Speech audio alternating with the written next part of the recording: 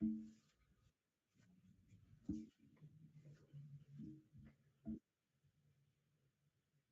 warm welcome to everybody on our JDC Facebook and YouTube channels. I'm Carl Redden, and we're back here for event number 3 and day 2 of the JDC Advanced Tour.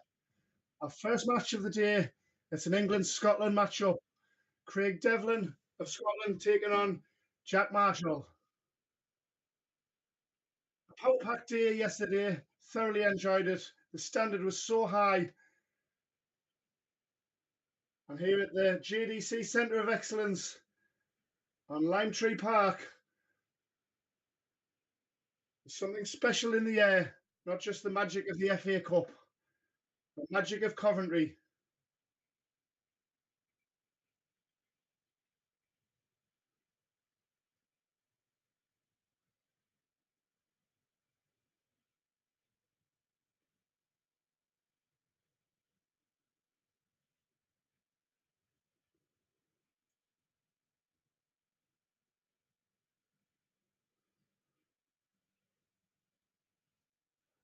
Well, we've got a few gremlins in our system. I'm going to try and fly over to Darts Connect to keep you updated with the scores until we get it rectified. It should only take a leg, judging by yesterday.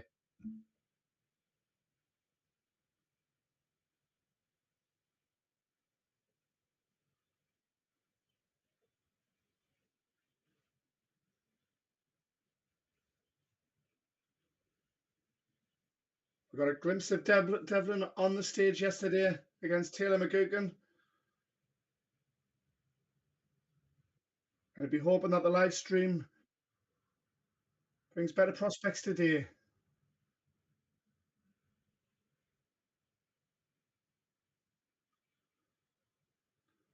So here we go. Let's have a look at this. So we've got Craig Devlin on 160 and Jack Marshall on 311.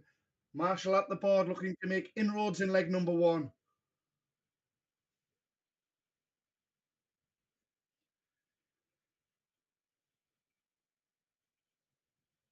Almost the first big check out of the day landing. 160 would have been nice to settle the nerves, but he set things up nicely with 42. And a 180 for Marshall. And Devlin says, I'm having none of it, and shuts the door with a 42. Pop in 2 darts.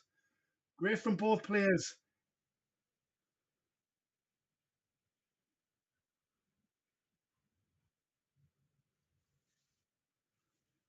'81 away, backs up the 180 in the opening leg.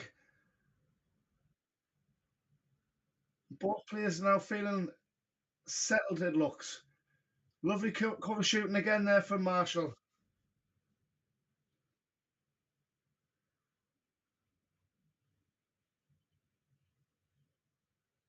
And as for Craig, he was disappointed with yesterday's performances.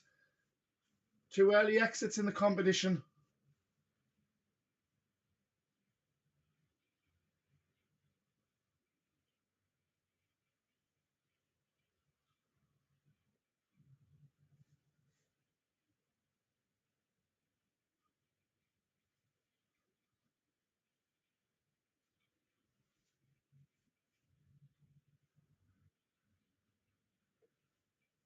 Brilliant 2 treble visit there from Devlin as he makes inroads. 162 when he returns because Marshall's on 183, but a 2 treble visit and he's in pole position to level things up at 1-all. 67 when he returns. How much pressure will that be under? So 67 for a level game. As our scoreboard gremlins have disappeared on this Super Sunday, and we've got a level game just in time for it. Both players averaging tidily in the mid-70s. And what is a race to 4, remember, all the way through to our semi-finals. It's ramped up to a best of 9. And our final, when Northumberland's Ryan Brownley featured in both finals yesterday, a best of 11.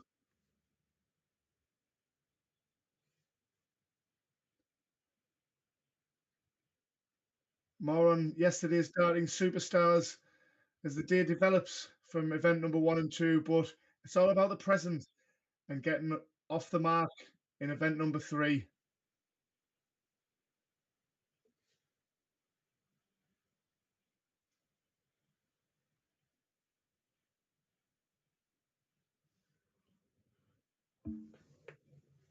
It looks a very evenly matched contest, one that could go the distance.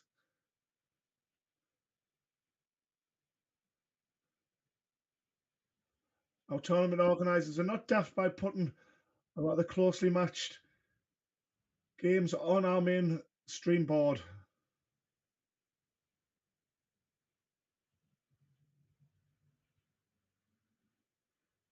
Looks a very cool customer, does Jack, on my first viewing of him.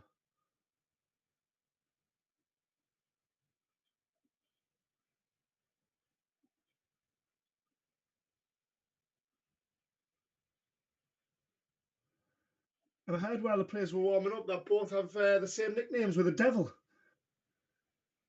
Could that be right?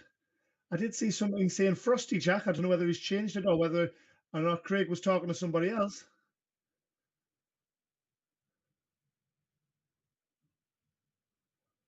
He's certainly the devil in disguise for young Jack there as Craig tidies up the 28 with the first start. 2-1 he leads the Scot.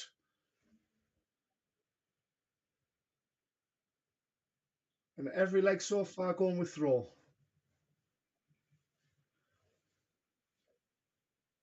Super Sunday in Coventry.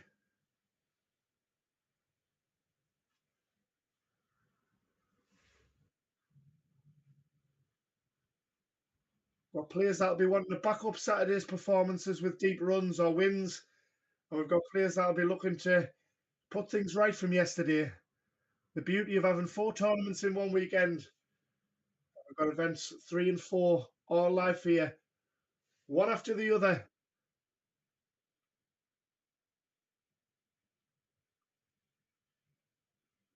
Also, special mention to Paige Paulin, who was our first event 1 winner in the JDC girls event yesterday. A closely fought final against Rebecca Allen of Ireland. And we'll be featuring the girls' final again today as they duke it out through the group stages at present.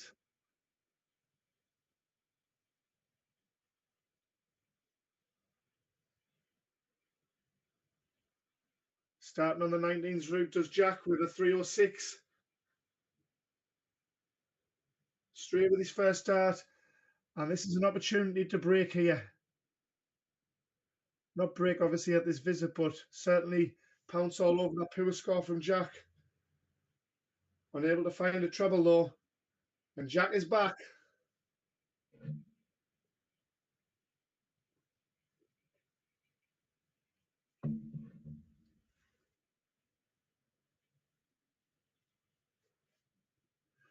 Both players feeling the importance of this leg. 3-1's going to be a long way back. 2-2. And we've got a real battle on our hands in the trenches.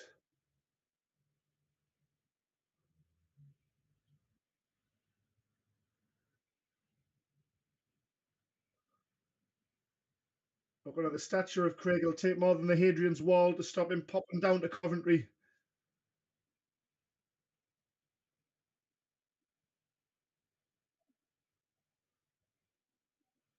This is a great opportunity for a break.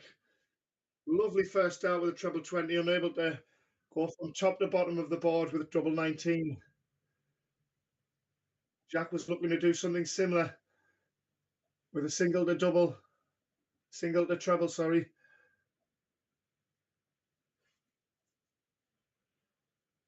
And I believe Jack will be back for 60. Jack Marshall won 60 for 2-2. He's going to have to do it the hard way. He's wasted a dart, but top scorer. Thought that might have concentrated the mind slightly more. And splitting the 38. Wasting a dart of his own, however, he preferred the 16s to the 19s after them 2 misses. And it matters not because Jack Marshall has levelled things up at 2-all.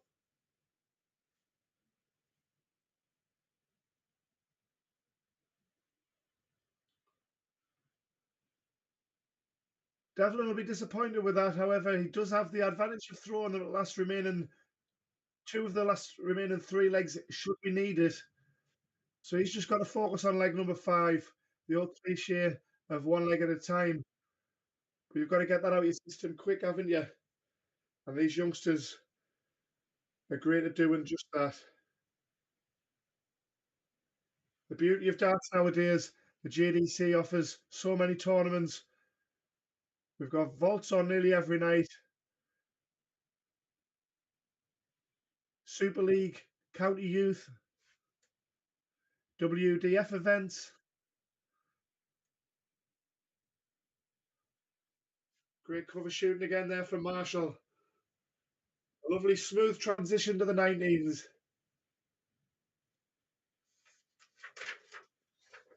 Young Jack on event number 1 yesterday. He lost out 4-1 to Alfie Cook with a 65.68 average. Alfie, brother of Lewis Cook, who was our JPL qualifier. Alfie averaging 79 in that one, so a real tough opener it was for Jack. And he's averaging around about the same here as his opponent from Scotland, Craig Devlin.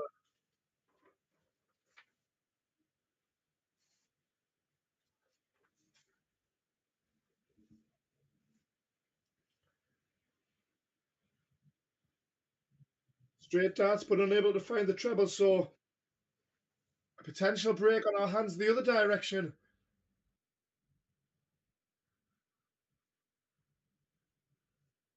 It was an early exit for Craig as well in event number 1 yesterday. So one of them's going to get through the opening match of the day today. It was a 4-1 defeat against Drake Porter, averaging 68 to his opponent's 76. 86 going, treble 18 required, or does he go the ball route? I think the 18s will be preferable. And Craig will be hoping treble to double on the 19s route. Might be a happy accident that, not on this occasion.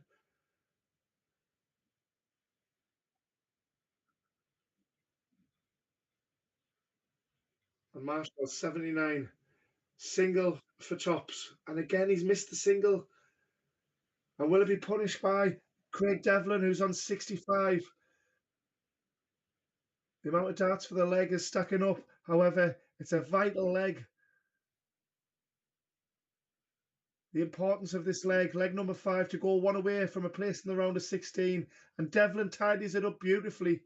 Impressive stuff from the young Scot. And we're back on throw, 3-2 up. Beautiful cover shooting again from Marshall. I've been impressed with his 19s cover shooting.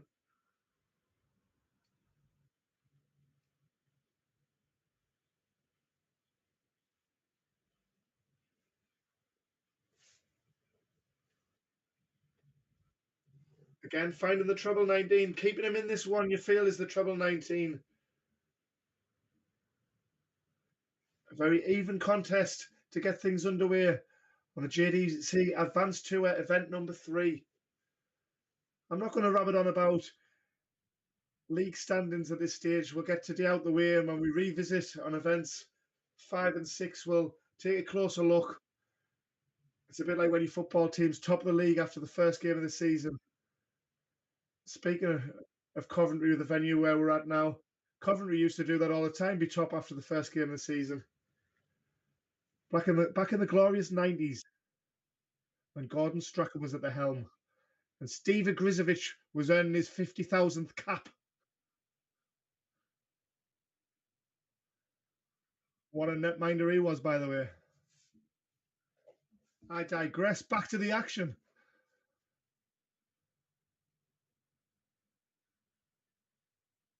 Handy 96 there from Devlin, but Shanghai to remain in the match now for Jack Marshall.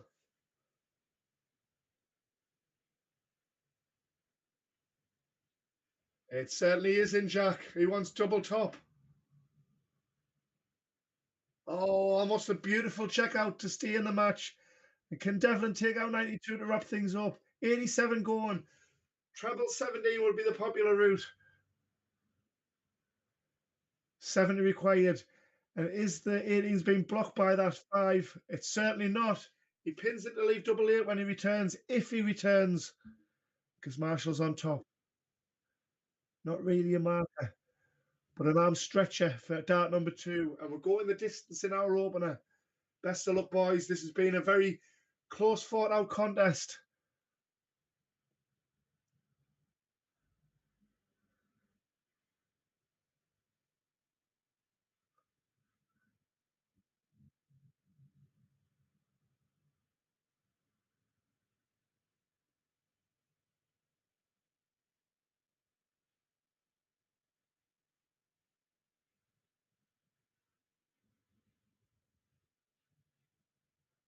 Brilliant cover shooting this time from Devlin at the right time. He has the advantage of throw the important bullseye off over this short format. But the longer the game goes on, Jack Marshall just looks more and more relaxed. Devlin looks steely-eyed and focused. Marshall looks like he's on autopilot. In the zone, both players. This deciding leg, so much at stake. Of course, we've got event number 4 still for the loser. But both players will obviously want to get through this and feel like they're in the competition. Devlin did better on event number 2. We saw him on the main board yesterday, and he'll look to be back on that later on today with a deep run here. A beautiful 140 from Marshall.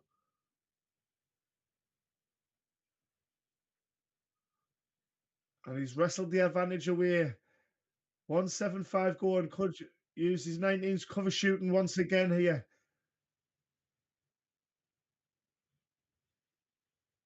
Straight up and down 57. And it's going to require a couple of fizzy trebles from Devlin if he's going to get a chance at a double here.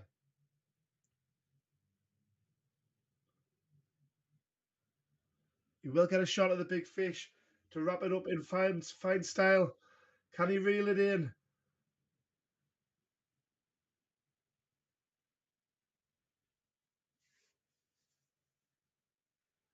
After that 5 went in, there was more chance of reeling in the Loch Ness Monster. 74 for the match. And what's been a brilliant contest. Double top. And it's Devlin's turn to have a pop at the Shanghai. Marshall will be back for 40 for the match as he composes himself in the background, prepares himself in his mind, and a disappointed Devlin will hope that he gets another chance. Double 10. Finds double 10 with the third important dart, and it's Jack Marshall, the Englishman, takes out the Scot, Craig Devlin, by 4 legs to 3, both averaging in the mid-60s. It was a brilliant contest. Craig will be back for event number 4, but it's Jack Marshall who advances to the round of 16. Our second match will be coming up rather quick, so stay tuned, folks.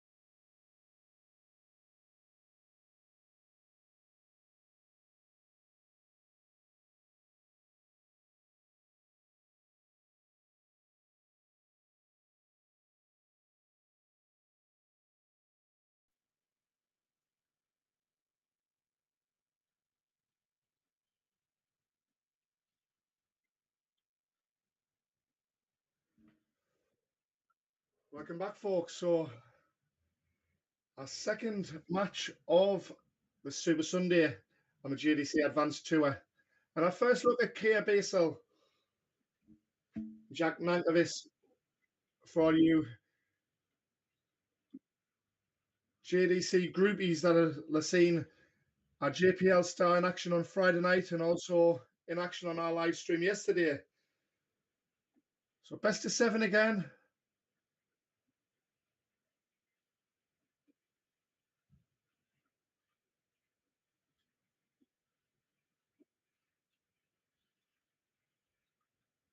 And we're still none the wiser who's going to have the advantage of throw. It didn't prove pivotal in our first match. Jack Marshall won against the throw now decider, but it generally is a help over the short format.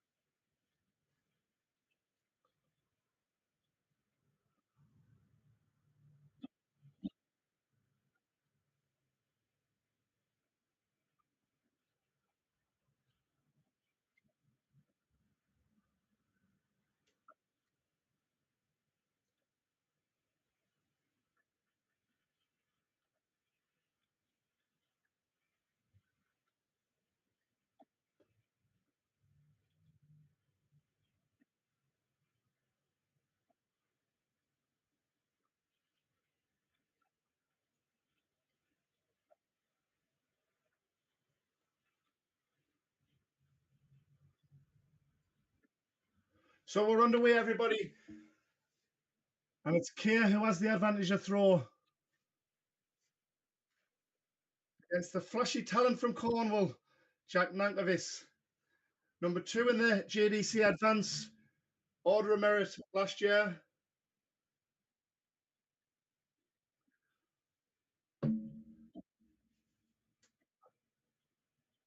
Solely behind Archie Self, who is the number 1 in the JDC and the WDF World Champion, and who happened to bump into Kia Baysal yesterday, and Archie got through that one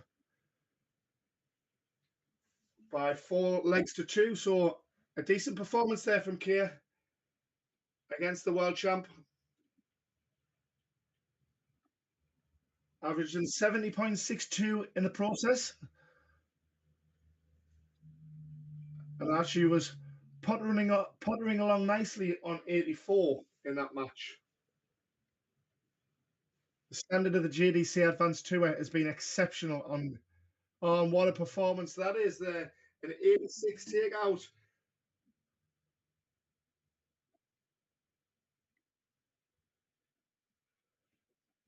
Blink and you missed this one. Jack is very quick. Jumping Jack. And Kia is very pleasing on the eye, the man from Burnley. Lovely 140 as he looks to back up his break.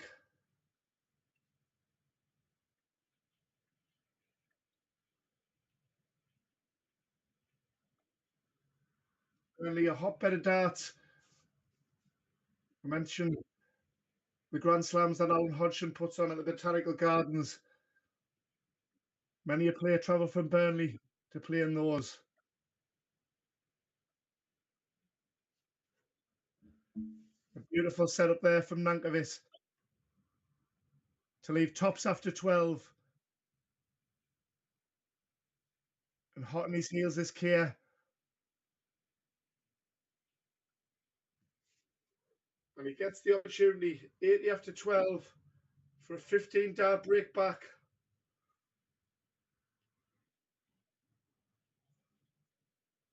Drags the last dart down and punished by Nankervis. The England international storms into a 2-0 lead with a 16-dart hold of throw. And our JDC world champion, Lex Passhauser, who was the winner of event number 1 yesterday, in so many 16 dart legs, and it was basically saying you need to hit a ton average in the leg, you need to hit a 15 darter or better. And if you can do that over the course of the match, I'll shake your hand and say well done. If not, I'm going to stamp all over you and lift the title, which our Belgium world champion did.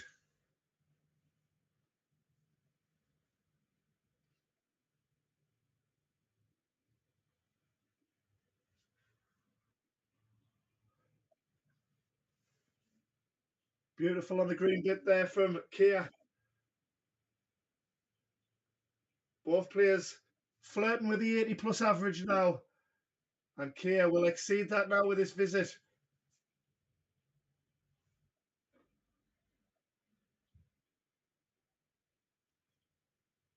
So for a 13 darter, 14 darter, he tidies it up with 2 for double 16. He's having none of the double 17, even though his opponent's way back. Ball management for the youngster.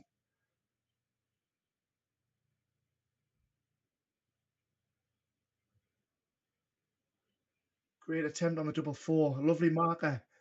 And he covers inside too much. So an outside chance at a 145.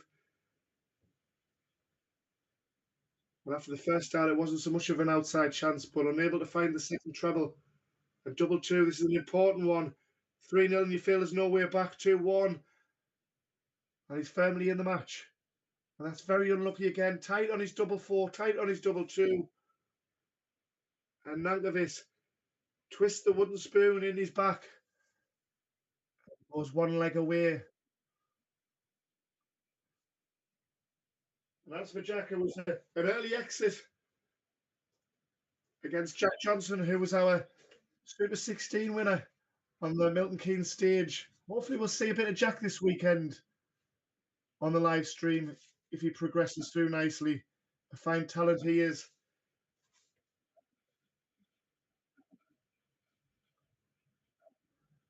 Event number 2 was a better run for Jack, reaching the quarterfinals.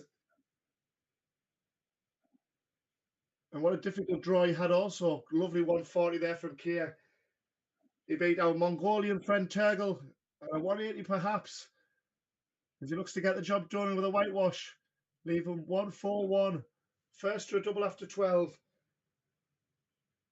He beat Turgle 4-1 in round 1 with an 89 average. Nico Bado in the round of 16. 4-2 with a 77. And then lost out to Dan Stevenson. The Geordie Massive winning through in that quarterfinals. 91 for the match. So Keir will be back, and he deserves at least a leg on board here. He's been very good.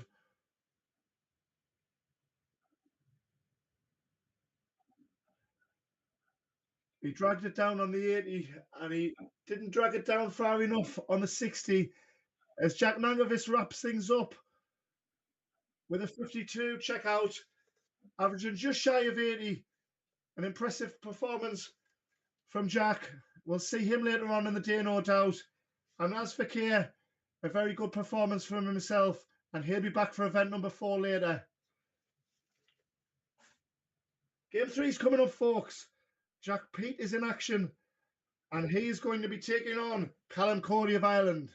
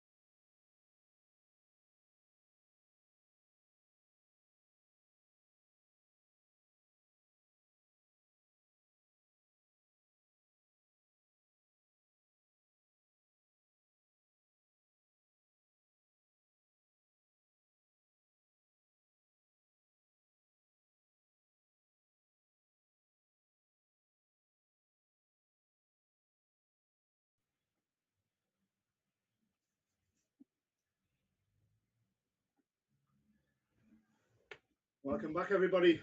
Game number 3. We've had England versus Scotland, England versus Ireland now as our Irish charge Callum Cordy takes on Jack Peet, who we saw in our live stream yesterday.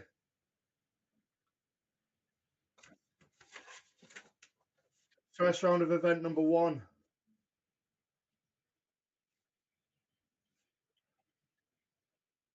It was a decent performance from Jack yesterday in the opening round. He'd be disappointed with the outcome of the result.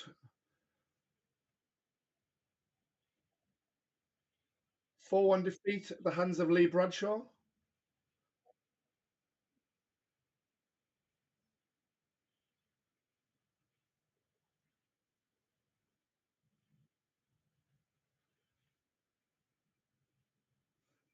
And what is the opening weekend of JDC Advanced Tour experience for Jack? Jack, who came through qualifying school. We mentioned the number of in the field that was represented in that 180 plus to come through. No mean feat. And for Callum, he has JDC Advanced experience. 19th he was on the order of merit last year.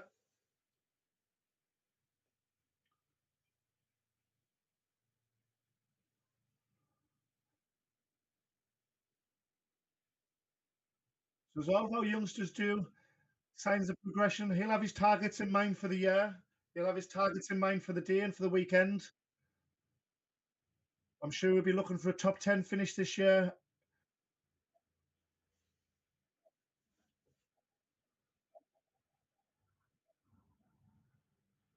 And for Jack, it's a free roll for him on his maiden JDC Advanced season. Beautiful darts there from Cordy. Jack's on a 149, but a handy 91. Should this not go? Going to leave it handy with a beautiful cover shot and a beautiful treble 16 third dart. So 91 is under pressure here with 24 if he comes back.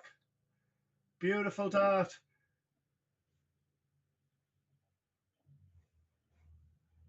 Unable to find the double. Peet has an opportunity for an early break of throw.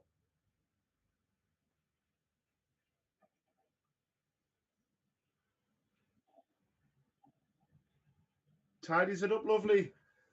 A brilliant 4 darts to finish the leg there. And 93.94 average. I know that's only after one leg.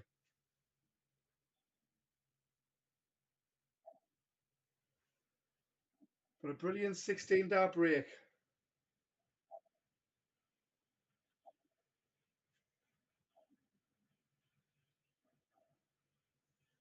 Cordy came alive in the back end of that leg as well. So we're in for a hot contest here. Jack fires at a 2 treble visit. Looking to consolidate the advantage. Increase the advantage. And go halfway to victory.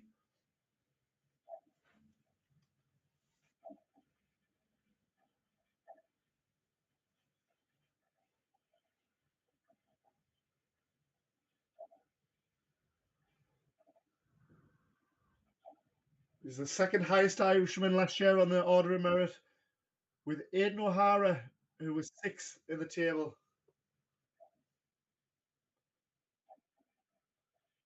We also had Jack Lenihan, who was 23rd, and Charlie O'Connor, 33rd. Rebecca Allen going great guns in the girls tour, so the future's bright in Irish darts, as it most certainly is in Scotland as well. Owen Bryceland yesterday was impressive. The youngster, a real talent for his age, as is all of the JDC Advanced Tour, whom I can. We were very impressed yesterday with events 1 and 2. The standard was so high, 100 plus averages from Ryan Brownley and Lex Parhauser.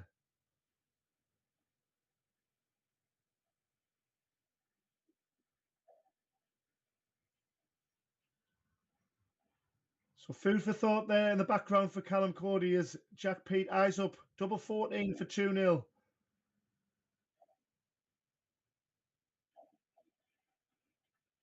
It didn't look bad markers, them two darts.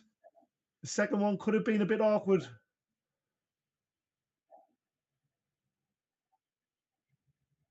Cordy will leave tops if he gets a chance, but a revisit at 14s for Jack Peet. And takes it out this time with the first dart. 22 dart hold. And a bit of frustration creeping in for Cordy. He's not far off in both legs. He's just got to knuckle down and keep his head.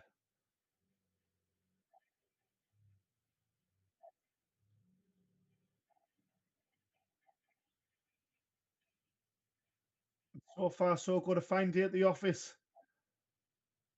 for Jack Peet.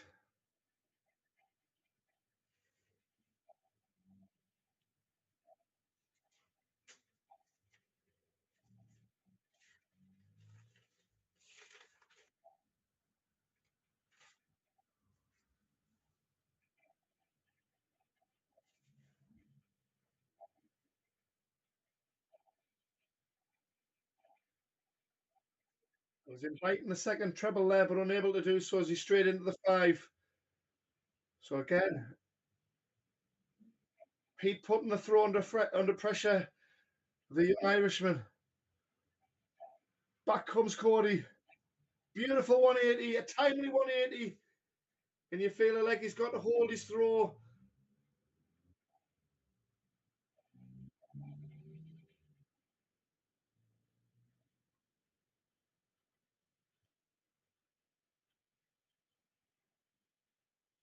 Time on his side here for Cordy as he misses the opportunity on the 104, but he's going to leave it a lot more handier.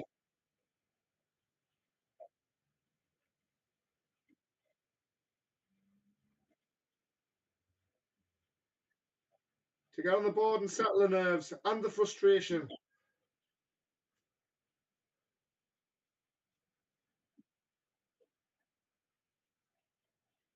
And this would really hurt, unable to do so. That 150 would have crippled Cordy, you feel, but he'll be back to 32. Can he tidy up his work here? It's a nice marker on the double eight, you feel. But the scoreboard pressure is showing. And Jack will be wishing he kept closer order here because 93 is certainly in his wheelhouse. Did he go double? He did. The eye line suggested he was going for the double 19.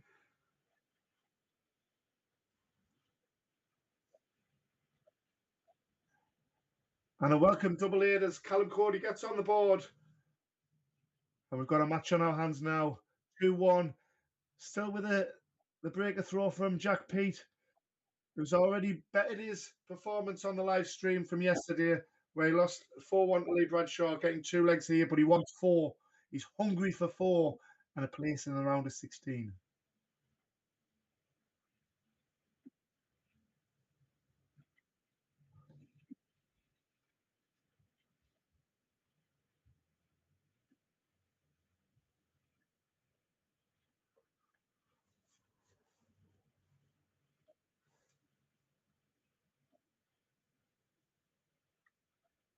And it was the same scoreline in his opening event of 2025 yesterday on the JDC Advanced Tour for Callum Cordy. He lost 4-1 to the Scot, Kyle Davidson.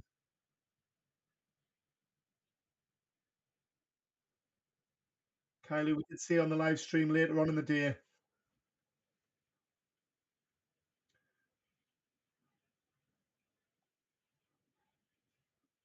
Callum certainly is a bit of a first start merchant with a treble 20. He looks very dangerous when finding that first start. Great response though from Peet with a 96. Leg 4 is firmly in the balance here. The JDC Centre of Excellence producing just that.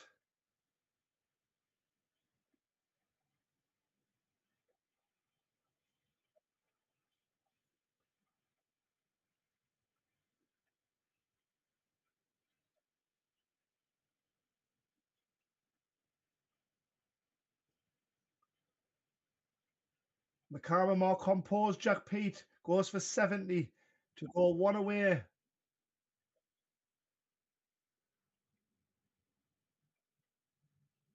5 for double 16. Does the half bar by hitting the 5 and tidies up nicely. 70 check out, and Jack Peet is one away from a place in the round of 16. Callum's got a win out for me. 3 legs on the spin. He's certainly got the talent to do that.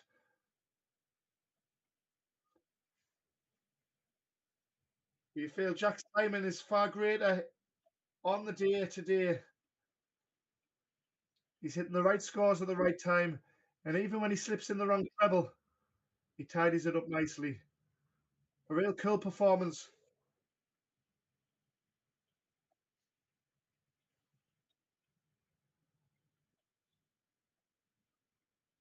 And already Cordy's throws under pressure once again.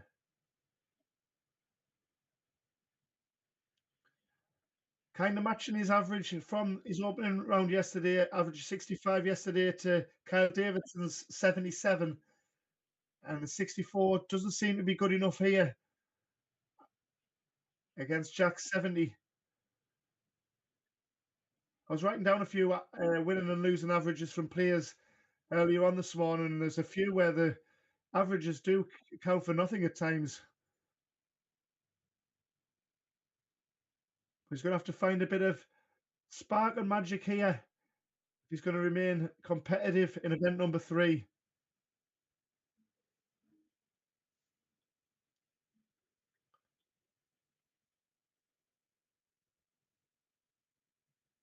So Shanghai to wrap things up.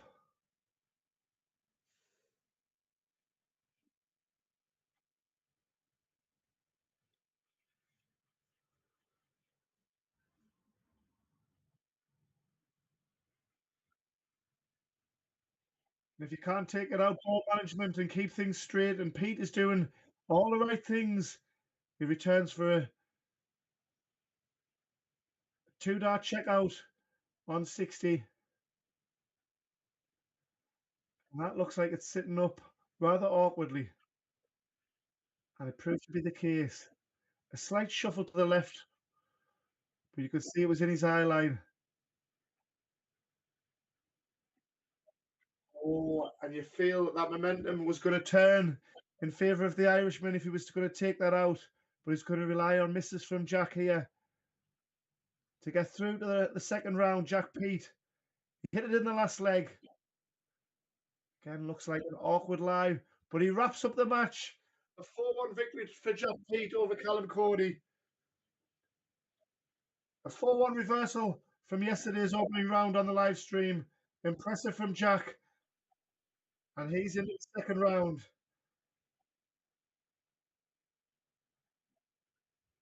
Our next match, Owen Bryceland taking on Mason Tees. Get the popcorn out for that one, folks. This one's going to be a belter.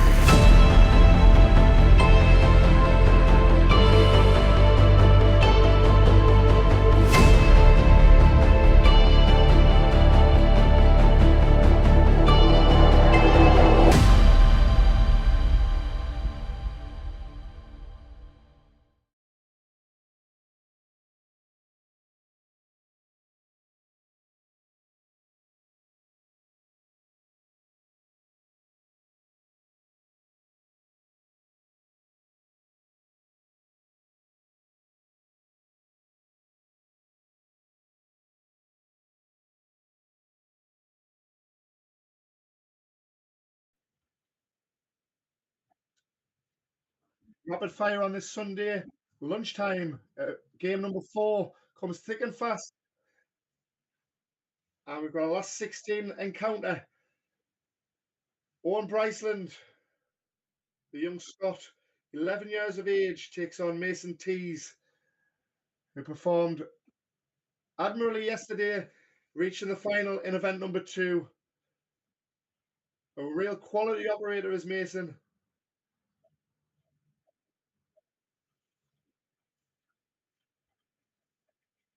One of the players would have certainly been on the shortlist for the JPL,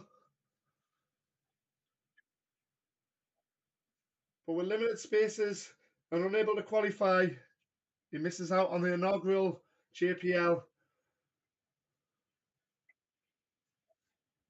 And as for Owen Bryceland, you certainly feel a year or two down the line he'll be a contender for it.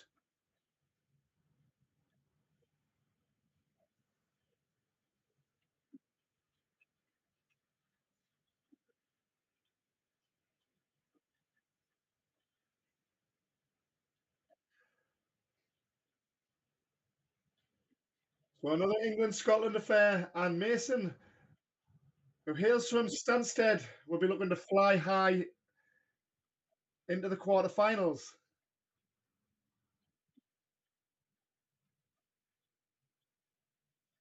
Quality 135 after an opening drive visit on the trebles. But Owen Bryceland, for his age, is not frightened to mix it with the big boys of the JDC. We've got a real superstar north of the border on our hands here.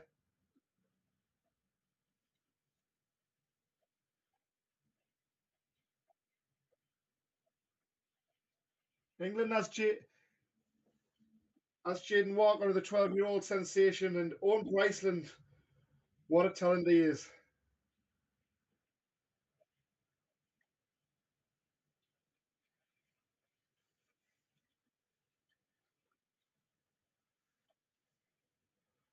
First to a finish on 109, Mason will attempt as he approaches the board here.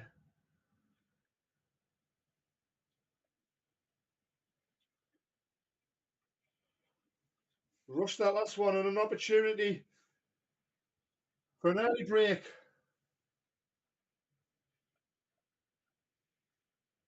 Looked a decent marker and was unlucky to stray into the treble one on that one. So 64 for Mason for a hold to throw in the opening leg. Why is it?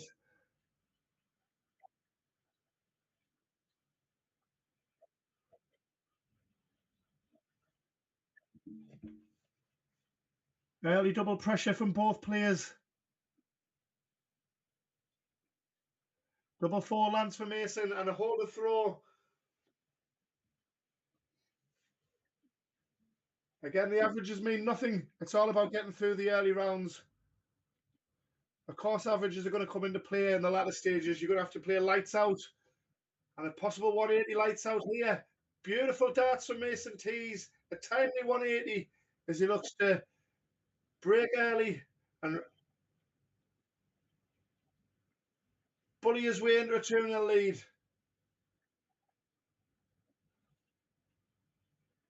With 2 and 3 treble visits.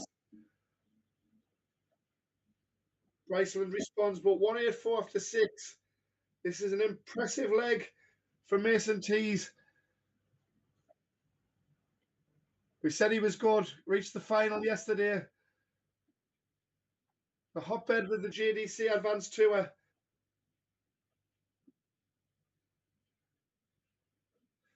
And wraps it up with a 12-dart leg. An acknowledgement there. Great respect and friends.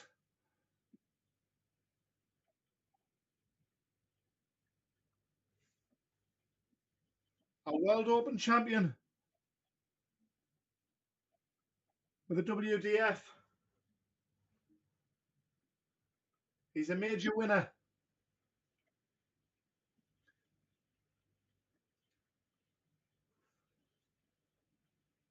Mason has the experience of the JDC Advanced Tour. 11th on the order of merit. in 2024.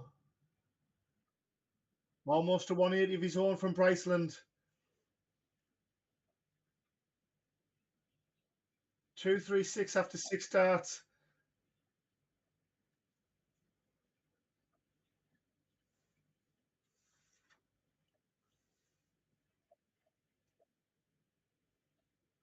And he's doing everything in his powers to try and break back here. Second 180, maximum time for Mason Tees. And he certainly is flying high.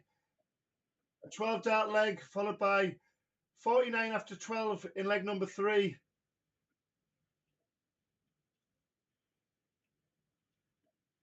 And despite Owen Bryceland's 77 average, that's one-way traffic, and a 92 average for Mason Tees as he goes 3-0 up. Bryceland doing very little wrong, but Mason Tees cooking nicely, following on from yesterday's fine performance in the late afternoon, where he lost out to Ryan Brownley in the final. Again, threatening the maximum was Bryceland there. Great performance in that last leg, but Mason was up to the task in defending it. That's for our young Scot in event number 1 yesterday, reaching the quarterfinals, also having a bit of Ryan Brownley in the way. Beat Joseph Westby in the opening round with a 78 average, 4-3.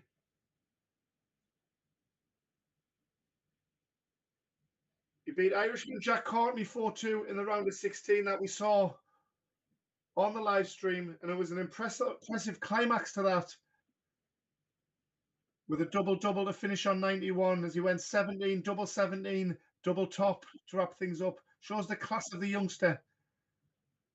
As the big fish is nowhere near from Mason, and to get on the board 66. Tops required. Tops he lands. And the man from Stansted smiles in acknowledgement of the class of the young Scot.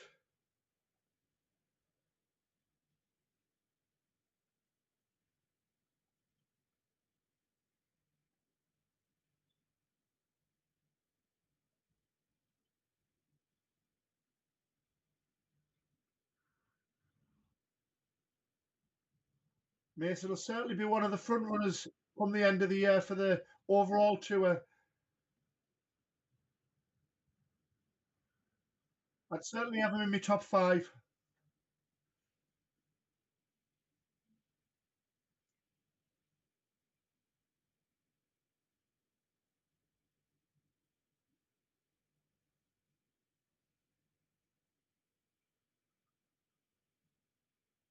We've got Ryan Brownley, Archie Self, Jack Nankervis. We've got Turgle, who's improving all the time, the 14-year-old. Beautiful 162 there. Mason T showing his class. Daniel Stevenson will be thereabouts. Beautiful 180. He's threatened it, and he gets his first one, and a timely one. He needs it after the 162 from Mason Tees. But no let off from Tees. He's on 60 if he gets a shot at it. That would have been a beautiful opportunity if he'd have got over the top of that first start. But Mason, to finish the job, he wants tops for 4-1. 2 10s. And I think, oh, is it just inside? It's just inside. Drama here in Coventry. 65 going. Wants the bullseye to stay alive. Snatches at that one. And double 5. He loves it up tops. I hit it yesterday in one of the latter stages. Nice marker. Comes inside. Winning line-itis.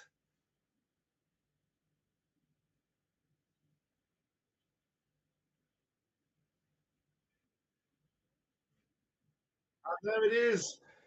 We've got a game in our hands now because Bryceland is back on throw. Didn't let that last visit disappoint him. And he's back in the red bit.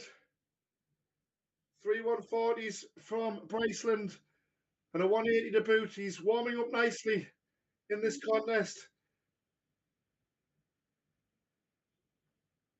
Creeping up on the blind side from 0-3 to 3-2 on throw. And Mason, with all of his experience at top level, will know he's got the advantage in the last leg.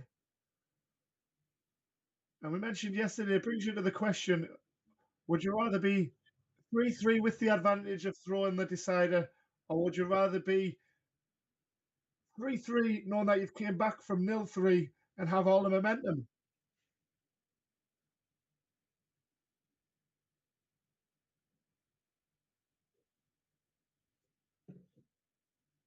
I'd love to know some long-term data. And a 180 there from Mason Tees. Yet another one from him. 83 after 12. And Owen will be disappointed he can't secure the leg in 15 darts because there's an opportunity now to see the job out without having to hold his throw. 66 scored. He wants the bullseye himself for 4-2. He gets the bullseye, Mason Tees, the classy stance setter operator. And he's through to the quarterfinals once again. Owen Bryceland will be back for event number 4.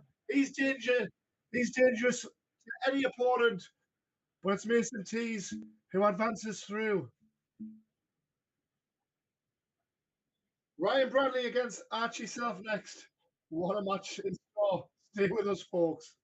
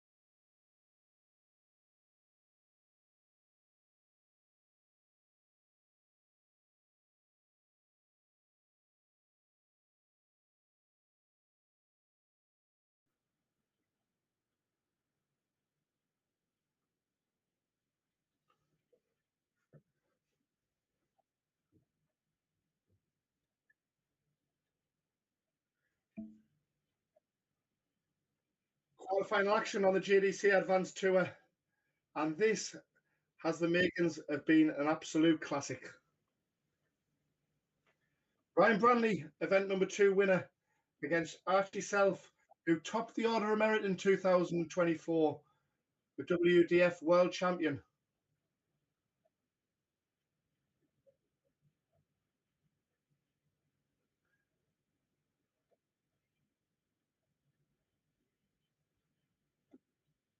As we bullseye up, just looking at the quarterfinal lineup, we've got Ben Townley, who's 2-0 up to reach the quarterfinals against Nick Obado. But it's Ryan Brownley away, and he's doing what he was doing yesterday, with threatening the 180 with the first visit, but only a 140 on this occasion, stamping his authority on this opening leg through JDC Thoroughbreds, England teammates, bringing back the World Cup proudly back to England from Gibraltar.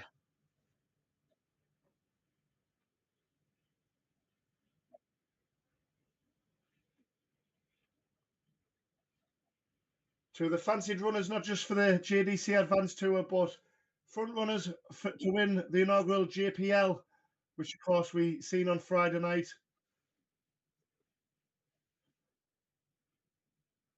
1-2-1 after 9 darts. And a 180 there from Archie Self. Doesn't leave a finish, but this is brilliant from Brownley, as he threatened the 12 darter and the 1-2-1. It's going to take a fine performance to beat him today. Poker face Brownley.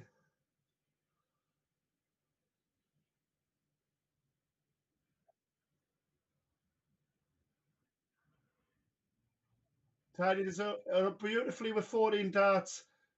Brownley will hold a throw, and he asked the question to Archie Self.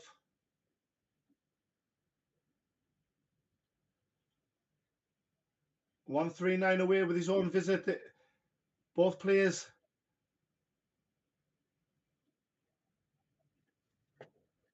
going to stamp their authority on their throw.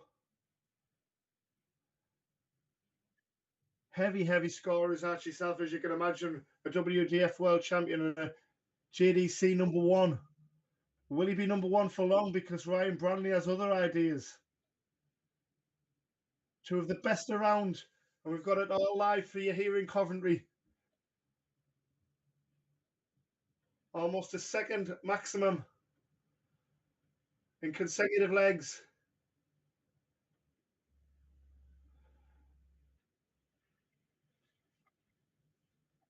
We mentioned Ryan was a ton topper on the averages yesterday, 104 average in his quarterfinal.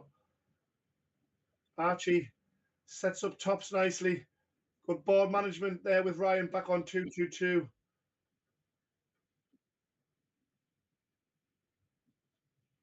Northumberland County A player.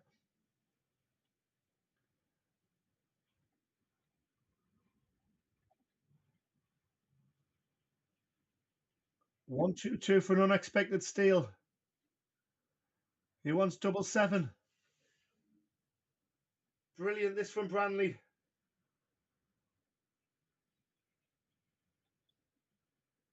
And maybe paused a little bit too long there, because Archie will be relieved to get a shot at 10, and he slipped into the wrong bed.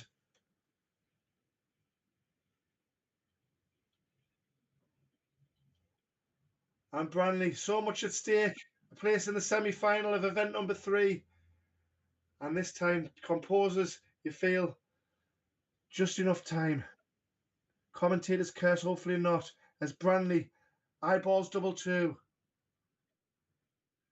And Archie will be back for 10 to look to put things right. A leg he really should have had wrapped up a long time ago. And it goes to the rightful owner. We've got a level game at 1-1. Great attempt there for the 1-2-2 though from Brownley.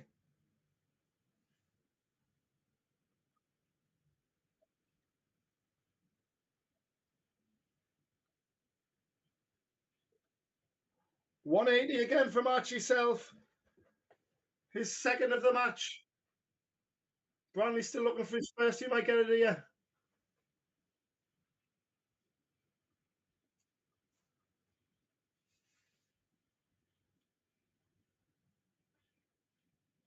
Archie, who plays his Super League out of Burford.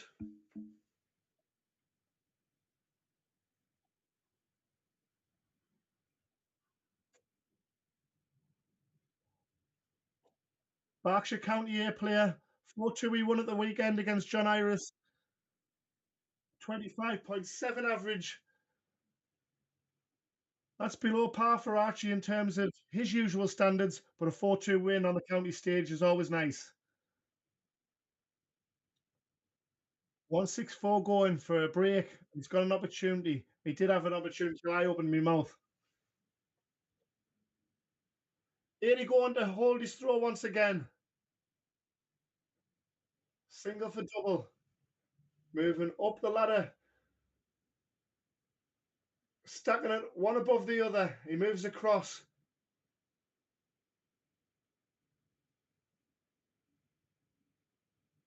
Northeast frustration there. Oh my dears.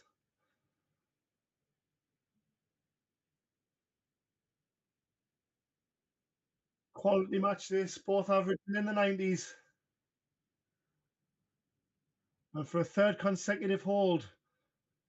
Don't know how we've managed that. Both players have had opportunities on each player's throw. But it's 2-1 to Brownley in what is still a race to 4. Our next match will be a semi-final match. And that, of course, is a race to 5. But this one is firmly in the balance.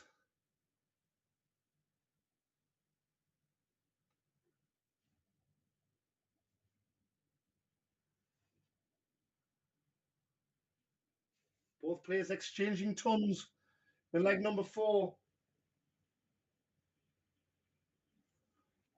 Ryan, who plays his Super League out of Blythe Sports Club.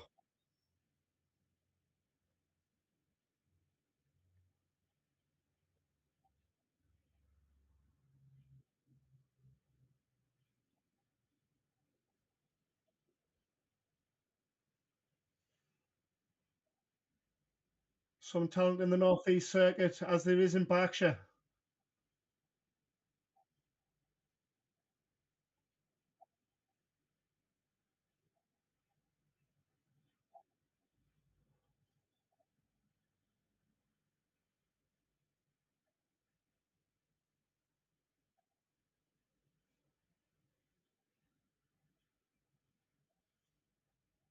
For Ryan, he reached 2 finals yesterday. He'll be pleased with his work, losing out to Lex Passhauser in the opening event of 2025, but went one better in event number 2. Showed great staying power in winning the final yesterday.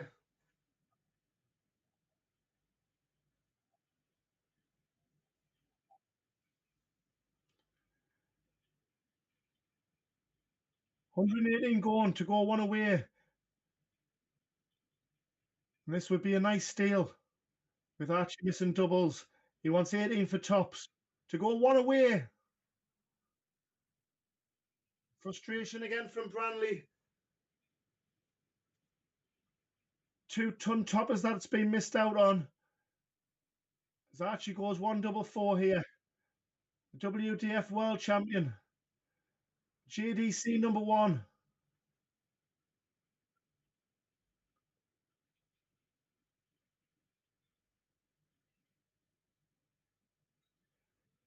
Tension in leg number 4.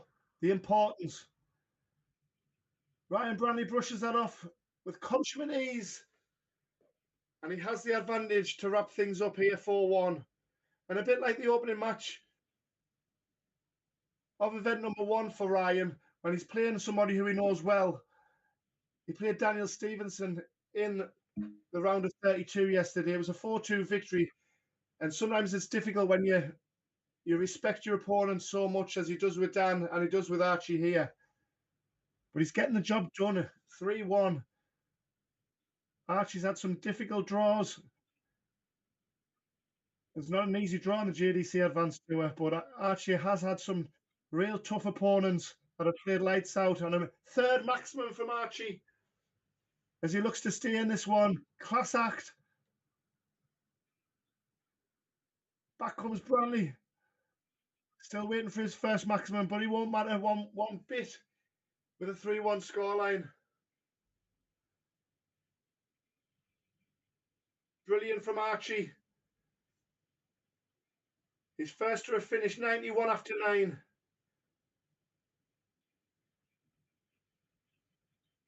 Brownley looking for his first 180. He's on 58. He's pressurised the 91 beautifully. 74 going. He needs double 10 to stay alive. He gets it. A classy check out there. Scrambled well after missing the bullseye or the 25. And a brilliant 91 there from Archie. What a match we've got here.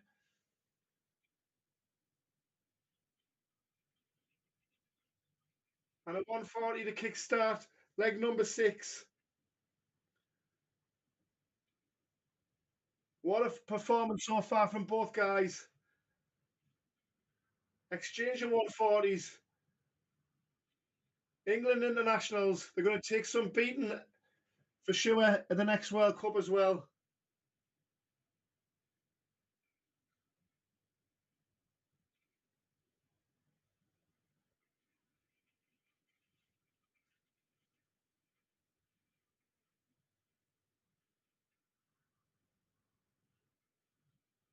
What a leg of darts from both players. 2-2-4 going after 6. And a timely first maximum. A timely first maximum it is for Ryan Brownley. The big fish you feel needed to go.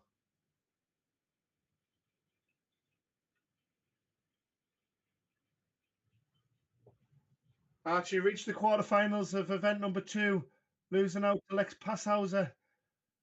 And he could be looking for an early bath in number 3, event number 3 here. Double tops for Brownley. Gets it, gets the win, and he's into the semi-finals. Marching on again is Ryan Brownley. Archie Self, what a quality player he is, and we'll probably see him at some stage in event number 4. But it's Ryan Brownley's day, as it was yesterday. He's into the semi-finals. Stay with us for the semi-final, and we'll find out who that is shortly, because we've got quarter-final matches still in play. Stay with us, folks.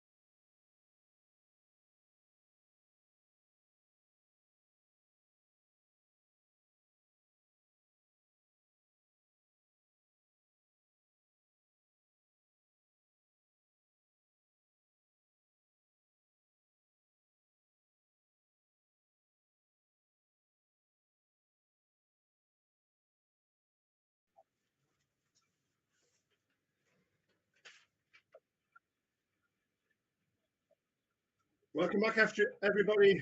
Our semi-final action on the Super Sunday of JDC action.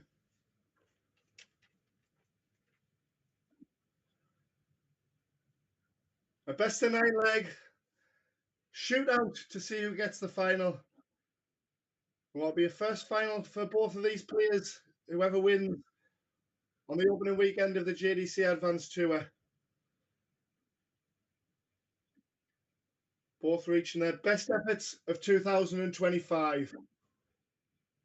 Both with winning credentials. Who will prevail? We're about to find out.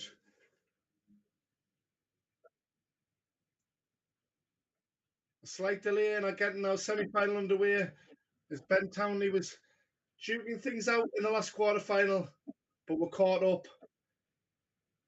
And we're most certainly going to catch up because Jumping Jack has fired in a 180. He doesn't mess about, does a man from Cornwall.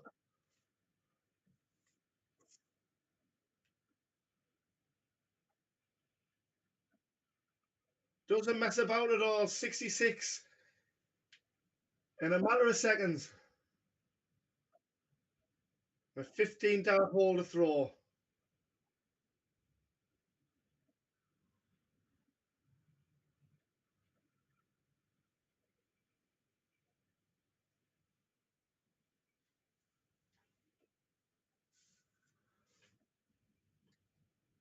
Ben will be disappointed with his opening tournament of the day yesterday, but he certainly made up for things since then.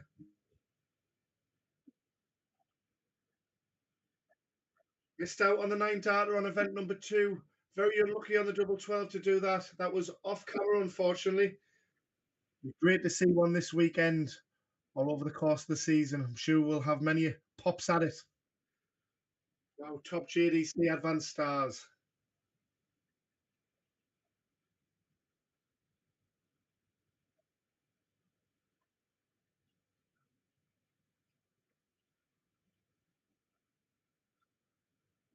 So 150 going for an opening hole for himself. Nice 76 scored so far. Tidies up nicely. Nankervis on an unfinished on 174. But Jack applies the pressure nicely. Townley on 56. Where's the dart?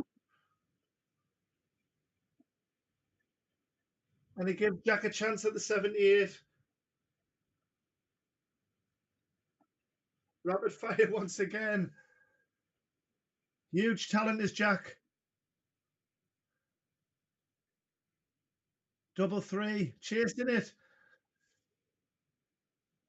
A chance to double his advantage. Oh, could be a tricky one, and looked a tricky lie, that second dart. And Ben busts the 3. Early pressure. He's not long finished his quarter-final match. He's had a few minutes to prepare. But Jack Nankervis is all over this one, and he doubles his advantage, leads 2-0 and throws first in leg number 3.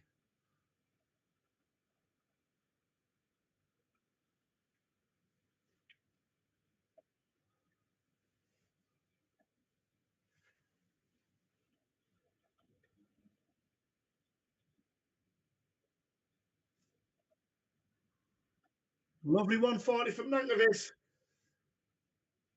Piles the pressure on in leg number 3 as he looks to go 2 away from a place in the final.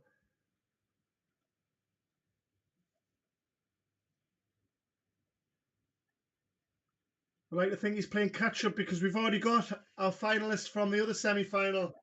And guess who it is? A third consecutive final for the North East man, Ryan Brownley. A 5-2 win over Oliver Hogan. An 87.38 average. Nankervis on 80 at the minute. Ben disappointing on 60. He'll have to ramp things up. He's done great to reach this stage. 2 JPL stars. Jack with a blinding effort to salvage a 4-all draw with Archie Self on Friday night. And for Ben Townley, it was a 5-0 whitewash. Impressive stuff from the man from St Helens over fellow qualifier Lewis Cook. And Nankervis throughout the clouds was 3-0.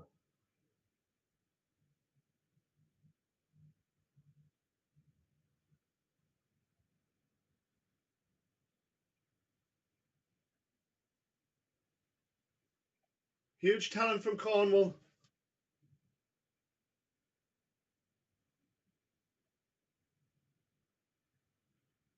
England international.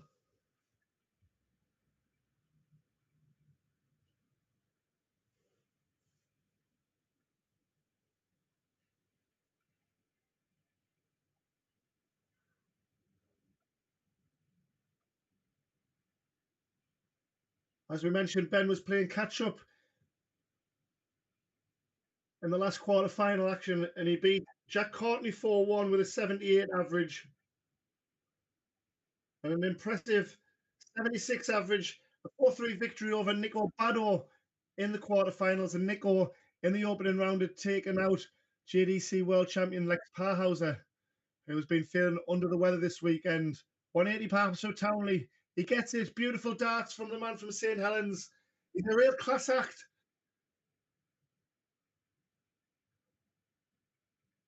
Certainly a better player than the scoreline is suggestion, but Jack Nankervis can do this to anybody. Bullseye! A width of a wire away. Nankervis, about to say, could utilise the bull himself, but strays into the 7.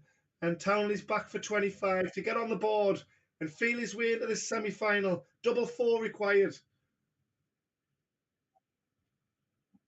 And scoreboard pressure. I feel that goes in that 25 if you're 3-0 up. But Nankervis, relentless. The runaway steam train is 4-0 up and he's 1 away from a place in the final. A jaw-dropping final it'll be against Ryan Brownley.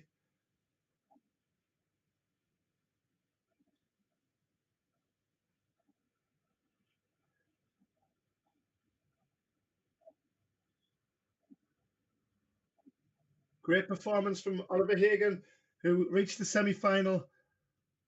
Almost our first non-JPL player to reach the final, but I'm forgetting we've got Mason Tees who reached the final yesterday. And he was quality earlier on the live stream. He lost out to Oliver in the quarterfinals 4-1. So great performance from Oliver Hagan today in event number 3. We saw him on the live stream yesterday.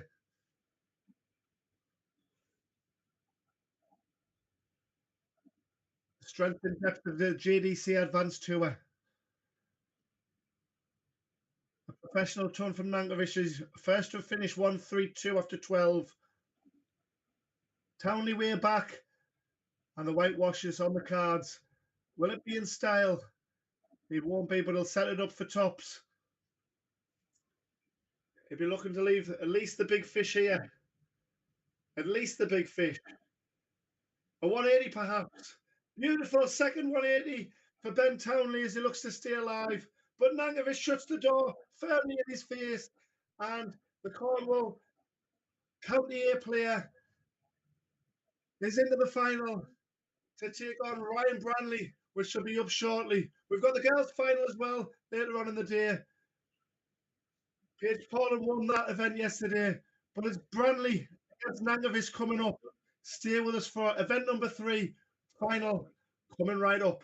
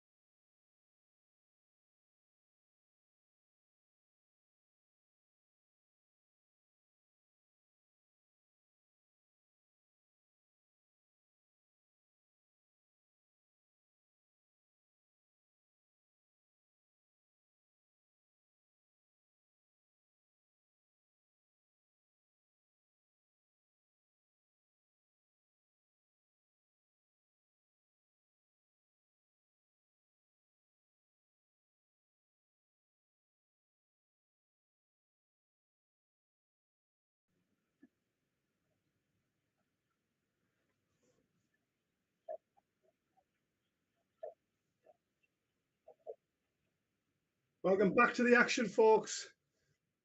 2 hours into our live stream on day 2 of the JDC Advanced Tour at the Centre of Excellence, Lime Tree Park in Coventry. And we've got event number 3 final, and what a final in prospect. That's nowhere near the bullseye, Ryan. Final preparations before the bullseye off. Jack taking the more methodical way, going for the bullseye. Everyone has their own way of practicing before they do this. It's a race to 6, and Jack Nankervis will get things underway with a bullseye.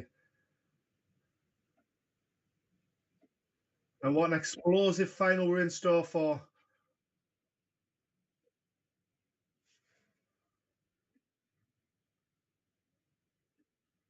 Our first final of many, no doubt, as the tour develops in 2025 for Jack Nankervis. A real thoroughbred of JDC Advanced Tour. Second on the order of merit, as mentioned last year, behind Archie Self. 180 early doors, perhaps, for Brownley. Not to be on this occasion. He was the 140 merchant in the semi-finals. In the quarterfinals, sorry. When he beat Archie Self, what a performance that was. Both players missing opportunities on each other's visits, but it was Brownley who prevailed, and he's in his 3rd consecutive final. What an achievement that is.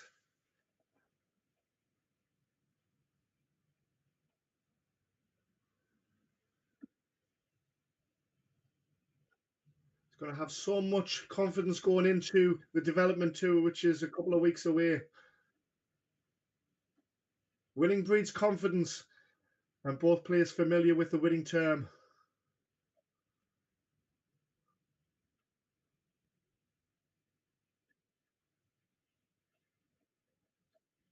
So pressure on this 167 for an early break for Brownley.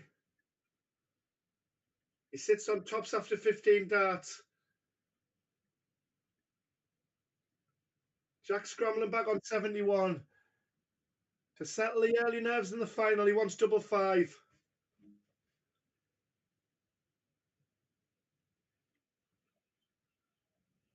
And judging by Jack's performance around the checkouts, he punished every mistake that Ben Townley made on the double, not to be on this occasion in the final. Got to take care of his work here as Ryan.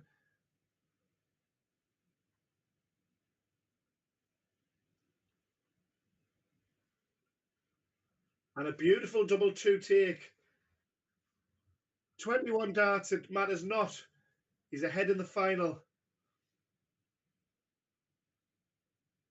Takes his time, I like that. Won't be rushed at the hockey. Wins the leg, takes his time. Comes up dry on the opening visit.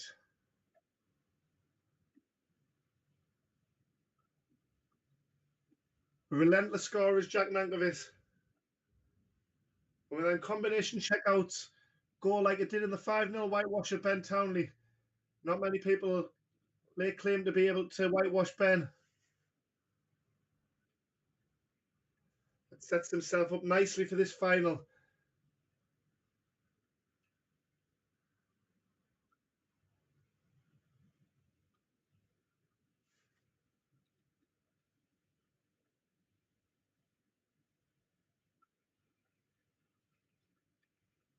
Back-to-back 140s.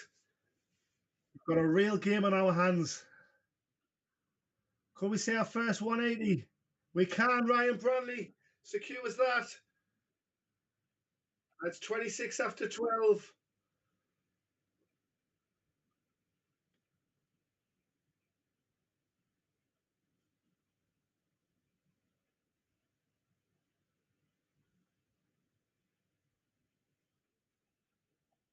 And Jack again in that mid-70 range to punish. Can he do it this time? Double A required. 2 4s. And again, it's these clutch moment opportunities that make or break you in finals. Ryan wants a double 4 of his own.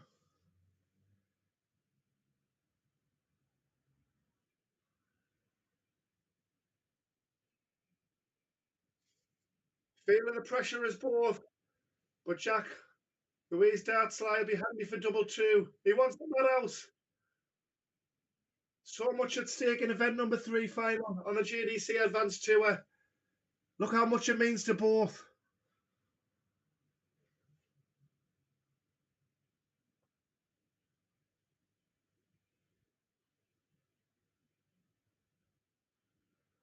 And again, the third dart punishes Nankervis. And Brownley takes a 2-0 advantage.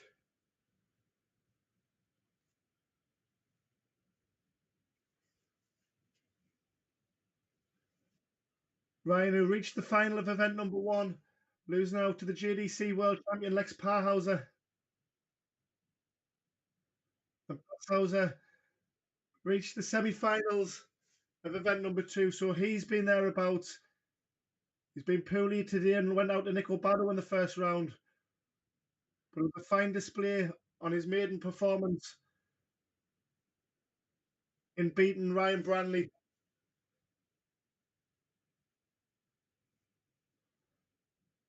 Beautiful 2 treble visits sets Ryan up nicely, and a double break opportunity looms.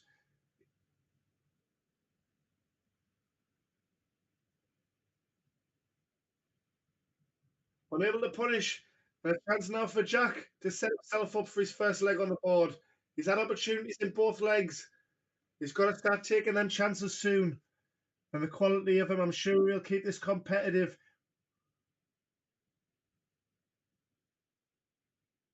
Almost a second max from Ryan. But 85 going, that's 70 to 80 range again. He wants tops. It's just not going for Jack in this final up to now. And Brownley can really twist the knife on 87 after 12 darts gone.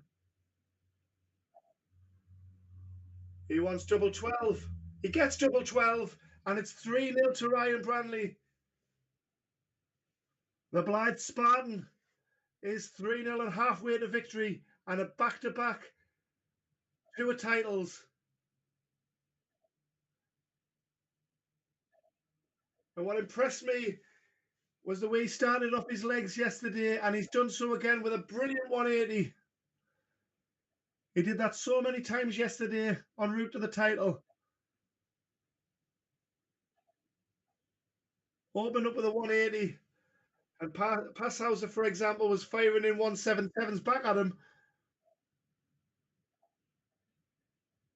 But everyone else in event number 2 couldn't live with the scoring power of Brownley.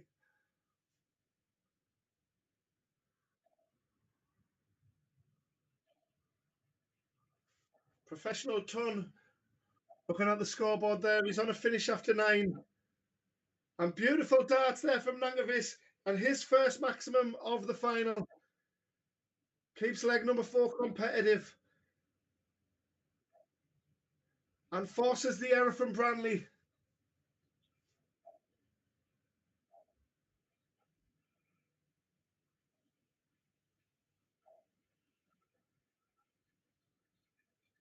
Just timing and widths of the wire separates the pair.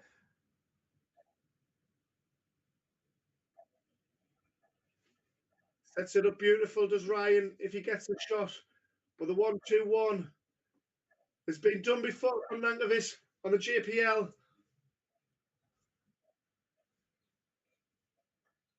But Ryan hit double 12 on the last leg with a beautiful 87 checkout.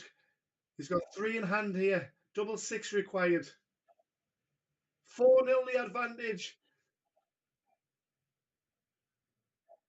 And as we said about Jack Nankervis, not many people will lay claim to whitewash and Ben Townley. Ryan Brownley has the opportunity to whitewash Jack Nankervis, and I'm sure that's rarely been said in the past. And again, almost away with the maximum. This time against the throw. And he'll need more darts like that if he's going to break Nankervis again. Because the pride of Cornwall will not give up lightly.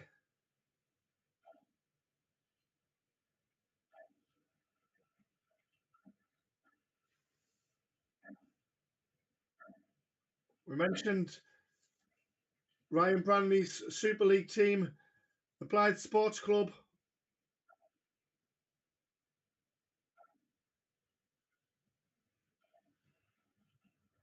And Jack Nankervis plays out to the Buffs Club in Penzance.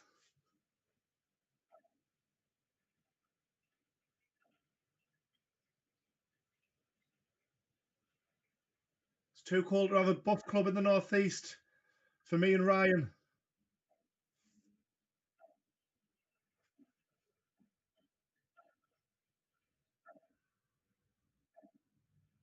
154, beautiful take from Jack Nankervis, the class of the England international, and he's on the board in the final. 4-1 he trails, but he's got to take a lot of half from that, and that was only to hold his throw, everybody. And again, Brownley away with a 2 treble visit, pouring on the pressure.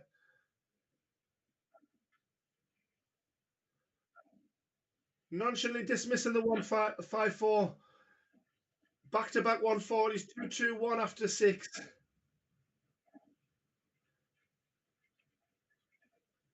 And despite all the missed doubles in the early exchanges, we're cooking on mid-80 averages. And a third 180 from Ryan Brownley in this final.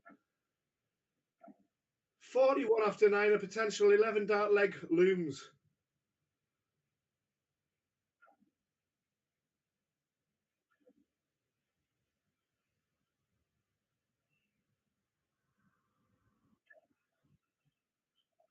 I was about to say 12 darts will do, and one of the quickest legs you'll ever see. But he will be back. And he's got at least 6 darts to do so if he needs it, Ryan.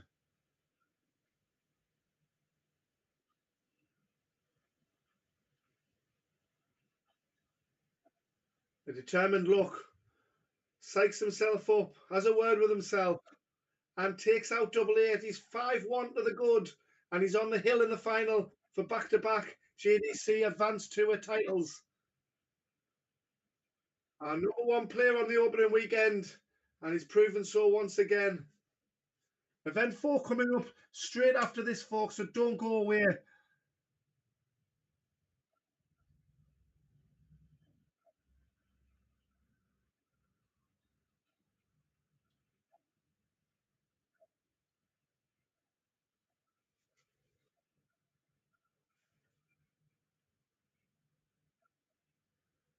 And a rare treble opening visit from Brownley. And Nankervis will be confident of extending this final to 5-2. He's just got to take it one leg at a time, the old cliche. But this lad's class, and he can make 5-1 turn into 5-all in a matter of minutes. So don't dismiss his chances of a comeback. We saw his resolve and determination in the JPL on Friday night, where he was 4-1 down against Archie Self, 2 big rivals in the JDC Advanced Tour, and he came back to 4-4. Check that one out, folks, if you get a chance and you didn't catch it on Friday night. A brilliant match, a brilliant evening of darts. We look forward to mid-March for the second 180 and a 4th, perhaps. He gets it, Ryan Brownley. The baby fish doesn't go, but he's likely to be back. But you wouldn't count out Brownley going out in style here. Not on this occasion. 10 for tops for 5-2. And takes it out beautifully again with a frustrated comment by Jack. And again, back to business is Brownley. Again, 2 or 3 treble visit. Almost every time he opens up the visit with his advantage. And forces a 44 out of Jack. 2 England teammates duking it out in this final.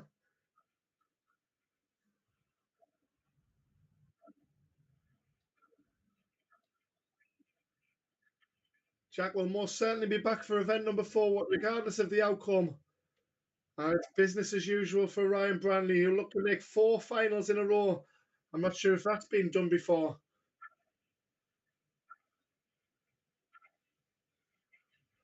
I have to have a word with the tournament directors to update my knowledge on that one.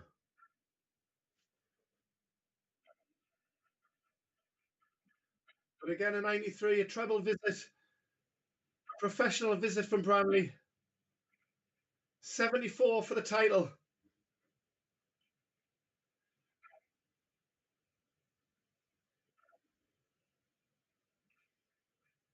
For a 15 dart title pop.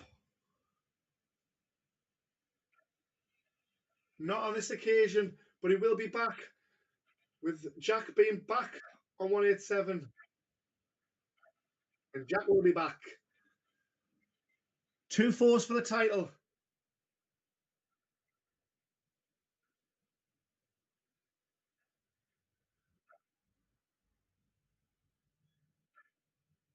Madhouse to finish in style. And what an appropriate way to finish that would be.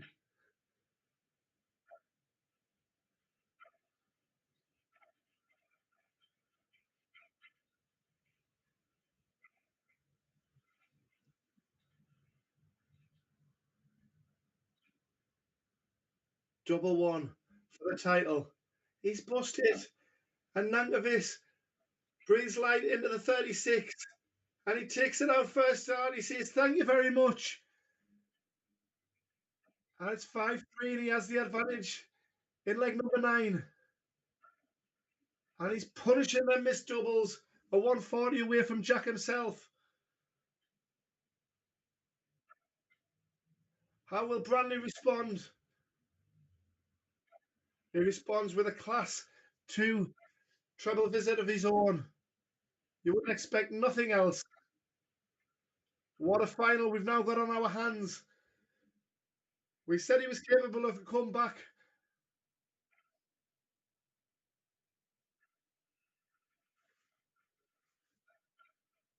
It's been great drama this final. It's not always about the 100 averages. Drama on the doubles. Championship darts missed. Will he get another chance at it? Because Jack is in pole position in leg number 9. 1-2-1 after 9. And Brownley is rattled.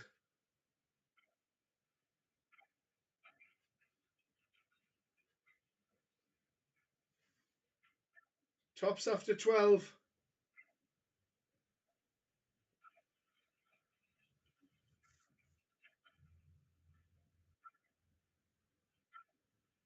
And double tops is proving kind to him as the final develops at the right time. Is Brownley going to see this one out 6-4, or are we going the distance in event number 3? We're about to find out. Ryan shuffles his darts, has a breath, and here we go, folks. Leg number 10.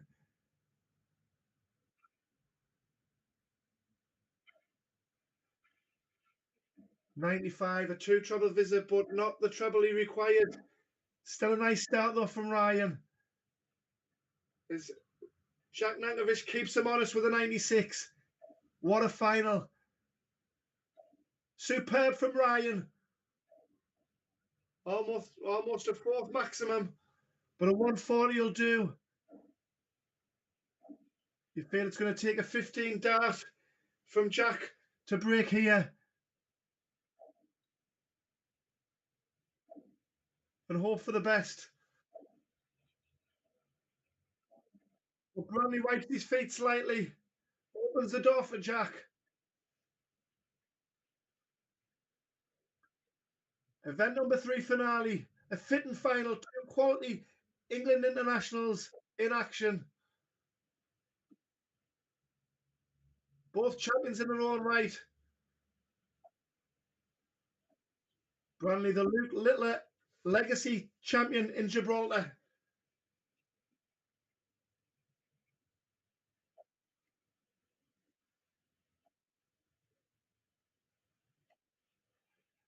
A beautiful 140 there to set up. 20 when he returns after 15 darts. We said Jack would need a 15 dart. He was unable to set himself up for that. And Brownley needs double 10 for back-to-back titles. Will he take his opportunity at this visit? Double 7. Gets it. Brilliant. Brilliant darts from Brownley. It's absolute pure brilliance from Brownley. And he's our 6-4 champion in the final over Nankervis. 2 finals yesterday and a win today. Brilliance from Brownley. And event number 4 is coming right up. Take a breath, folks, and join us shortly.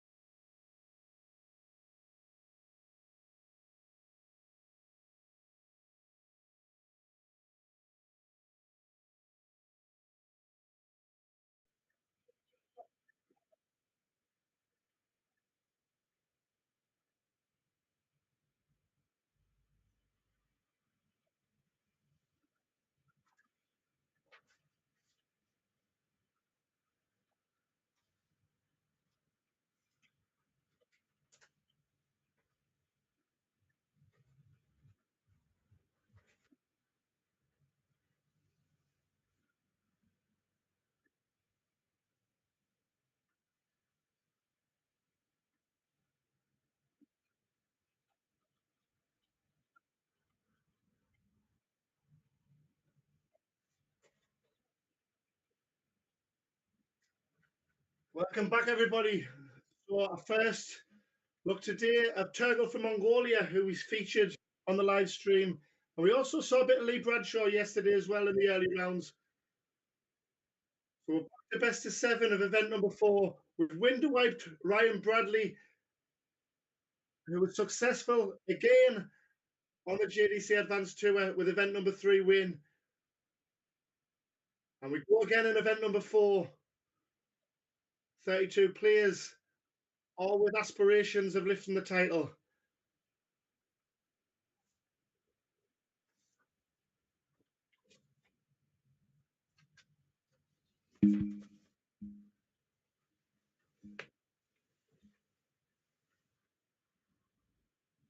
Kelu, who's our JPL star from Friday night, was embroiled in probably the match of the night, if you exclude Archie Self, against Jack Nankervis's 4-4 draw.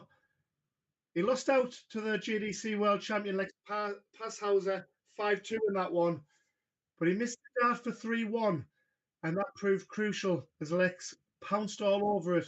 It was a high-quality performance from Turgle from Mongolia.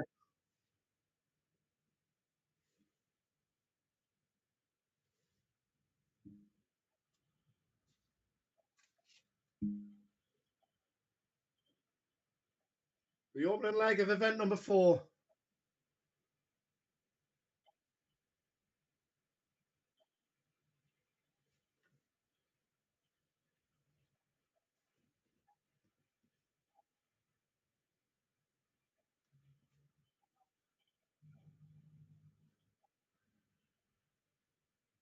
Turgle's in the red bit. And a beautiful bullseye as well. So Bradshaw looking to leave things handy on 201. Struggled to do so as Turgle looks to hold his throw here for 18 for tops.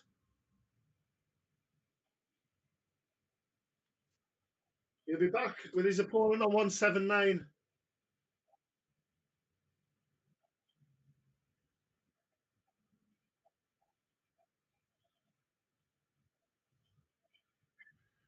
The opening leg, hold a throw from Turgle.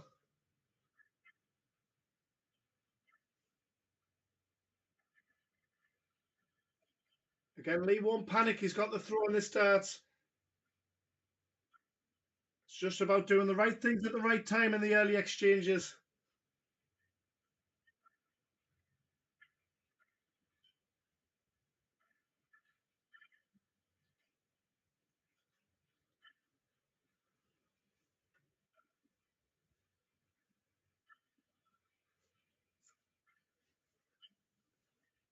Turgle finding his feet now with back-to-back tons.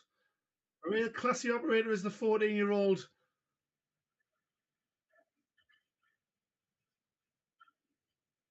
And a chance of a 180. A beautiful 180, a beautiful maximum. He's a heavy scorer when he gets going, is Turgle.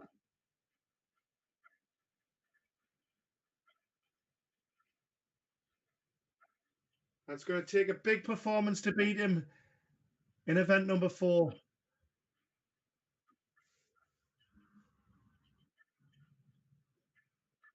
Consistently good throughout the weekend. And 64 for an early break. To really stamp his authority on the match, he wants double top.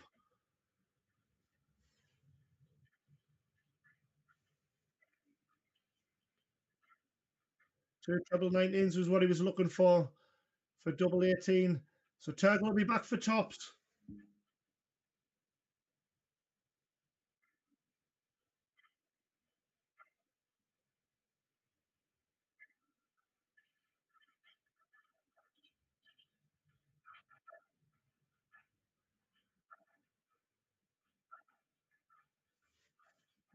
Lee went for the flashy treble 15 for double top route.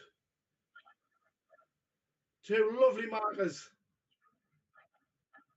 Uses them nicely, even though it was higher. Use it as a guide, and Turgle doubles his advantage.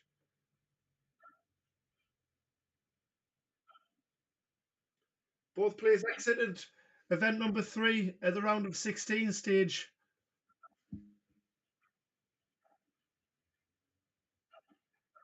Lee Bradshaw, the man from Skeggy, winning through against Drake Porter 4-3 before losing out to JPL star Lewis Cook in the last 16, 4-2 that scoreline. So 2 close before out matches from Lee. It was feast or famine for Turgle as we look as he eyes up a maximum. What would be his second of the match? Quite a distance off, but a 1-2-5 is a handy shot. Extends his advantage in the leg, a leg that he throws first.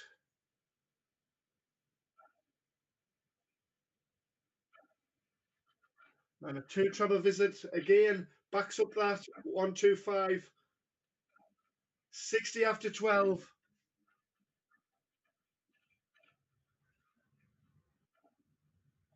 To go 1 away from a place in the second round, he wants double 10 again. Just inside.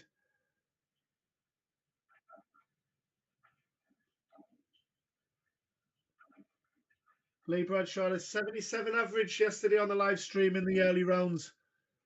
As Turgle takes out double 5 to go 1 away from the match. How will Lee respond? 1-2-7, a fine start.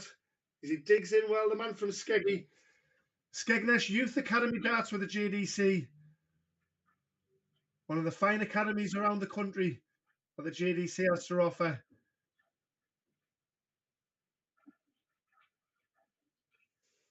And what a player he is.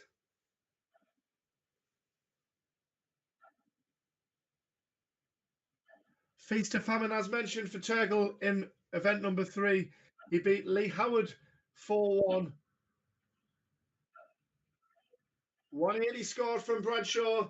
He threatened it in the opening visit of this leg, and he gets his first maximum of the match to leave 110 after 9 darts.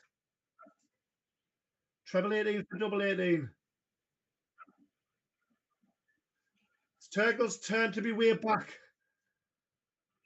Yes, 4-1 against Lee Howard in event number 3, and then he lost out 4-0 to eventual finalist Jack Nankervis.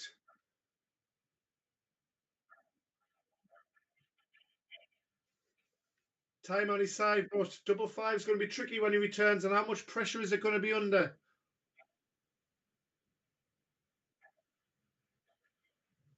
A fine bullseye, but little else. Double 5 to get off the mark. No score.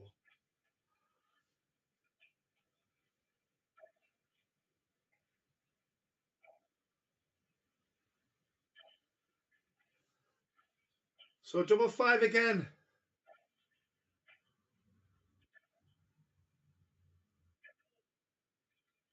And the scoreboard pressure is showing as Turgle eyes up 78 for an unexpected whitewash.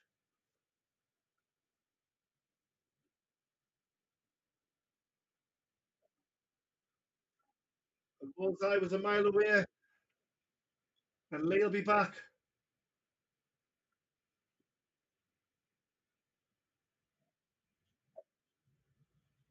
Double trouble for Bradshaw. Not to be his event number 4, it seems. Can Turgle tidy up this 31 and go through to the second round? He wants double 10. 2 5s of his own. And he finds it nicely. Turgle Karelku of Mongolia advances through to the second round, a 72 average. His averages will increase as the tournament goes on, but he's safely through against Lee Bradshaw by 4-0. A second match will be hot on the heels. And that is Jim Jones against Jack Courtney.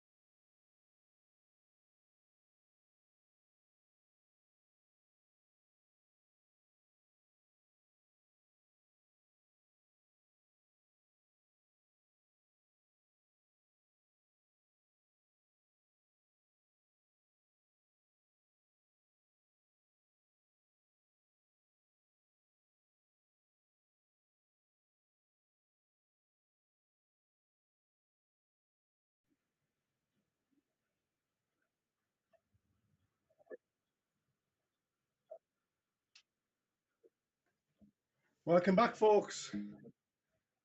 Another last 32 encounter before we move into the second round stage. Jaden Jones of England against the Irishman Jack Courtney. We saw Jack a bit yesterday on the live stream. That's a first look for Jaden.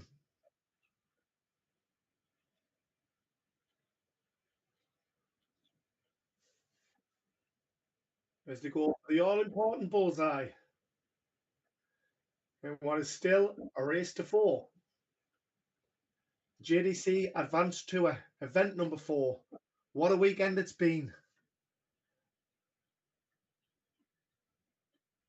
Hope everybody who's been with us throughout the weekend, including Friday night, has enjoyed it as much as I have. And those that have dipped in and out have enjoyed what they've watched as well. Grassroots starts.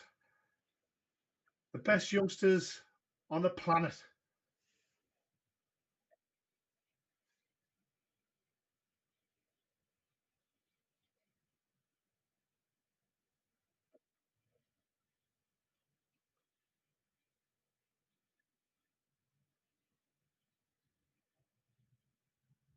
All with aspirations to get to the top of the tree in the youth system.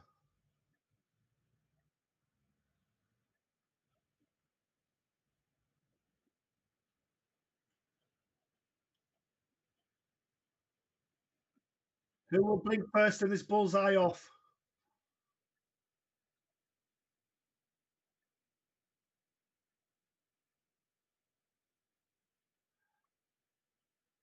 So it's Jaden's bullseye after they both hit 25s. And this time Jack stamps all over that miss. And it's Jack Courtney's darts to get us underway.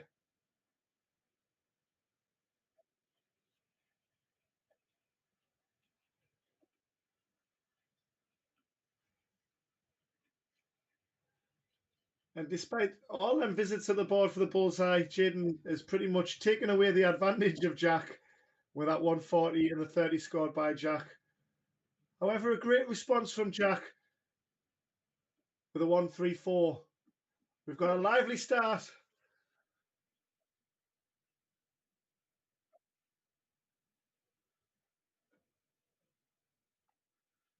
And again, Jack Courtney finding the treble 19 cover shooting rather to his liking.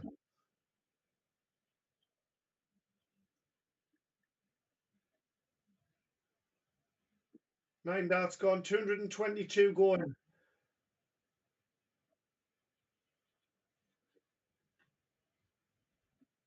As these early exchanges of event number 3, Jack Courtney came through against a tough opponent, Kyle Davidson, who we seen yesterday on the live stream. A 4-1 victory it was for him there, a 76.97 average.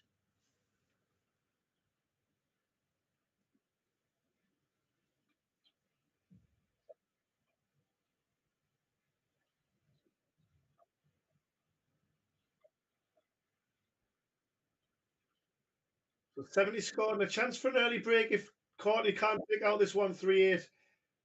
He was brilliant with his cover shooting on treble 19, but he's not so good when he started off in that direction on this occasion. Double 8, the double. Courtney's back for 107. He'll probably utilise the treble 19 to start again. He finds it much better this time. He wants double 16. And a great attempt at the 107. But Jaden Jones will be back for double 8 for an early break.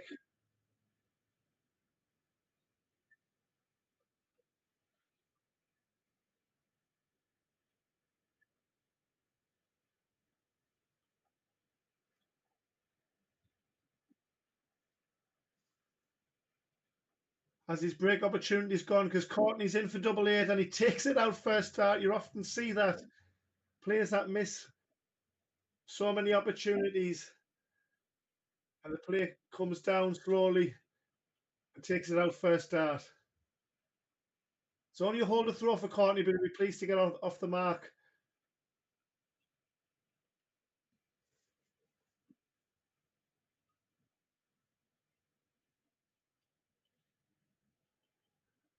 Jaden started off scoring beautifully in that opening leg.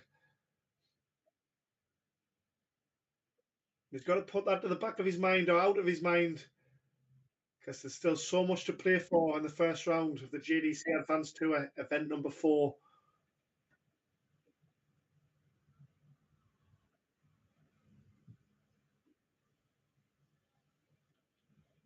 Jaden's yet to win a match this weekend, but he's had a couple of tough draws as the man from Oxfordshire.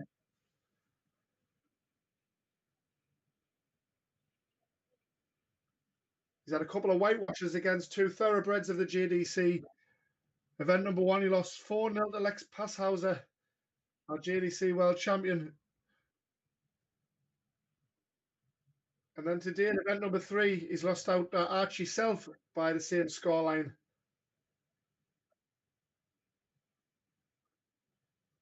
Great attempt at the 167 there from Courtney. 139 sets him up nicely. It's going to be under a lot of pressure. This is beautiful darts from Jones. 60 if he gets a chance, but Courtney for a 16 darter. Takes it out lovely. A 17 dart. Break a throw. And he has the advantage and breathing space. 2-0.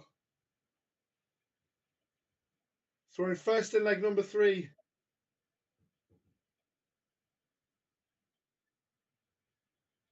But Jones is a flashy scorer when he gets going.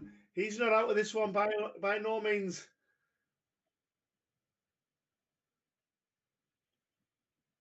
And that's from the Irishman from Carlo.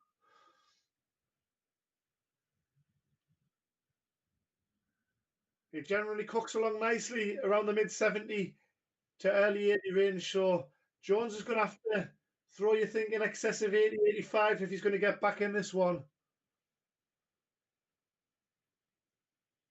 He's in the mid 70s range himself, but he's going to have to be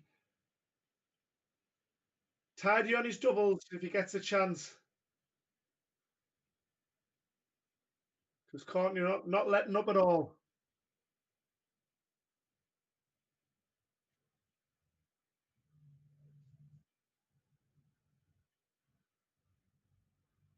Nice 95 to leave the big fish. Courtney on 142. Went 2 treble 17s for double top. But a lovely setup in the end from Courtney. Brilliant darts from him. Will the big fish be reeled in? Not on this occasion. We had to see one on the live stream this weekend. I wonder if we'll see one before event number 4 closes.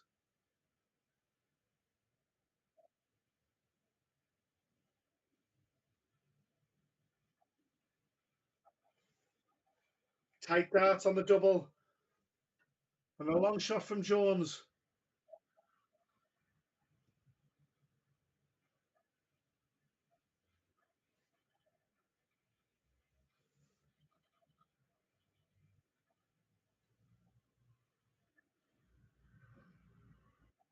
Double 8 lands. A 20 dart holder throw.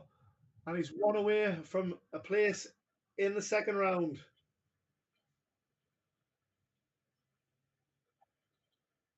An impressive run today to the quarterfinals. It was the quarterfinal we were waiting on finishing before with a slight delay we had before the semi-final, where he lost out to Ben Thornley in the quarterfinals.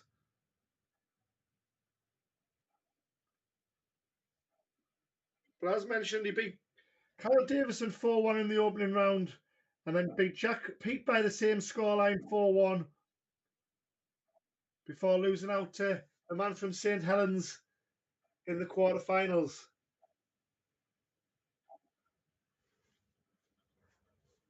Great 2 treble visit there from Jones as he keeps himself lively in leg number 4. It's now or never for Jaden Jones. One leg can really springboard the turnaround of fortunes.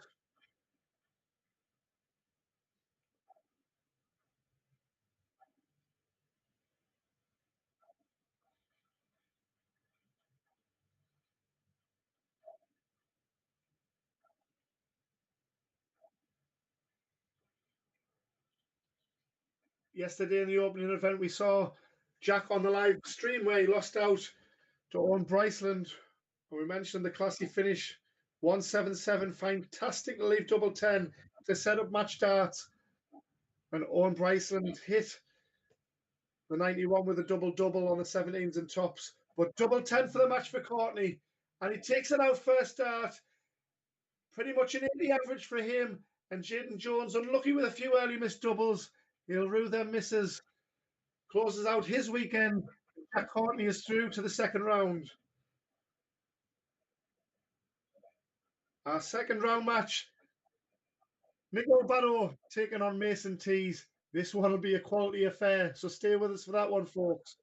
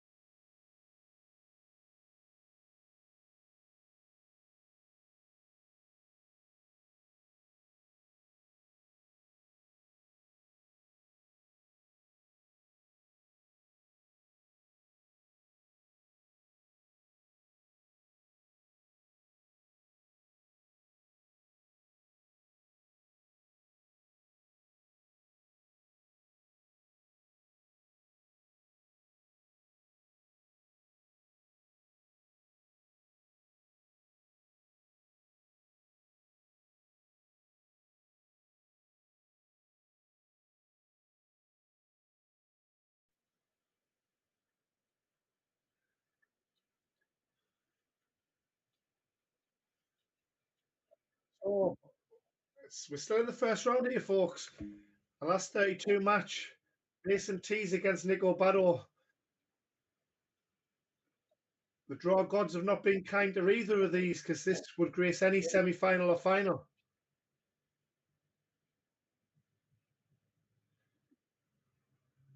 We've threw up some real quality matches in the early rounds, haven't we?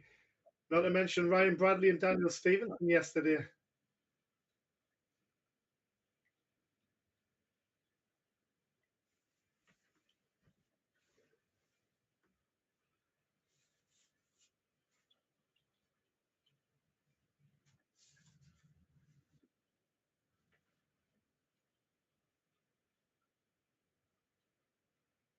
Mason showing his resolve yesterday. An early exit in the first round before going on to make the final of event number 2.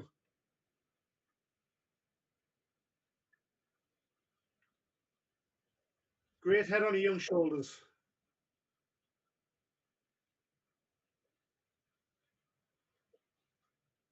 And one of the clips that come on after the end of the match is Darts Asylum. I think I need putting in Asylum because I can't get the song Nico Bado, oh, Nico Bado, Nico Bado out my head. And what a start from Nico Bado. There's a reason I'm singing that song. It's raining maximums here in Coventry from Nico Bado, oh, Nico Bado, Nico Bado.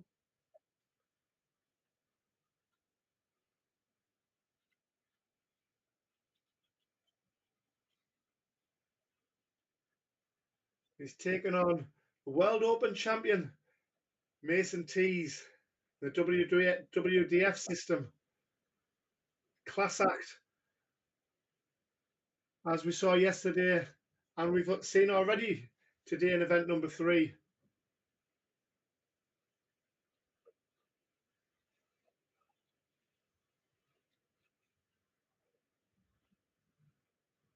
With a confident Gibraltarian 161 after 9 darts. He's certainly looking up for this one.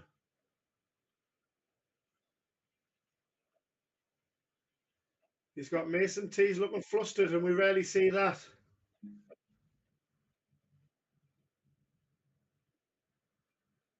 Double top.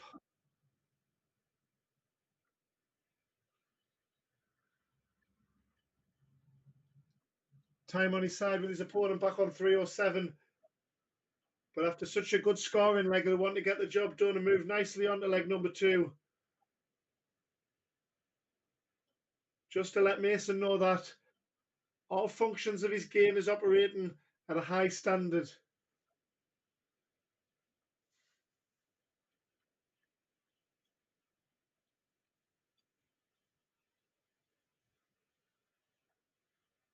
Finds it on this occasion.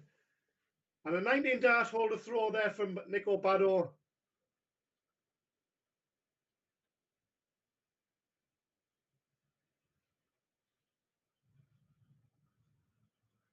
It's part of Team Gibraltar, the World Cup of Darts.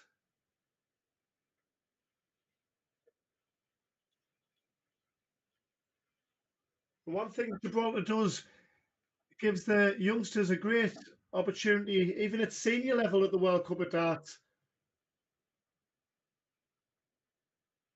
We've seen a few of their youngsters get a great opportunity in that after we had about a decade of Dyson parody. And he's still mentoring a lot of the kids now. He can still chuck a mean dart.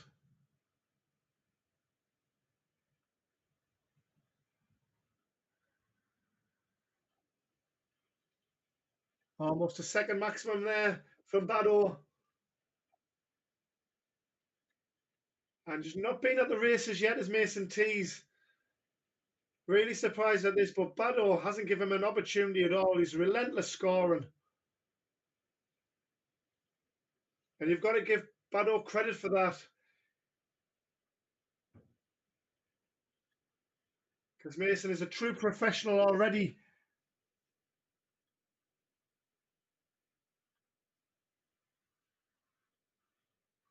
Well, Bado has had opportunities to get both legs done between the 13 and 15 dart range, which is his power scoring.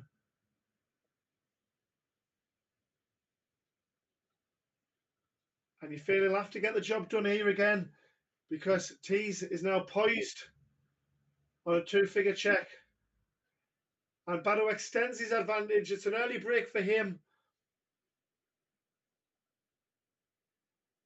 He's had some difficult draws as the Gibraltarian. Event number 3, earlier on, he took out the JDC World Champion 4-1 in the tournament opener. And then lost out Ben Townley in the second round 4-3.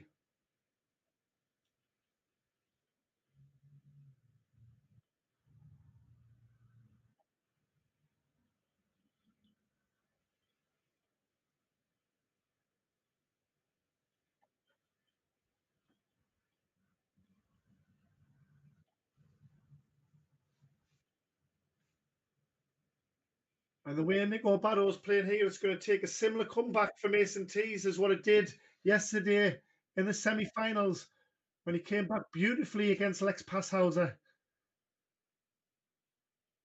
He looked totally out of the game, but knuckled down superbly to back up his World Open victory over Passhauser by reaching the final before he got Ryan Brownley. And now finding his range, we've got a match on our hands here, everybody.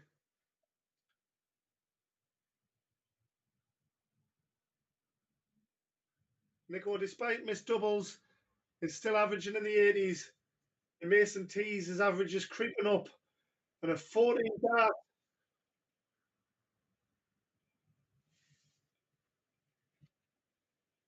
Break a throw there.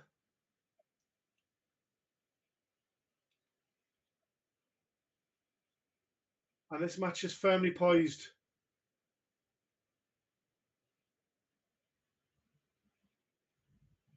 Again, Bado finding a treble per visit. Punishes the 41 from Mason. Stansted high flyer.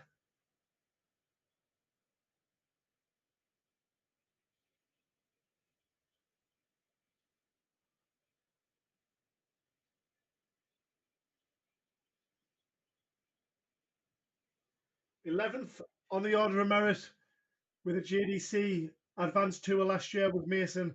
And I said I'd have him roundabout in the top 5 to 6 prospects of being in a position that could possibly win this over the course of 2025.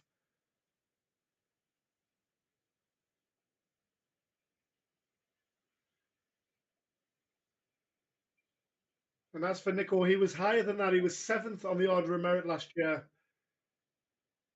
And he's got to be firmly in the mix.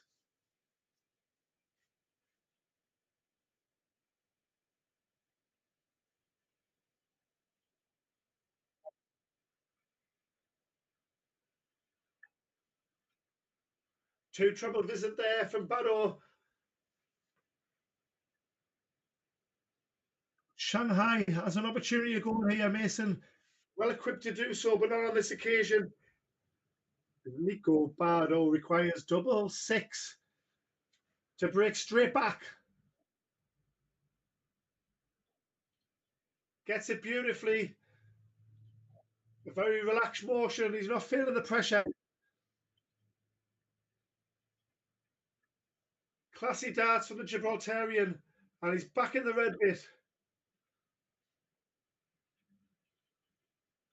Maintaining his 80 average. And Mason getting rather frustrated. This has been brilliant darts from Bado. And he's a potential 177.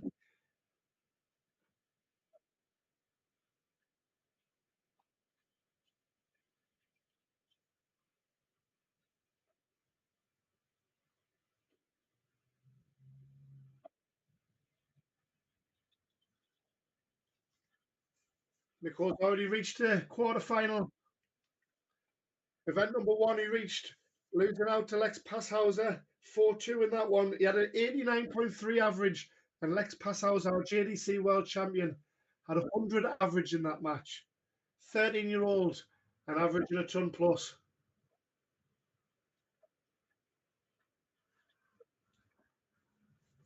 But a 90 average from Nico shows what he's capable of. He'll be a real threat in event number 4. He's on 167 for a place in the second round.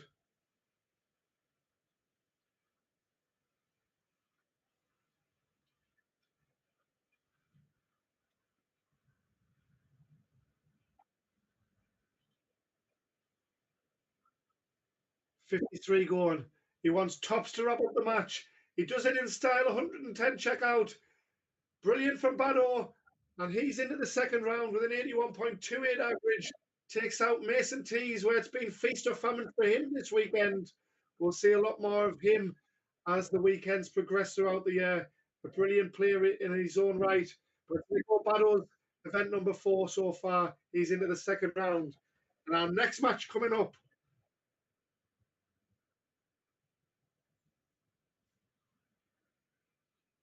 Drake Porter is in action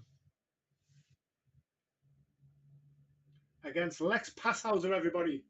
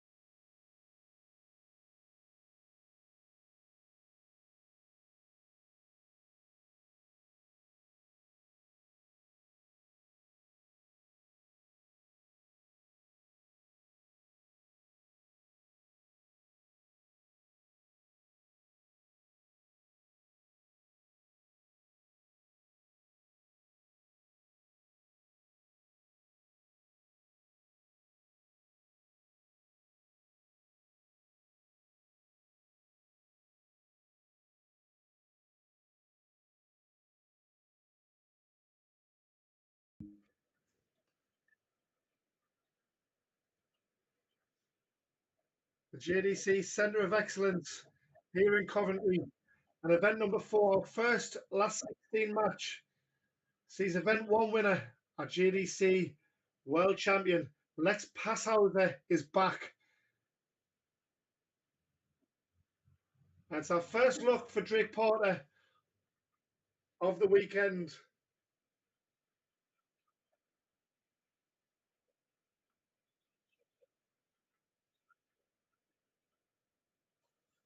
In most sports, a slight way for someone to be icing the kicker, but Drake able to fluently throw at the board as Lex turns up for his own bit of practice.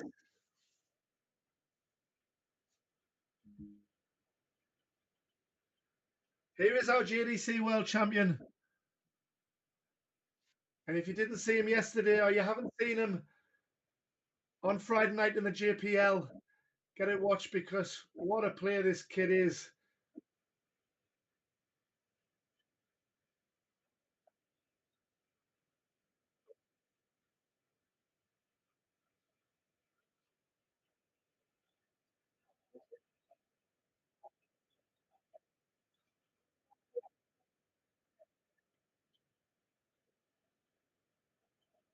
Six more darts has been mentioned, and then we're going to be bullseyeing off.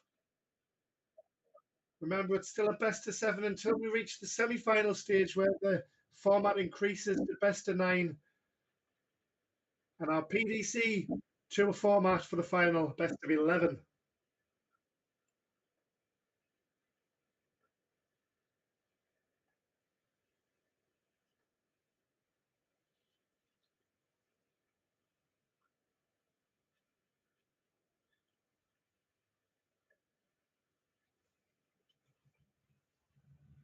So the fist pump and a bullseye off. Drake Porter going for the bullseye first, and he's hit the 25. Matching strides is our Belgian.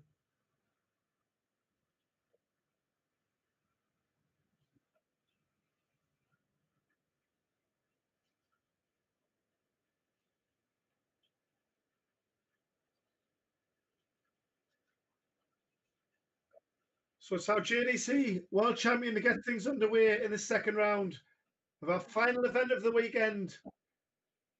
Will he make it count? He started the weekend explosively by winning event number 1. Can he finish it in style by lifting event number 4's trophy?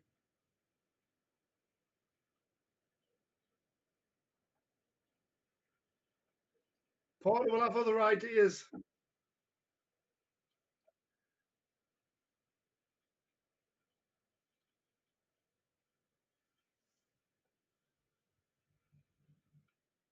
The exchanges of leg number 1. A slow start from Lex Passhauser has given Porter an early opportunity for a break.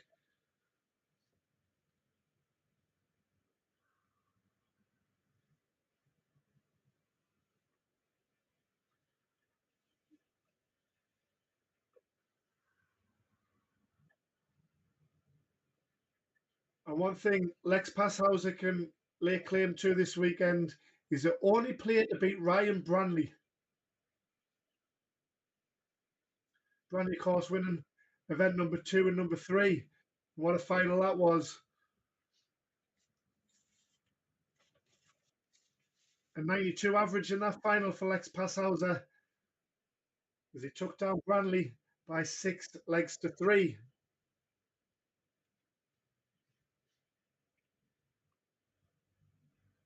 And it looks inviting for a 180. Just lost his lie on the third dart. Porter going for 132, unable to check out now. Passhauser pressured. That 2 treble visit with a 96 required. A real heavy scorer and a slick checkout operator. Double 8 for a 96 checkout. Porter will be back for 64. An early look at a break. 53 going. Double 18. Oh, great opportunity. An opportunity you feel he has to take if he's going to progress through to the quarterfinals.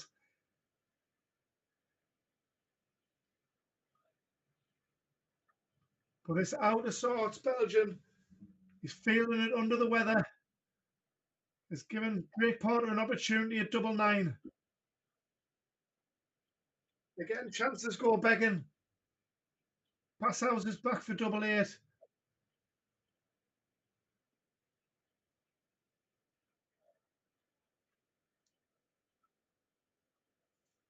A jaded looking Belgian. Double 1. Madhouse taken.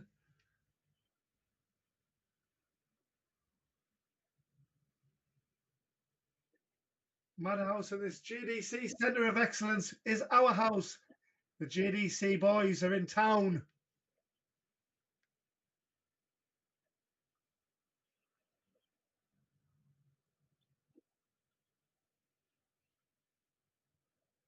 And Porter won't get many more opportunities like this with an underweather Passhauser.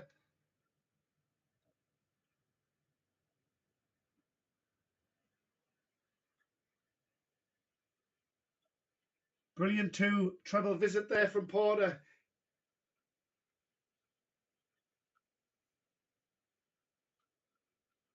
If he is to win this one, I'm taking nothing away from Porter because he really is a class act himself.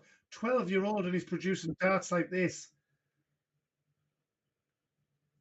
A senior Kent County player. Hasn't lost a match yet this season.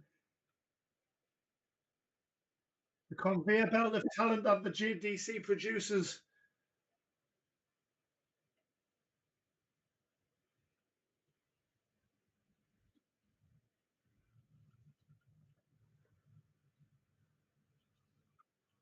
Passhauser looking to break straight back here, but unable to put one alongside. But he does so with the third. Keeps himself in the mix for a break back. I'm very impressed so far what I've seen of Drake Porter on my first look, though. He can really throw darts.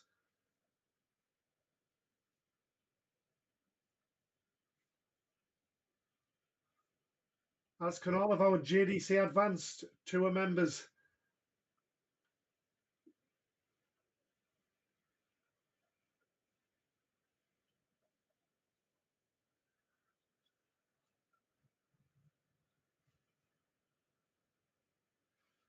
Double his advantage, he wants tops. Fine margins. Passhauser and Reprieve wants double 12.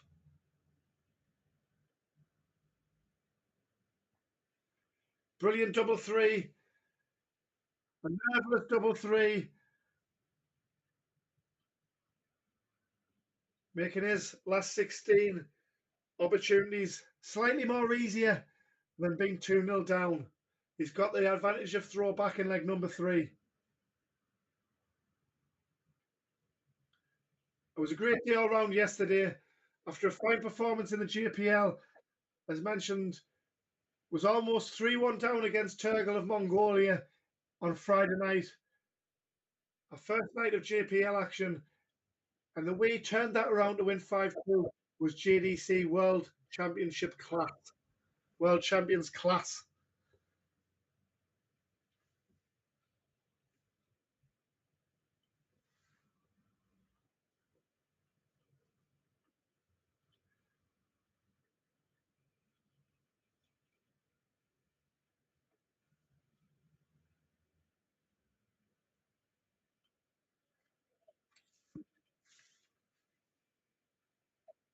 Just run out of steam a little bit in the semi-finals.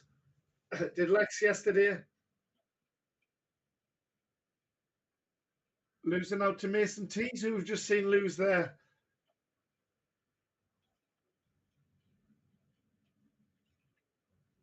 Shows the strength and depth of the JDC Advanced Tour when we see Mason losing out to Nico Bado the way we did.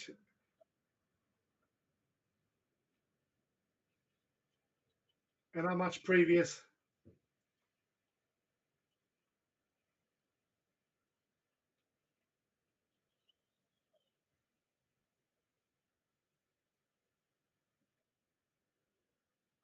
And Passhauser, as we mentioned in interview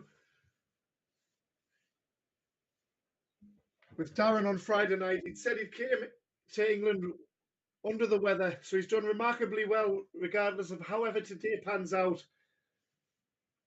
Mentioned he lost to Nico Bado in the first round of event number 3 today.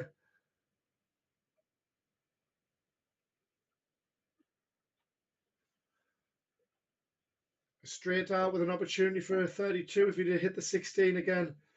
A 94 to really punish. He gets the treble 18, he wants tops. 2 10s. Gets it. And celebrates in doing so.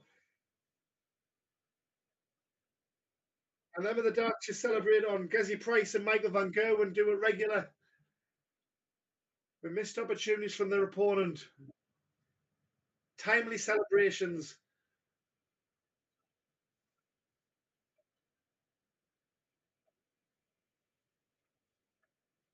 It's not a sign of disrespect, but it's great mind games. And a beautiful 2-treble visit there from Porter. We're still on throne. He has every chance still in this match.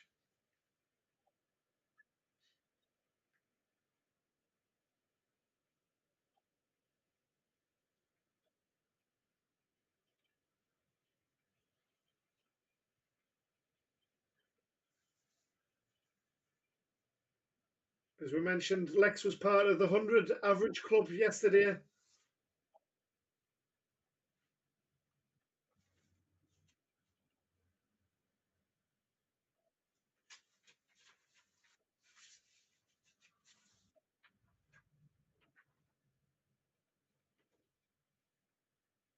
And that was a 4-2 victory in the quarterfinal stages over Nico Bado.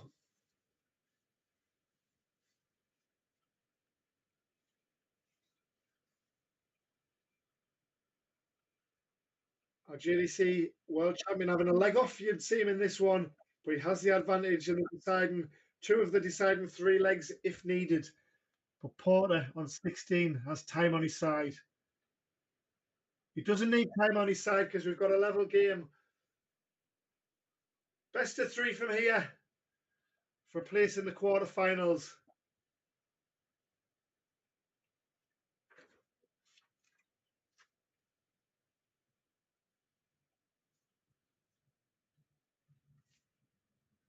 Will it be Porter's first look at a quarterfinal this weekend? Or will Passauer prevail?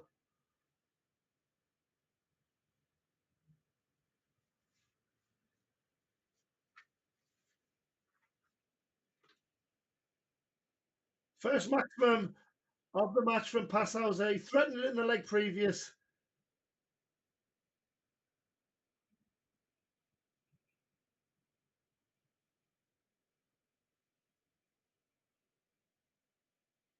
As he tries cementing his advantage of throw in leg number 5.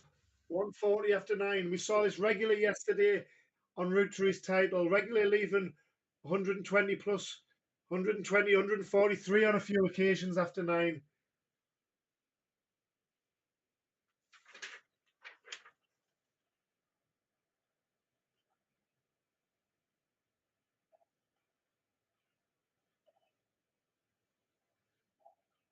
$78 to go, one away. That's the Belgian's turn to have time on his side.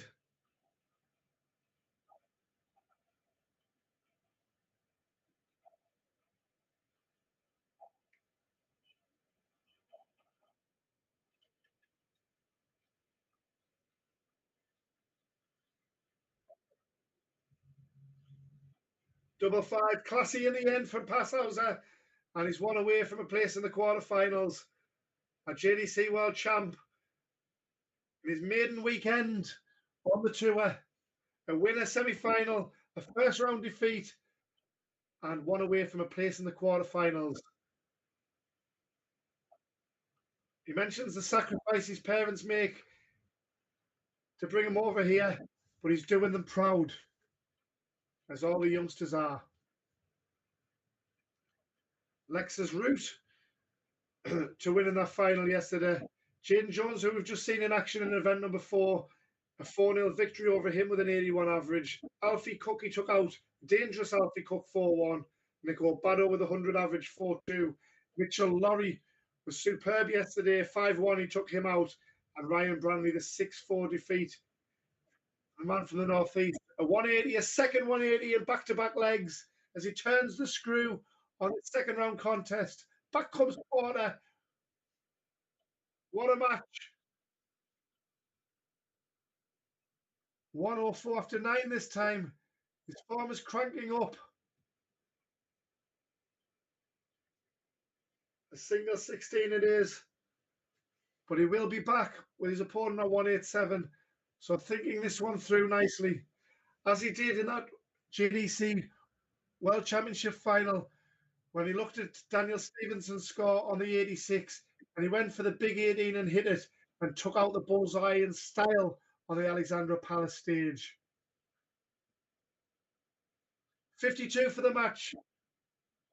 Double 16, just.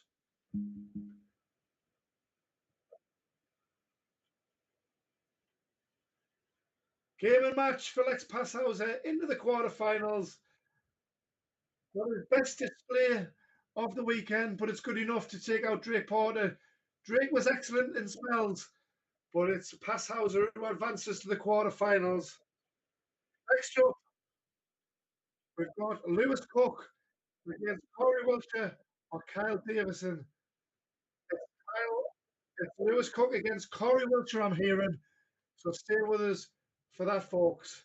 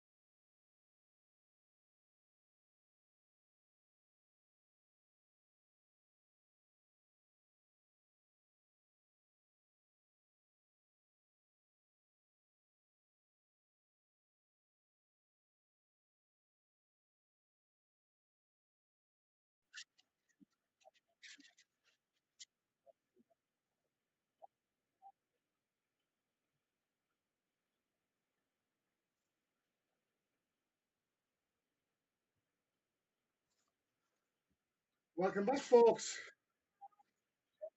Another round of 16 contest. A JPL qualifier, Lewis Cook taking on Cordy Wilshire, who we saw yesterday.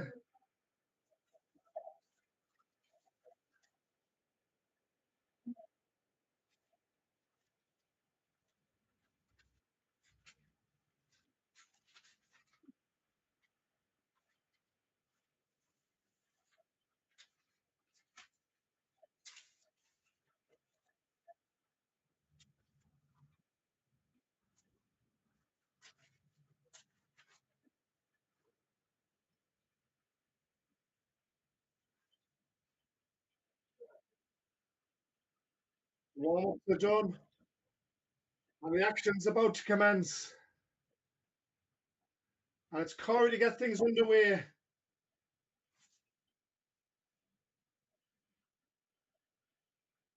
And our first look today, and of the weekend on the live stream, of course, we saw him on Friday night, of our European champion, Lewis Cook.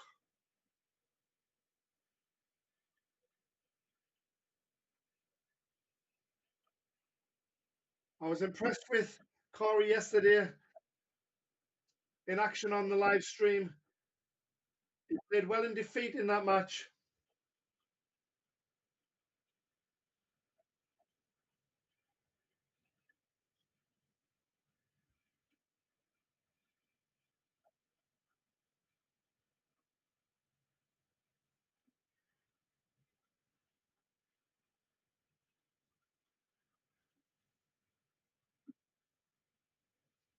Just taking a look at the first round matches from both.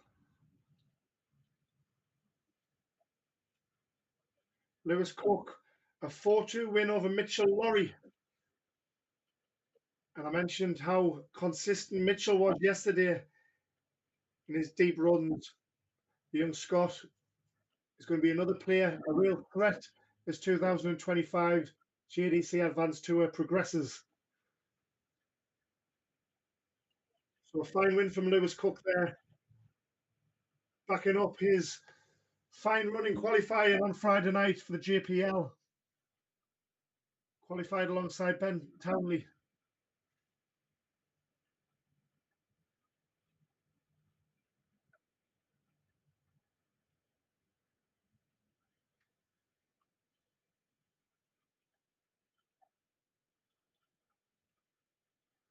So 32 going for a 19-dart hold. 20 or 21 will certainly do. With his opponent back on 69. And young Lewis, an unexpected opportunity at it. He wants tops to break the throw.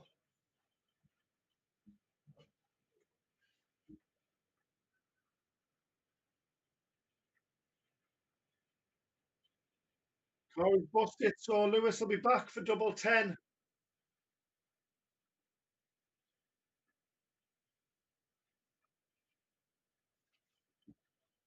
Double trouble from the pair in the early exchanges. It's infectious. So much at stake.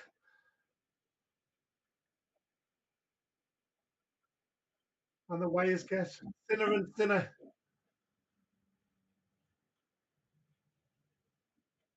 Not for Lewis. Two beautiful markers, kept his rhythm. And we've got a break a throw. Again, the averages will mean nothing. It's all about getting through to the quarterfinals.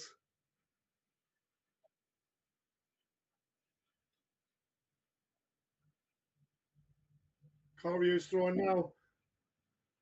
And a 4-3 win over Kyle Davidson in the first round. So really went to the wire against the impressive Scot.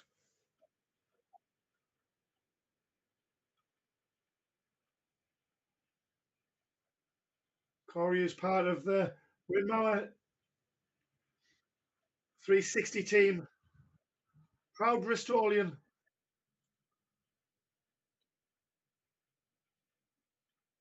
As they all are.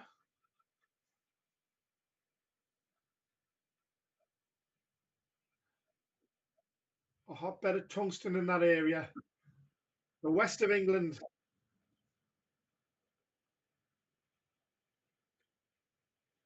Possible 180 here from Lewis.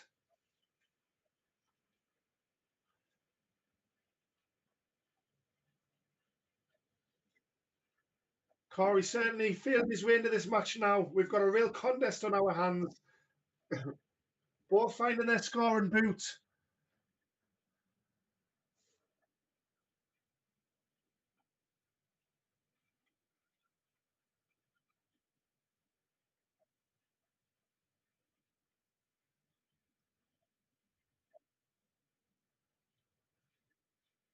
No 180 on the cards there for Corey. No dead cat 180 required.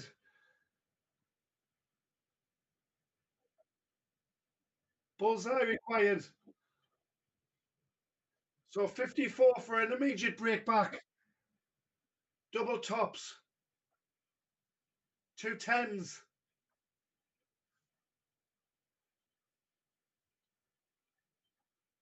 And the European champion, eyes up tops, eyes up 10s. Gets 10s. And he's 2-0 to the good here.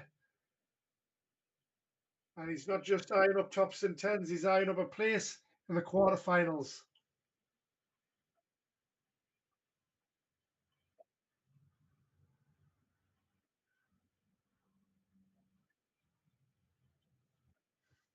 Already through to the quarterfinals, we've got Owen Bryceland, the young 11-year-old from Scotland. A 4-3 win over Daniel Stevenson. We said earlier on event 3 that he can mix it with the very best of the JDC Advanced Tour, and he's done just that in taking out Daniel Stevenson with a 92 average. Tergalawan from Mongolia is also through, a 4-1 win over Jack Courtney. And Ben Townley, our fellow JPL qualifier, is through once again to the quarterfinals. Back-to-back quarterfinals today for him.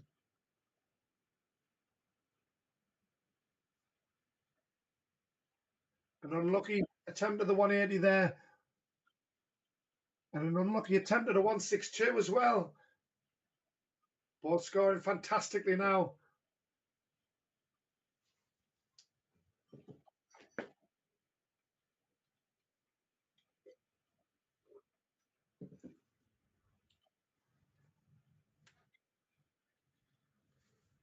Both with their scoring boots on. A great contest.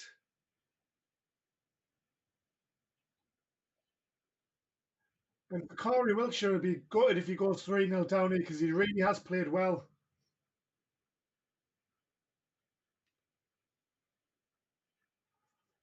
Almost a great scramble to get the 76.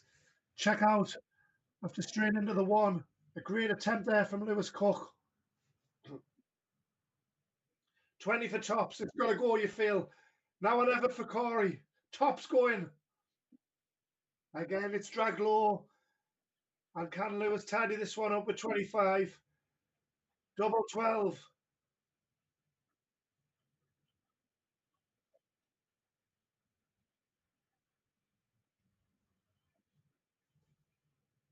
Two fives. Not off the mark yet. And Lewis has a tricky double 3.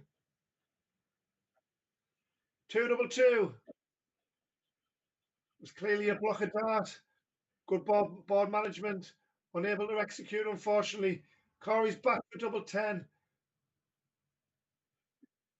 Double 5 needed. He gets it. Superb from the Bristolian. And he's back in this one. A holder throw. He's still got a break at some stage, but he's off the mark, and 2-1 looks far rosier than 0-3.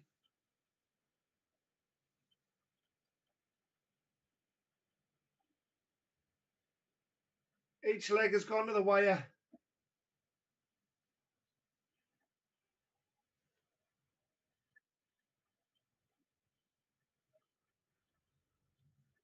Ryan Brownley marches on to make it 4 finals in a row, and is an attempt to win 3 off the spin.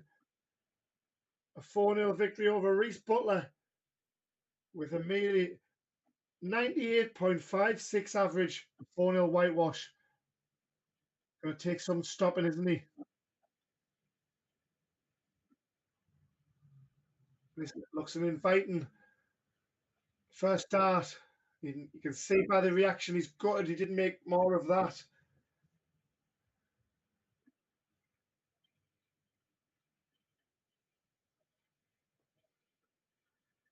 And again, we talk about scorelines where it could have been 3-0 there, and Corey playing so well. Lewis did very well in his opening night of the JPL. Of course, qualified alongside Ben Townley, and they opposed each other in the last game of the night. And it was a 5-0 whitewash for Ben Townley in that one. But Lewis played far better than that scoreline suggested.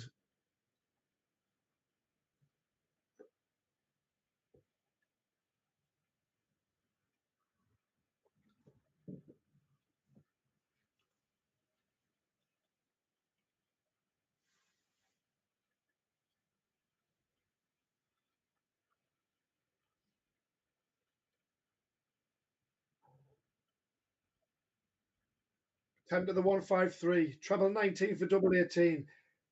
Unlucky. Great first start.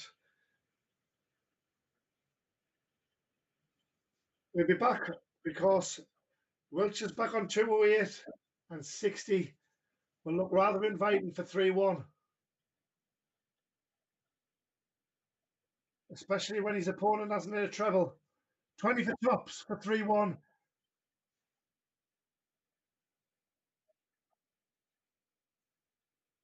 It's been sloppy on the doubles on the outer ring for Lewis Cook, but still favourite to go 3-1 unless Wilshire can produce some magic.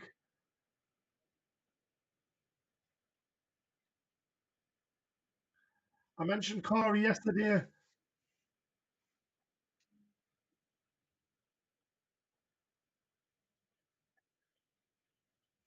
Misses the opportunity for 3-1. And you feel if this time he goes, he could go favourite with the darts in leg number 5, not to be on this occasion. But Lewis has had that many opportunities. You feel like this has got to go.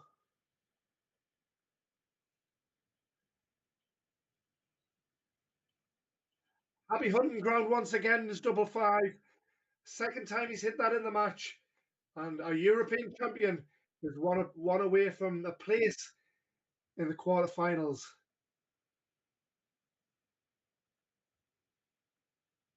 Yeah, I mentioned yesterday in commentary that Corey Wilshire's progression with the JDC Tour and the early part of the Foundation Tour where he finished third overall in that. He was averaging in the early 60s in the first 10 to 12 events of the season. And then kind of the 12 to 16 range of the events was in the mid 60s range. And then 3 out of the last 4 events, he was averaging 70 plus. And the one that he didn't was a 69 average. So clear progression there as the JDC Foundation and Advanced Tour, the structure clearly showing signs there, and it's working brilliantly.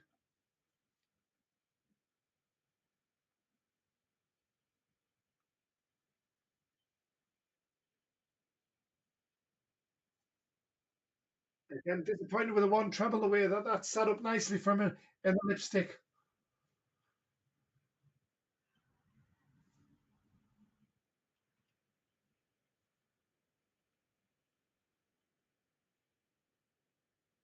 Has the advantage. He's wrestled the advantage of throw away from Wilshire. We're certainly going to see a lot more of Corey Wilshire as the tour develops. A real class act. Will we see more of him today? Because he's going to have to move some if he's going to get back from 3-1 down. We've seen some great comebacks this weekend. The Mason Tees one springs to mind against Lex Passhauser in the semi-final.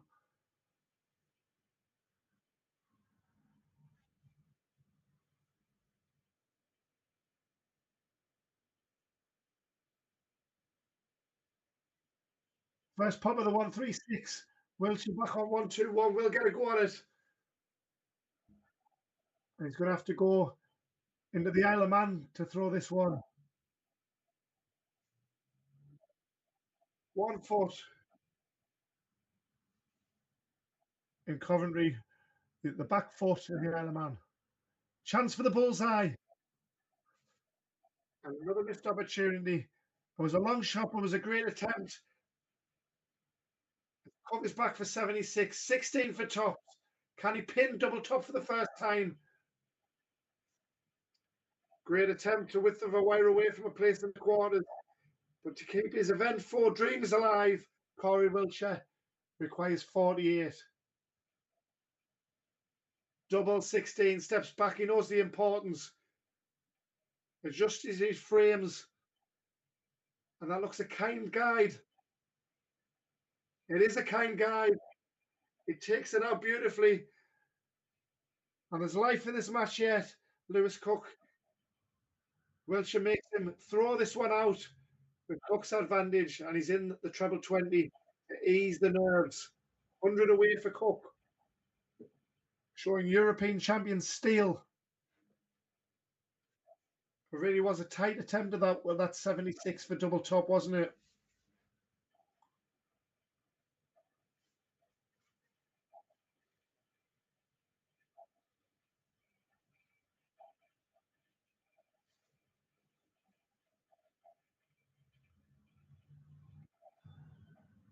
While these two junior gladiators duke it out for a place in the quarterfinals, we've already got our first semi-final player announced, and that is JDC world champion Lex Passhauser, brushing off his illness and a 4-0 win over Owen Bryceland of Scotland. Our first quarterfinal match will be coming shortly after this, hot on the heels of Lewis Cook and Corey Wilshire. Are we going the distance, or is it going to be a 4-2 scoreline for Lewis Cook, the man from Essex, who plays county darts for Suffolk?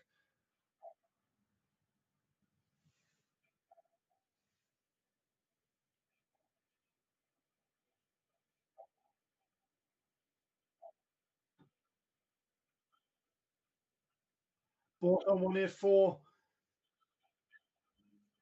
And only 41 for Cook, as Wilshire will need to leave it handier if he's going to remain in this match. And he's doing just that. Brilliant darts. Superb from Wilshire. For the win now. Team 360 man, showing why he's been headhunted for that. Double top to have the advantage of throw in the decider. Double 10.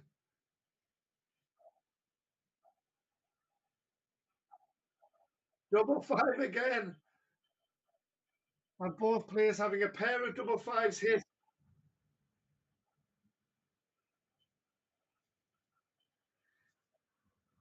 It's the Bristolian starts in the decider.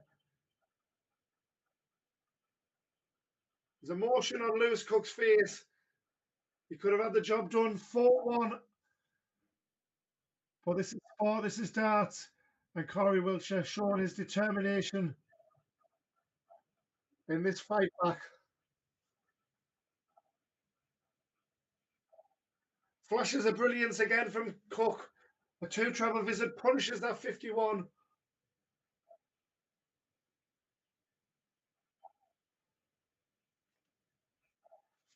It's not always the 80, 90, 100 averages that show great games. This has been a real tough contest, a real battle.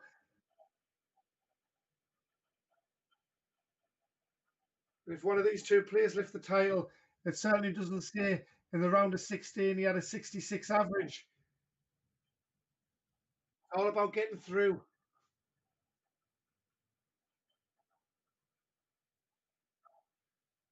319, 3 legs all. Lewis Cook has the advantage. He didn't at the start of the leg, but he has now with that 81.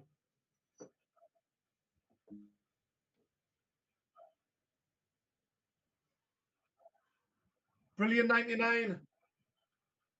Anyone's guess who's going to win this one? Still firmly poised. It's Cook's turn to blink. And the door is ajar for Wilshire. And he's back in the treble 20. Timing his run brilliantly.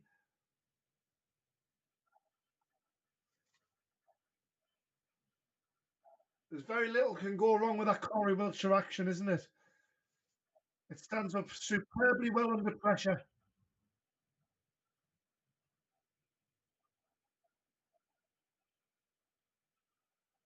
And when you've got a mindset and the determination, the heart of Corey Wilshire, you've got a dangerous animal at JDC Advanced Tour level.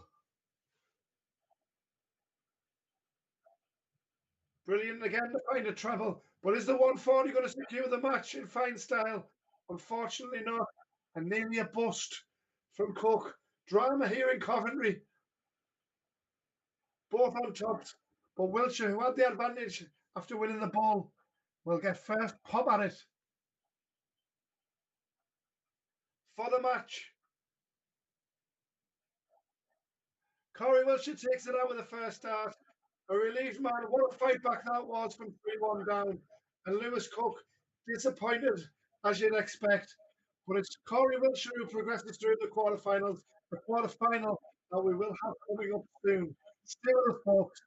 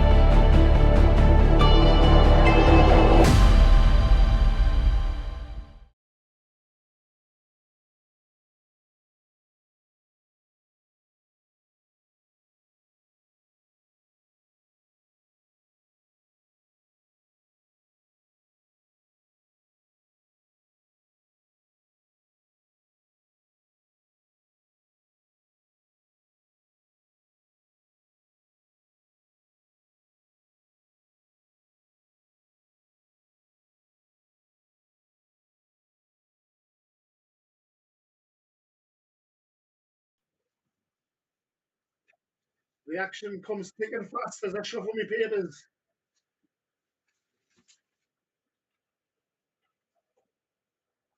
Six more practice starts before we go for the all-important bullseye. It proved vital in the last leg as both players sat on tops and Corey Wilshire took it out over a disappointed Lewis Cook. But a great fight back it was. And the Battle of the Winmau, Team 360 stablemates.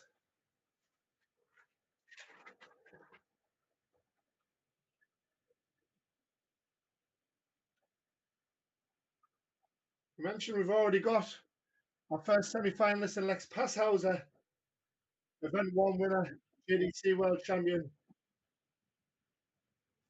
Will it be Turgle or will it be Ben who reaches the semi-final? Our last match before we go to a best of 9, so it remains best of 7. And it's the smiling Mongolian to throw first. The man from Ulaanbaatar in Mongolia.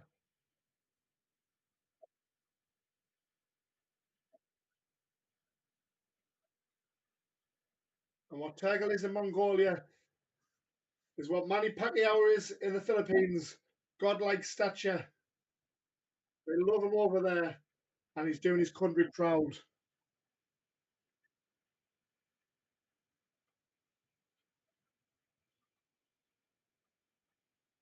Then, as we mentioned, qualifier on the JPL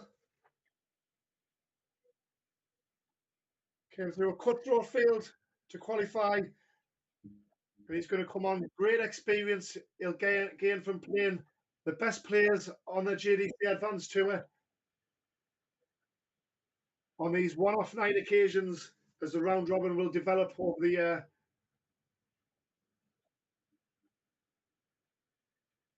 Can't wait for those nights. See how the championship unfolds. And he's off to a flyer, as was Ryan Brownley, both 5-0 winners on opening night.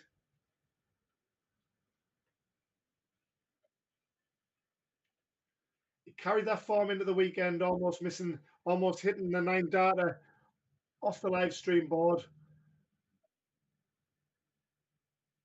He's going to have to produce magical darts if he's going to get past the granite Turgle.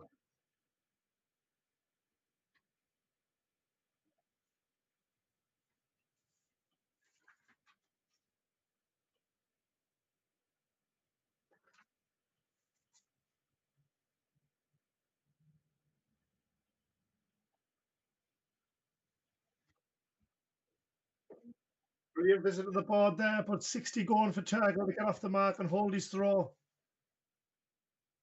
2 10s. It's kind to him in the first round when we saw him on the live stream. It's kind to him again. Just the way his darts lie and his fluent action. It's a beautiful transition, almost Luke Littler-esque. I'm sure with a lot of our youngsters, we get a lot of the comparisons with Luke Littler. What an ambassador he has been for the JDC. Was a surprise visitor to Gibraltar that week. Everyone chuffed to bits to see him, especially Ryan Brownley, when he's presented with the Luke Littler Legacy Trophy.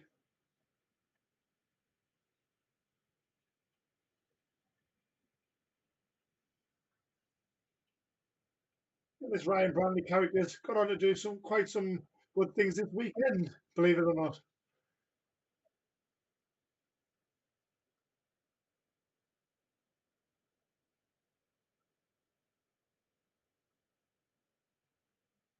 One final and 2 titles. Nice 140 from Turgle there.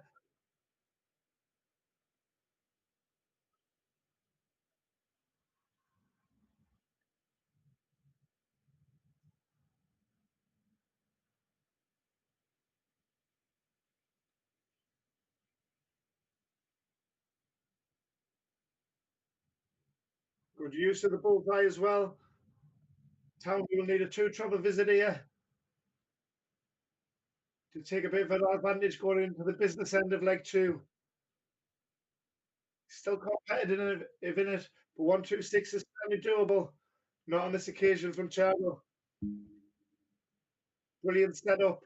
The 143 could be flashy from the man from St. Helens.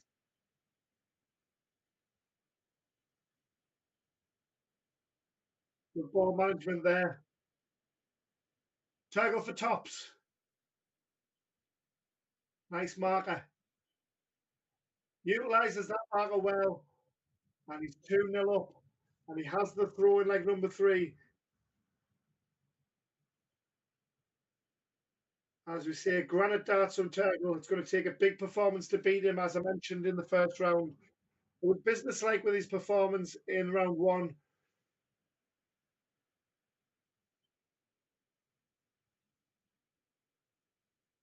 He took out Lee Bradshaw with a 72 average, but he did enough, and you felt that if Lee was going to press on with his scoring power, that Turgle had the gears to go through and respond.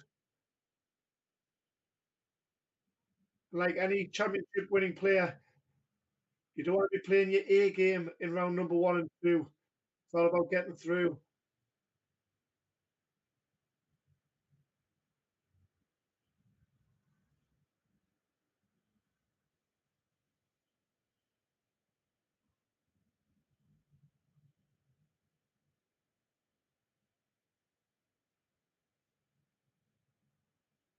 A beautiful first start. He'll be disappointed he only got 100 from there.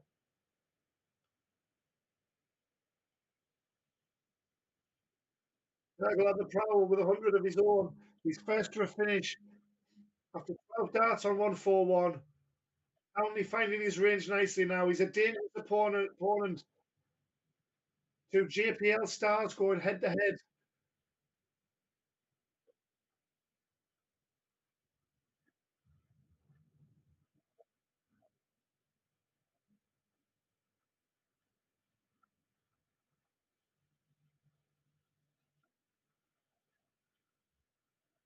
And that tops would have been a flashing break back.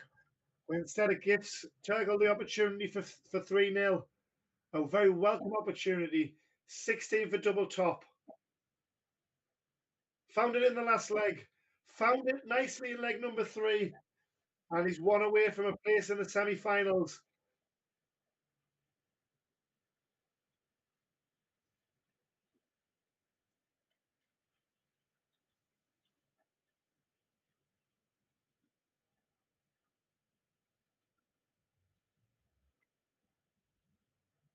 Great start to leg number 4. He said not many players will get the opportunity to whitewash Ben Townley. Jack Nankervis did it in event number 3 in the quarterfinal stage. A 5-0 win in that one. Turgle has a chance for 4-0 in this quarterfinal.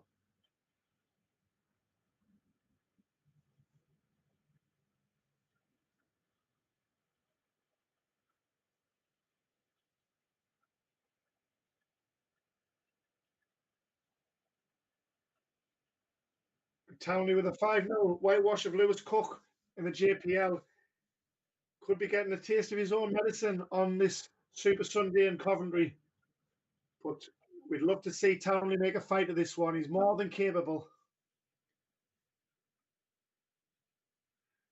It's been a consistent weekend from after a disappointment in the opening tournament, opening event. Lost 4-3 to Oliver Hagan, who reached the semi-final earlier on, I believe. Event number 3, that was, yes. So proved to be a tough opener in event number 1, but he's certainly been Mr. Consistent after that in his weekend's work on the JDC Advanced Tour. Double top for the whitewash. He gets it nicely. 3 double tops in a row.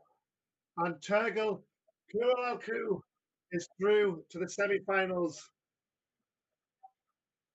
A semi-final and final, and as well as that, we've got the girls' final to look forward to, as we did yesterday. So stay with us, folks, for the last stage Jackson action of the weekend and event number 4. We'll be back real soon.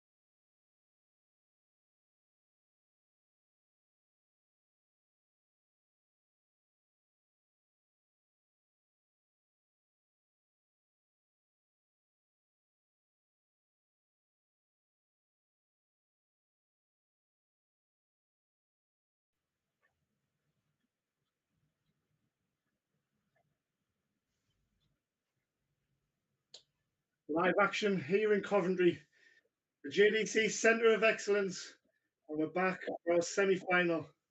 A familiar face for the business end of the JDC Advanced Tour events in Ryan Brownley. It takes on Nico Bado. Nico Bado, whoa, Nico Bado, Nico Bado. That song has been in my head for 2 days. The darts asylum, all right. It's in County Durham where I'm at now. Darting excellence from Ryan Brownley so far this weekend, joking aside, as he goes in search for a third consecutive tour title, an opening weekend, a final, and 2 championships. And the story of event 4 is still unknown. Nico Bado, we've seen earlier on, in taking out Mason Tees in the first round, and he was on fire in doing that. So we've got a real semi-final on our hands, as you'd expect. And starting in the manner that Ryan Brownley usually does when he starts his visits, with the advantage of throw.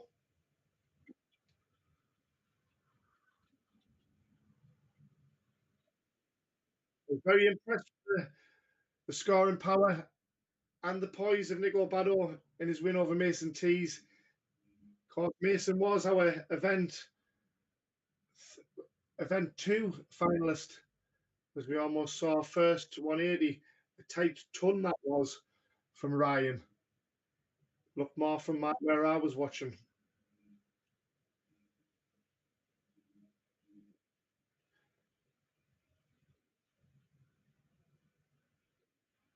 If there's one thing, the scoring power of the Gibraltarian, Ryan Brownley, will just continue to pour on the big scores. We've seen it all weekend. We've seen it for the last couple of years now. He really is a force in JDC and World Youth Darts. 40 after 12, and he will be back with Brownley on a non-checkout on 168. So tops to hold his throw. A 14 dart holder throw will do nicely for Nico Bado. He's going to have to continue to throw darts like that if he's going to make the final.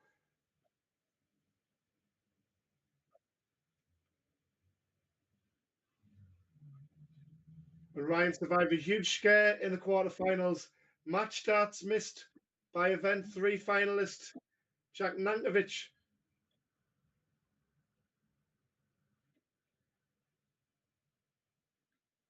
So his first real scare since losing out to Lex Passhauser in event 1 final.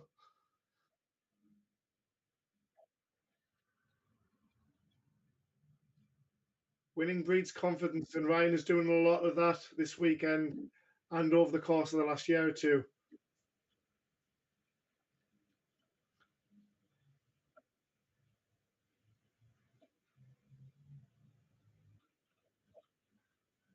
And Nico is finding his first dart in that treble 20 beautifully today.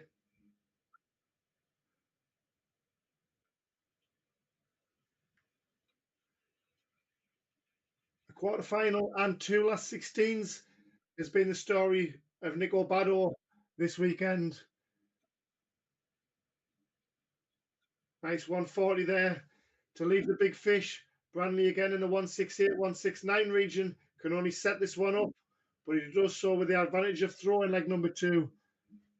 Will the big fish go? Not on this occasion. 74 for Brownley. To get his feet under the table in this semi-final. Tops missed and an outside squeak. Only 1 treble required. 113 is a nice finish. Brownley will be back for 10s. 18 darts thrown. A miss at tops. Will he take out 10s? Double 5 landed. And we've got a level game. Both players holding the throw nicely.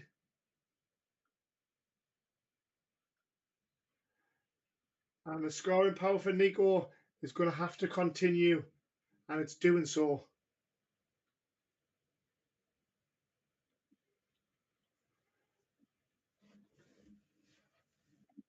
The story of the 2024 JDC Advanced Tour was Ryan Brownley finishing third behind Jack Nankervis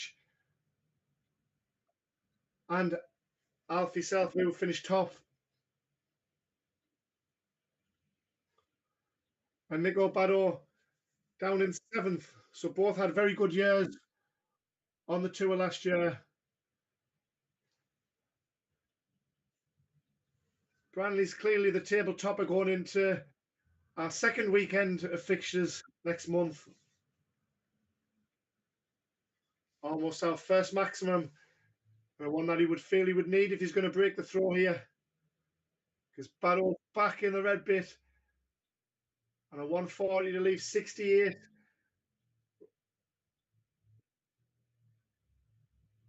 Heavy scoring from the pair.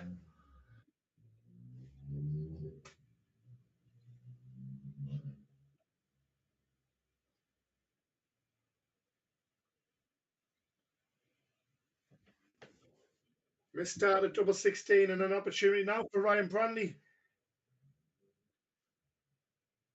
So Baddow missed the opportunity at the 113 in leg two.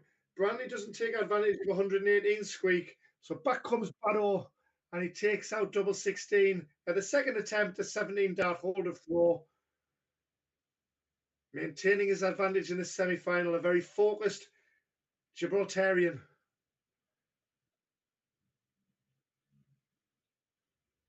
Baddow averaging 90, Brownley not far behind on 87. Place in the final at stake of event number 4.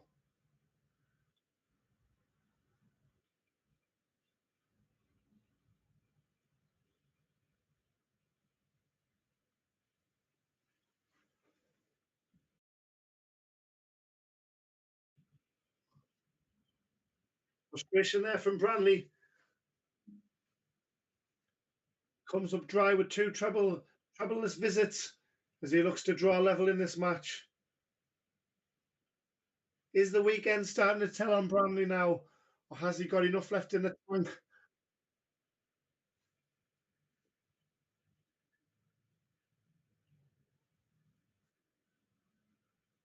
To see the job through? Baddow looks fresh and raring to go.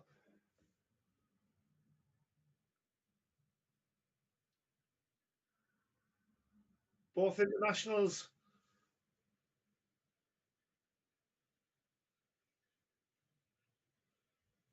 Brownley representing England, of course, and Baddow for Gibraltar.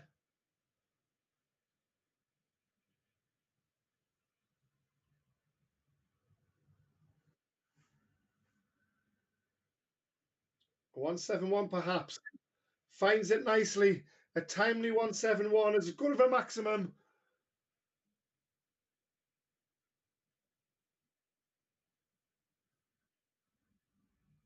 And a beautiful, swift response from Baddow. What a semi-final we've got on our hands here.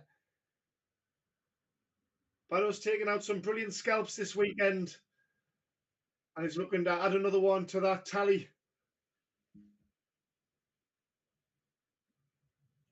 Double 16. And why is it, judging by the body language of Baddow? Tops for Brownley to give us a Desmond 2-2.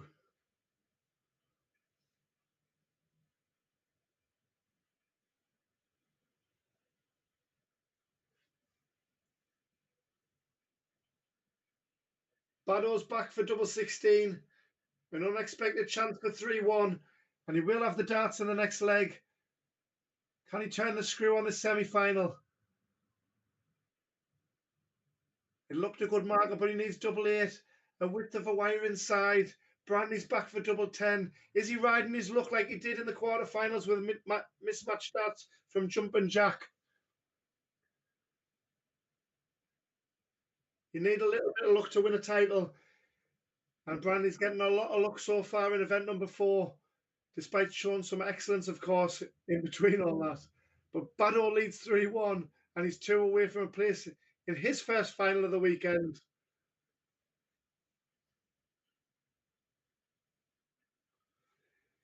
Just keeping you up to speed. In our other semi-final, our JDC World Champion Lex Passhauser is 3-2 up against Turgle of Mongolia. Almost our first maximum from Brownley, but he's going to have to get his Geordie skates on if he's going to make a 4th consecutive final.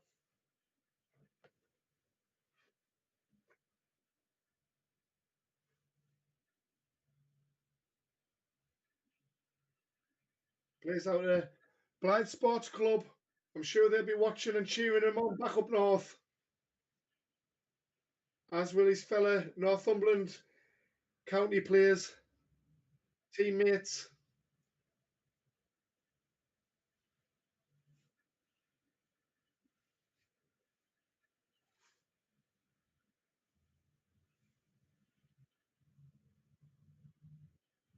I wonder if Chris Toby's taking in a bit of action this weekend. Hi to Chris if you're watching.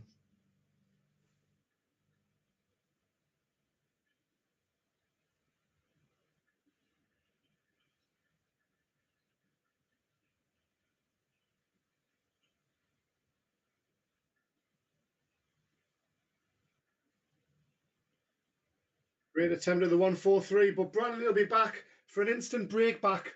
98 going. I feel like these have got to go, these opportunities now. And he gets a chance at a brilliant recovery. Oh, and he's missed tops again. Frustration. Everton on his face on 52 to go 1 away from a place in the final. Double 16. A lovely marker, it seems. And a width of a wire inside. Absolute drama here in Coventry. And what an opening weekend it's been on the JDC Advanced Tour. And double 10, Ryan Brownley breathes light into his event 4 chances. He's still fighting and he's back on throw.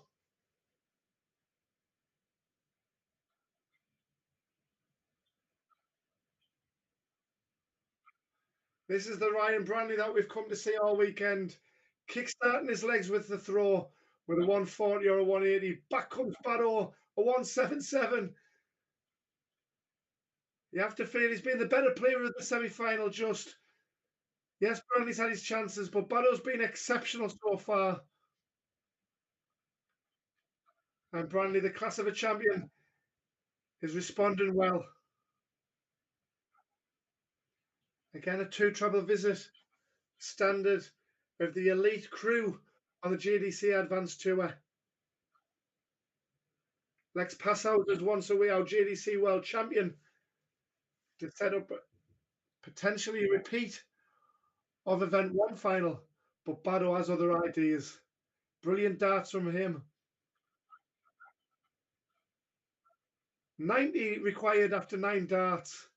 A potential 11 or 12 dart out to go 1 away and break back again. A 3rd consecutive break perhaps. Superb from Ryan Brownley. Pressurizes the 90 with 68 required. It's a nice marker, but he needs the bullseye. Oh, and again, the width of a wire away. These widths of a wire are proving costly as Brownley has a chance to level things up.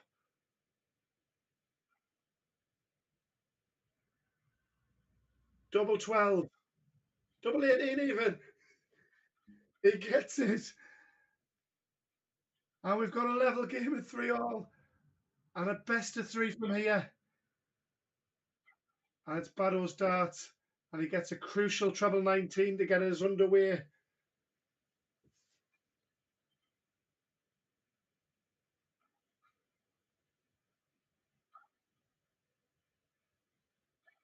I'm going to put it out there and say Brownley has all the momentum from here. Nico's done fantastically well, but will he miss those missed chances in the last 2 legs? Because Brownley now seems like the shackles are off, and we're going to see a brilliant climax to this semi-final from him, I feel. Again, a 2 treble visit. Great cover shooting from Brownley.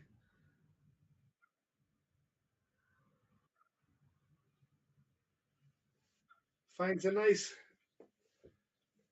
treble 18 with his last start there. Scrambles a 77, but it's Brownley who's 60 ahead plus these. Has that reached the board, or is it 40 scored, or 21 even?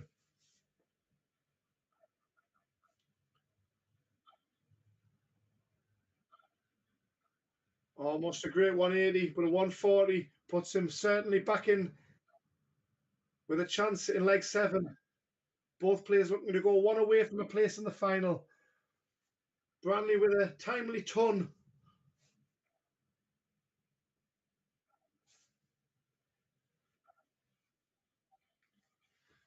And I can confirm it's Lex Passhauser who's our player in the final, the opponent for one of these two junior gladiators.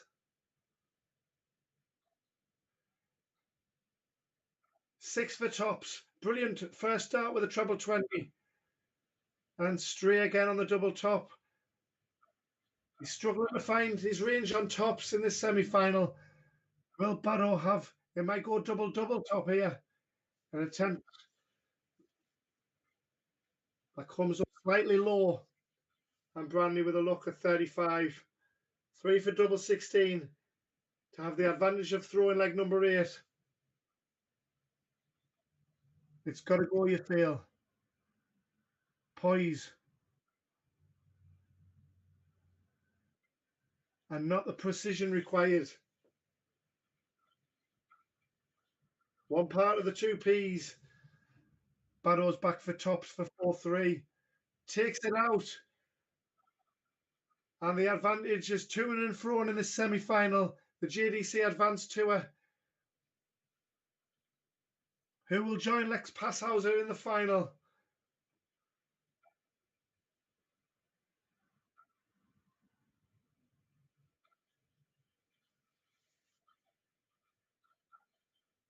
And after that 45, is Brownley's weekend done?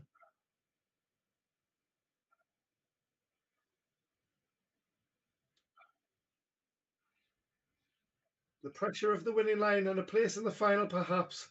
Brownley gets a reprieve. Edgy your seat stuff here on the JDC Tour. The girls' final coming up next before the boys' final.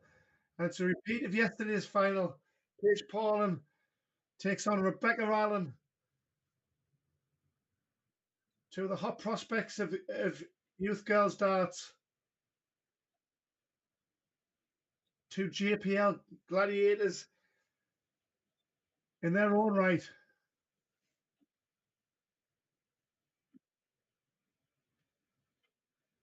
Beautiful darts here from Barrow. Was unable to attempt the 180. But Brownley certainly can go for it. Brownley gets it. A 180 at just the right time. Responds from the 138 from the Gibraltarian. And 156 takes on the big fish. And an attempt for the 156. He's got a great shot at it. Double 18 to stay alive. Explosive drama here in Coventry. The big fish is on. Until the commentator's curse came back out.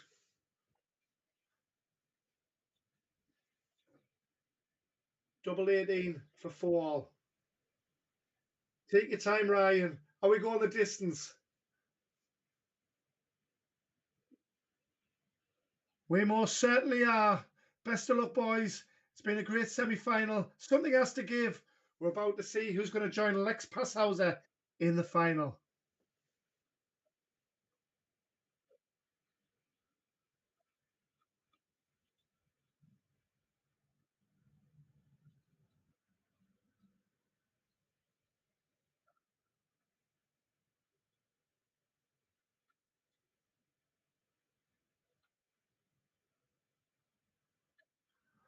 And again, back-to-back 180s at just the right time in consecutive legs. And Barrow's having none of it. He wants one of his own, but a ton followed by a 140. Brownley's going to need a 15 data or less, possibly even a 12 if he's going to reach the final. The standard of the JDC Advanced Tour. Two elite stars, 3rd and 7th last year. They're going to be in the mix this year. Will it be Barrow's first final of the weekend or Brownley's 4th?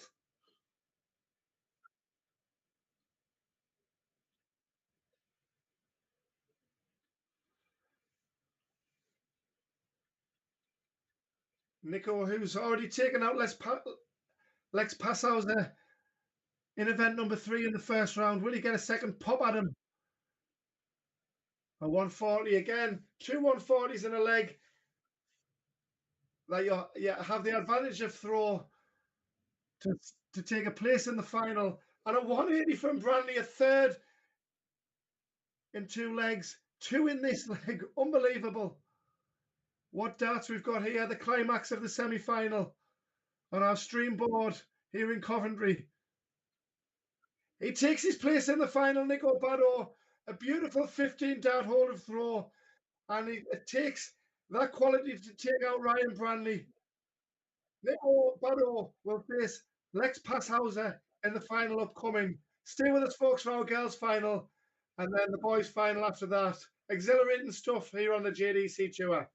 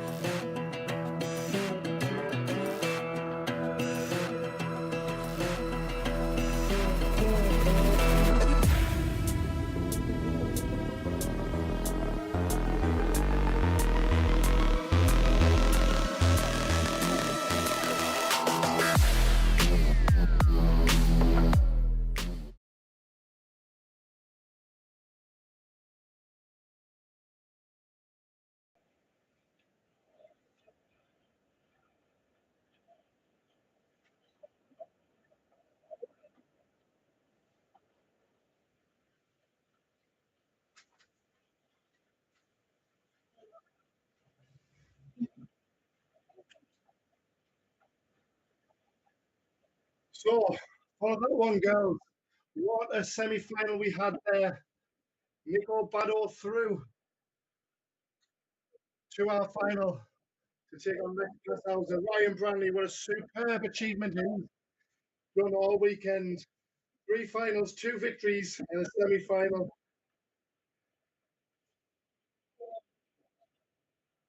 Battering the 180s in towards the end of that match, and it wasn't enough as the Gibraltar youngster prevailed and is into his first final 2025. But as for these two girls, the thoroughbreds of youth girls starts,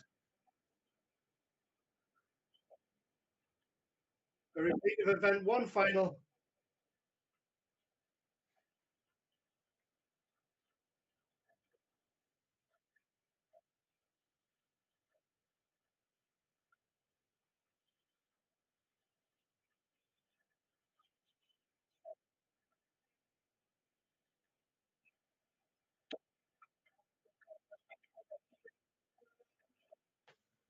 To relaxed competitors, warming up ready for action.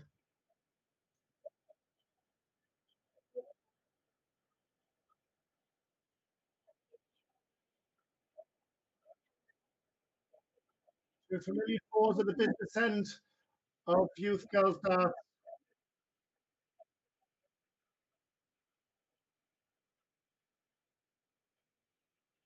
And we're about to get things underway. Last few darts of the board before we go for the bullseye. A smiling Irish young lady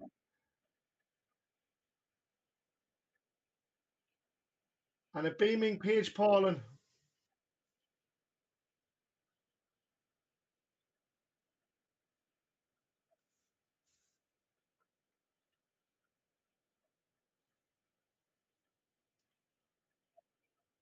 A race to 4 as it was yesterday for our final.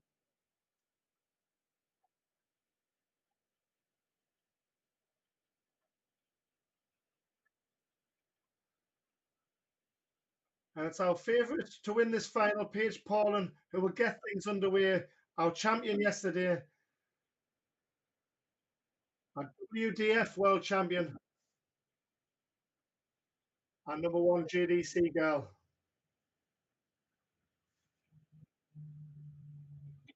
Hot on the heels is the Irish number 1 and JDC number 2, Rebecca Allen.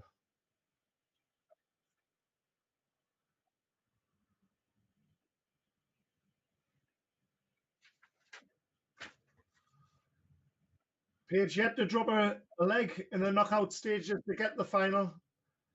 Last 16 took out Bethany Stones 3-0. Quarterfinals, it was Lucy Shepherd's turn. And in the semi-finals,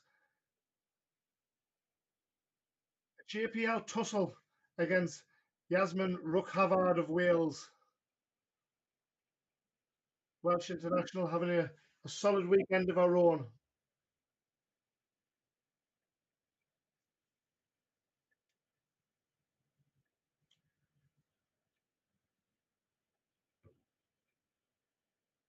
And Paige is first to a finish after 15 darts on 108. And she's got time on her side, 88 going.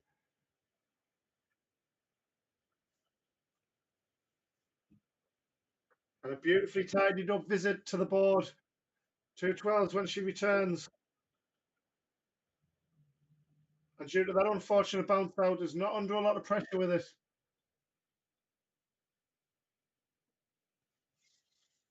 The fluent England international has a snarl at the board with them disappointing misses.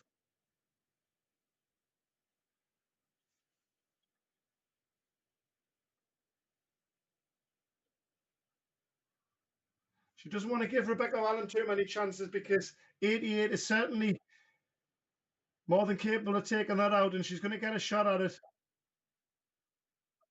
Double 10. And she does take out the 88. A steal of a leg. And Allen is a good front runner generally. I'll welcome that with open arms. As we mentioned, 2 JPL stars from Friday night.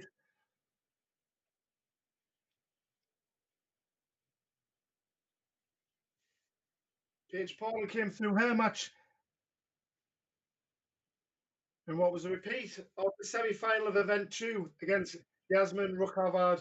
She came through in the JPL night on Friday by a 4-1 scoreline.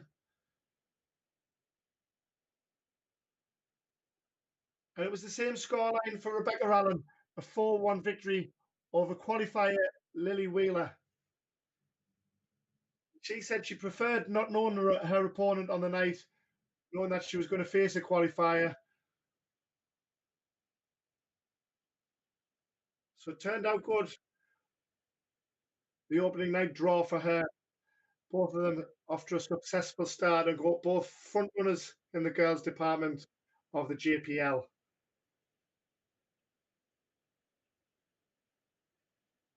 It marches out next weekend for that one as well, folks. It will all be announced and advertised on our JDC social media networks. 108 going for 2-0. And a great shot at it again.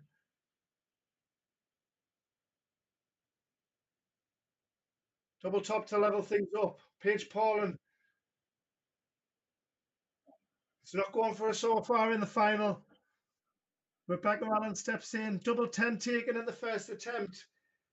And she finds herself handily 2-0 up in this final. She was ahead briefly in the final yesterday, and Paula responded. She's going to have to do so again. Allen halfway to victory and the title.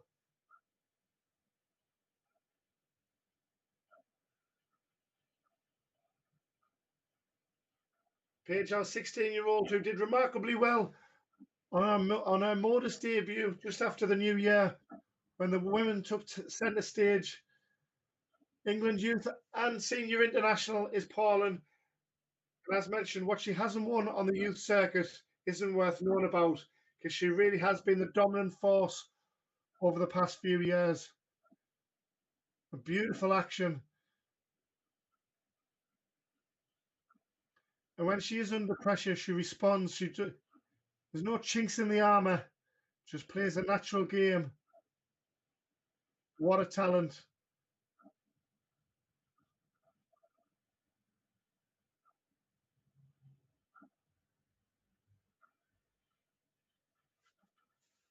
And Shiri, the first leg on the board here for Paige Paulin.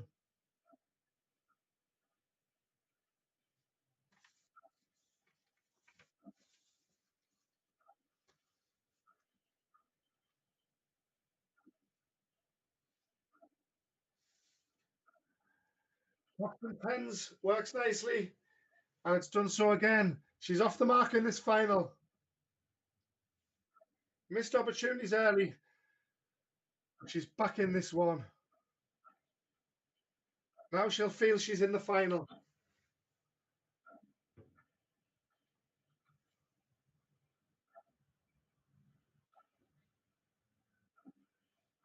And despite both slender ages, plenty of experience around the globe.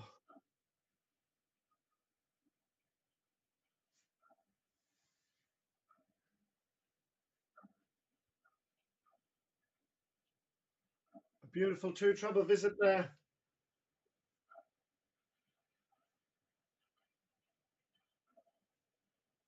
That's for Rebecca Allen, who's throwing darts right now. A 3-0 win over Brooke Warren, her Irish counterpart, in the round of 16. She then took out JPL starlet Ruby Gray 3-1. I was impressed with Ruby on Friday night. We'll see a lot more of her as the tour develops.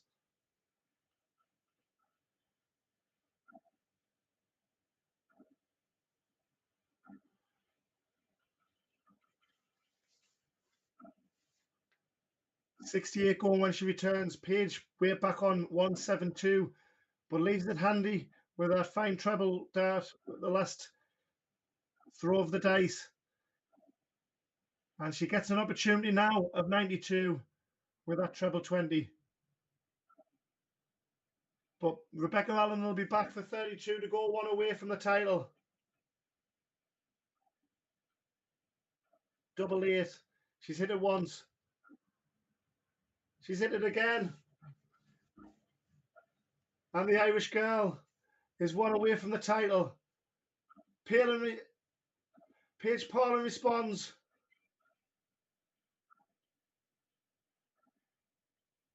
And to reach the final, I'm going to have to apologise in advance to James Richardson and son Josh, because Rebecca Allen took out Rushton's finest in the semi-final in Lexi Jane Rigsby.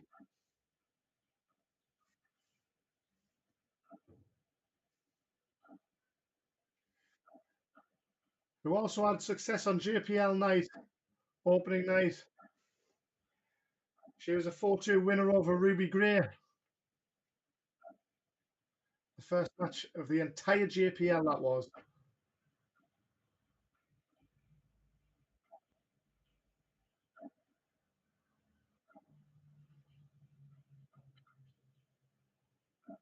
Mick has travelled up to Coventry to join Lexi and his partner to watch today's action. Well done to Lexi Jane for reaching the semi-final.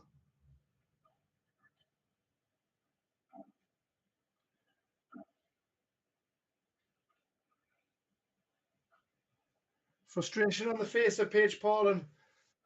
It's just not been her day in the final, but she's still got every chance. Beautiful darts from Allen and at 180.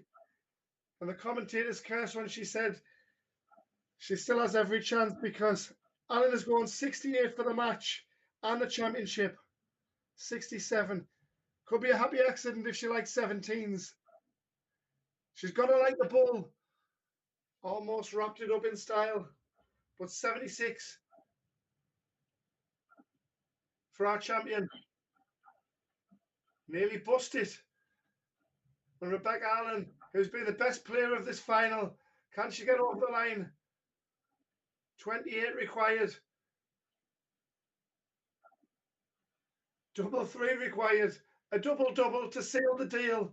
Oh, unfortunate to do so. She'll be back for 3 if Paulin can't take out tops. We'd expect her to take it. She does take it. And is that a pivotal point of this final? Allen has the darts in leg number 6. But it's a bitter pill to swallow. And for Paulin, a reprieve. And could we be seeing back-to-back titles?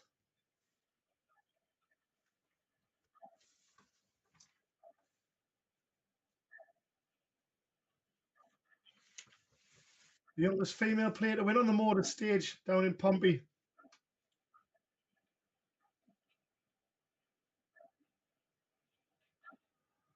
The World Open winner and 13 WDF major titles to her name is Paige Paulin.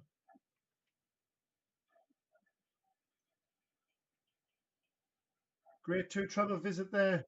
But Allen responds, what a final we've got. What a semi-final we had with Nick O'Bado and Ryan Bradley. The boys' final still to come. After this, straight after this, Lex Passhauser takes on Nick O'Bado. What a weekend we've had with the JDC Advanced Tour. I can't wait for the next one.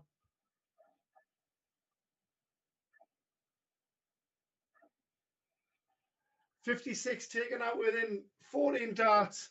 And we've got a decider with Paige Paulin wrestling the 3-1 deficit back to 3-all and the advantage of throw in leg number 7. Good luck, girls.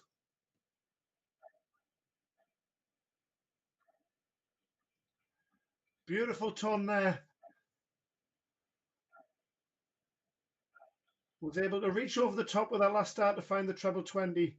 What a final we've got. Edge of your seat stuff here in Coventry.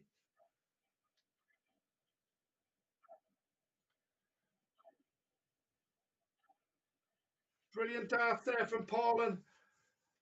A 2-treble visit there from Paige. Responding from the 140 star from Rebecca Allen.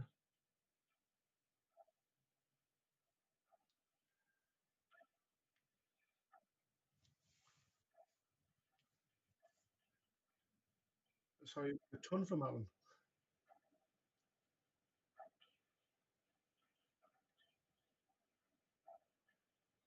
Advantage to Paige Paul and going into the business end of the deciding leg. Clutch moment darts. Again, finding a treble. The experience of the England international. The hype is real. She's a quality operator, as we see. And the future is most certainly bright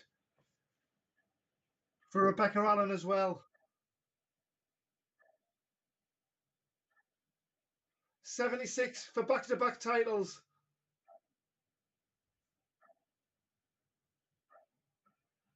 Great attempt after straight into the 5. The double 10 was a width of a wire inside. Paige will be back for double 5, however. Double 1 for Madhouse for the title. She gets it. Unbelievable finish to the JDC Girls Advanced Tour final. Paige Paula landed on the Madhouse. Rebecca Allen smiles.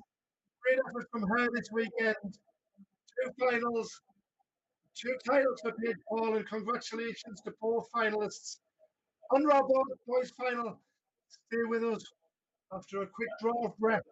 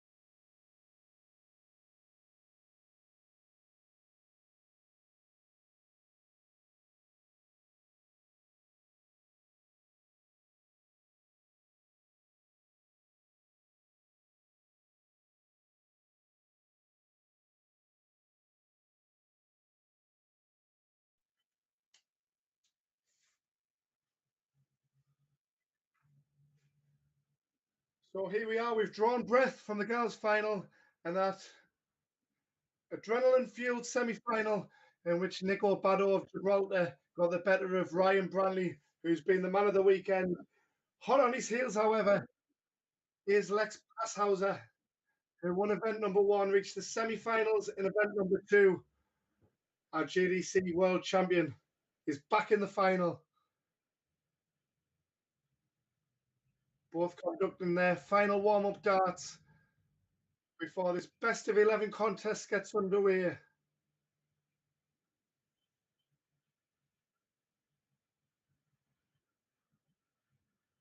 And both players, prior to going live, have heard me rendition of Nico Bado, whoa, Nico Bado, Nico Bado. Nico loved it, by the way. The fist pumps and the bullseye off. It's down to serious business. The final of event number 4. Nico's darts. Best of luck to both our boys in the final. A fine start. Replicating his start in the semi-final against Ryan Brownley. But Pazzo's bet as that with a maximum start. One thing's for sure, next Pazzo's average is only going to go down from here.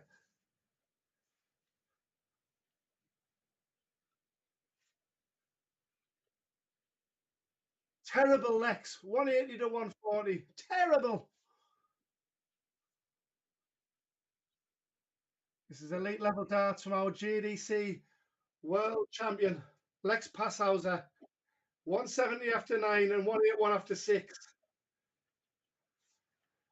Both players need no easing into the final. Red hot form shown by both, as you'd expect.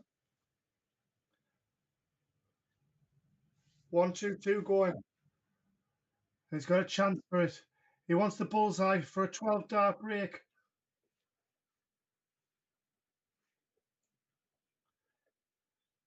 $74 going for a workman like 15 darter.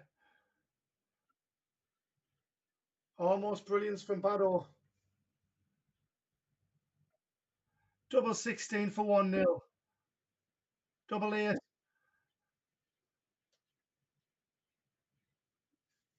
A puff of the cheeks from the Gibraltarian. Double 5 required. Brilliant dart from Nico Bado. A 17 dart hole to throw. And he's off the mark.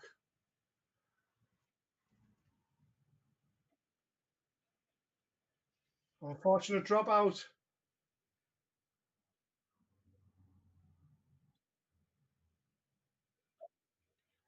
There's very little movement in the Bado action, is there? And so relaxed is Lex Passhauser.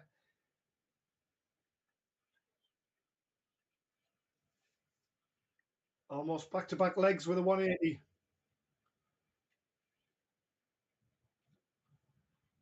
Wasn't able to take the leg in Wilshire 180 in the first leg due to Nico Bado's brilliance. But Passhauser is a huge scorer. Bado's going to have to do exactly what he did against Ryan Brownley, and that's front run and keep the pressure on with some mega scoring of his own. He did that in the opening leg. Just got to focus on his own darts. Steely-eyed Gibraltarian.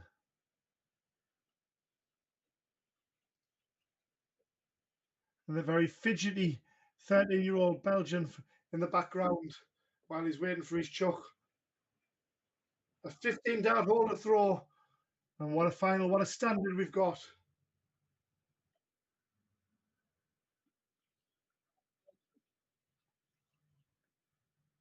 So 2 140s to start off the legs that he's throwing first. Puts immediate pressure on your opponent until Passhauser followed it up with a 180, of course. Expect nothing less from our world champion. 2-2-1 after 6 starts. Brilliant from Bado.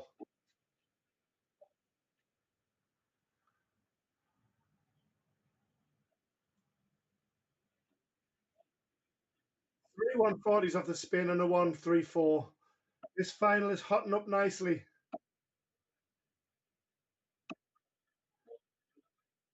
Beautiful 180 there from Pouseer as he does the Richie Bennett flick. Equally as effective for Richie as it is for Pouseer.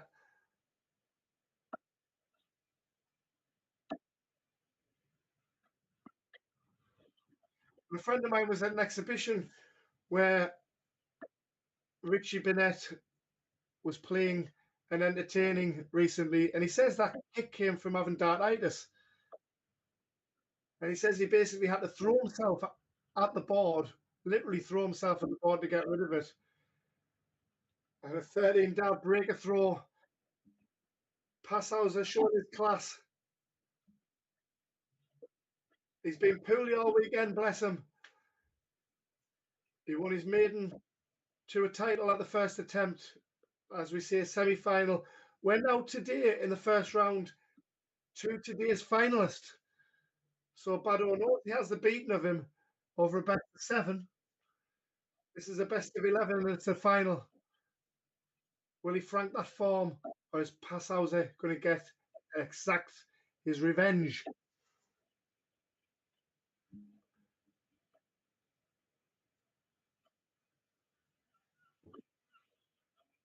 Maximum time for Bado. 2 from Pouseer, 1 from Bado in this final. To go with the numerous 140s that Bado's hit. And he's wrestled the advantage away briefly until that visit. Pouseer will look to pounce.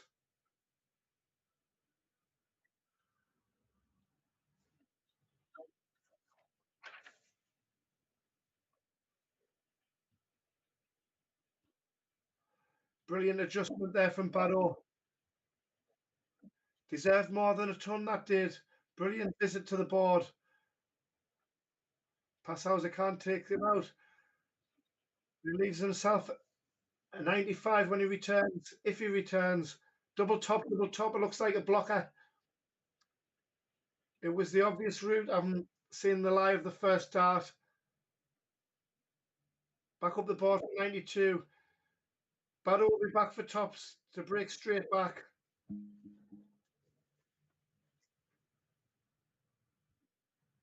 2 10s. A brilliant double 10 secured and a 17 dart hold once again.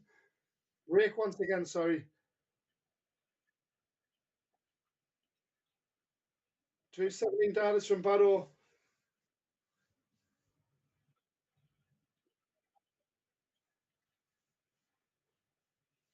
And we've had a 15 and a 13 from Pouseer. Bado again with a 140 to start. Each leg he's started with the advantage of throw. He's hit a 140 to start. Brilliant darts from him.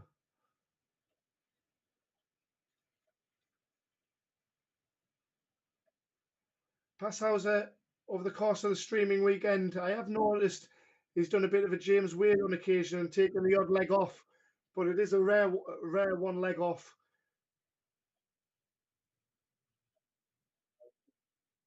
Back-to-back 180s from Bado in consecutive legs.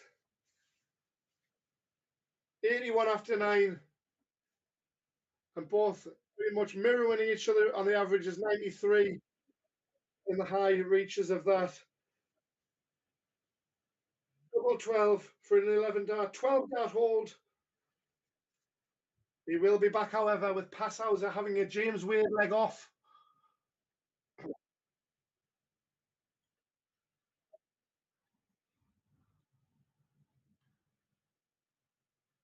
What a player Wade is over the course of the couple of decades. A great junior, made his debut at the Lakeside around about the age of 19.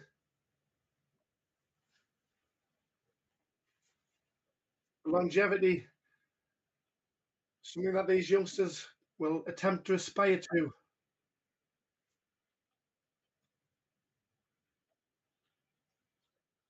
Pouseer for an unexpected chance of a break. Double 10 to go back in the lead in this final. 2.5s, lovely marker.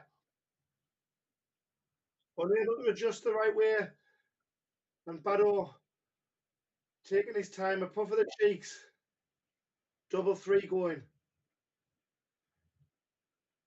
Takes care of a tricky double there. Nerves of steel from the Gibraltarian.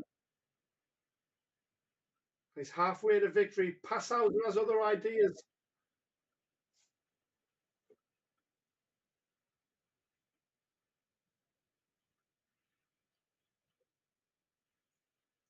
"13-year-old, our youngest ever JDC world champion on the Ali Pali stage as he looks for his second max.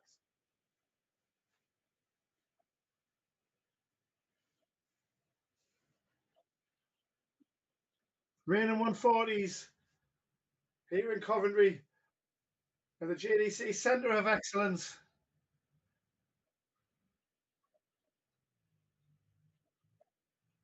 What a weekend it's been from the JPL on Friday night and Advanced Tours 1 to 4 on Saturday and Sunday. I wonder if we can ask Steve Brown and everyone associated with the JDC if we can just continue this again tomorrow, event 5 and 6, please.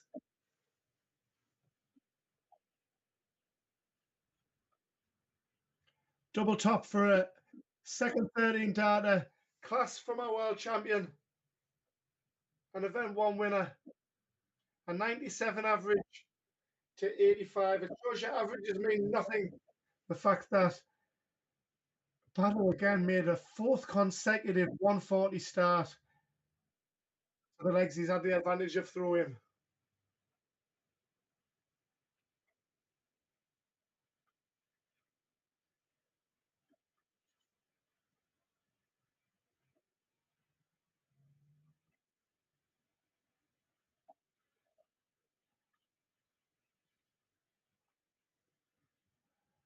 Two points separating them, 3 all in legs.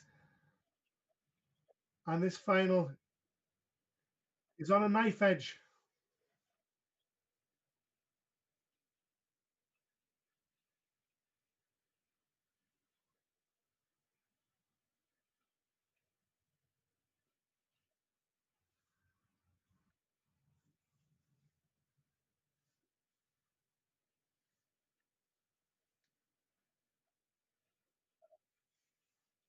Our second non-GBL star to reach the final. Mason Tees did so yesterday and beaten Lex Passhauser in the semi-final. A great comeback from him. And Nico Bradshaw, 7th on the Order of Merit in 2024. The overall standings.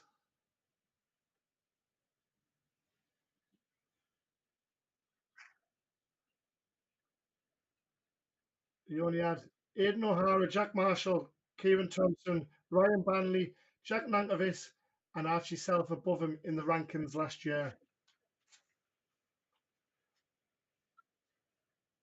116 going, he needs 96, moves across for the treble 20. A tricky lie with that first start as Bradshaw will be back for top.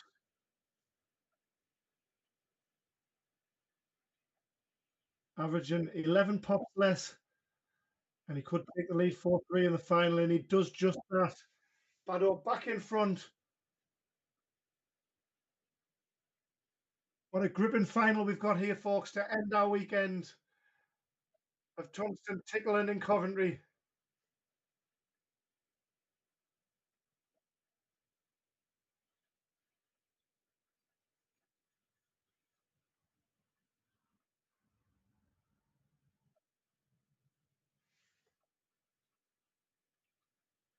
Granite darts from Passhauser,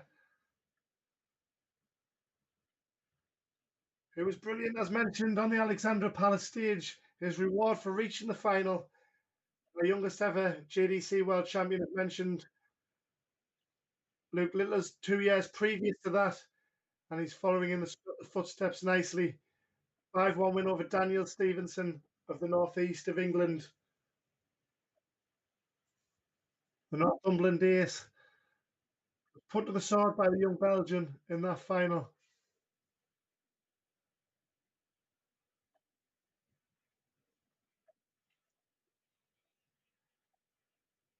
We mentioned Baddo, who's first to a double on 1-2-6 after 12. But Passau's will be looking to leave it handier on 15 darts thrown, and he's done just that. He wants the bullseye for 5-3 and breaking space. What a takeout from our Gibraltarian. 5-3, he leads in this final. A 1-2-6 pop on the bullseye. And he's one away from making his maiden tour title in 2025. He's got to win out from here as Passau's there. He's got to do it the hard way because Baddo will have the advantage in 2 of those 3 possible legs. What a timely take that was.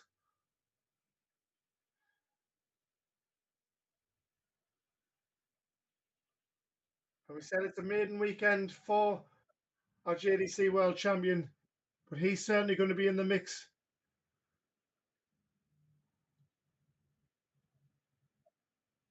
For table-topping triumph come the end of the 2025 campaign and the 20 events. And as world champions do, they battle, and the 180 is doing just that, 138 after 9. The 140 Maestro, though, battles back. 138 has 6 darts from here if required.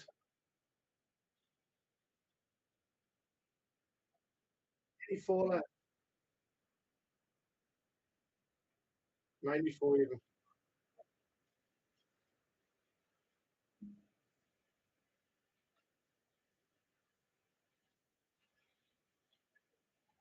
Very tight again from Baddo.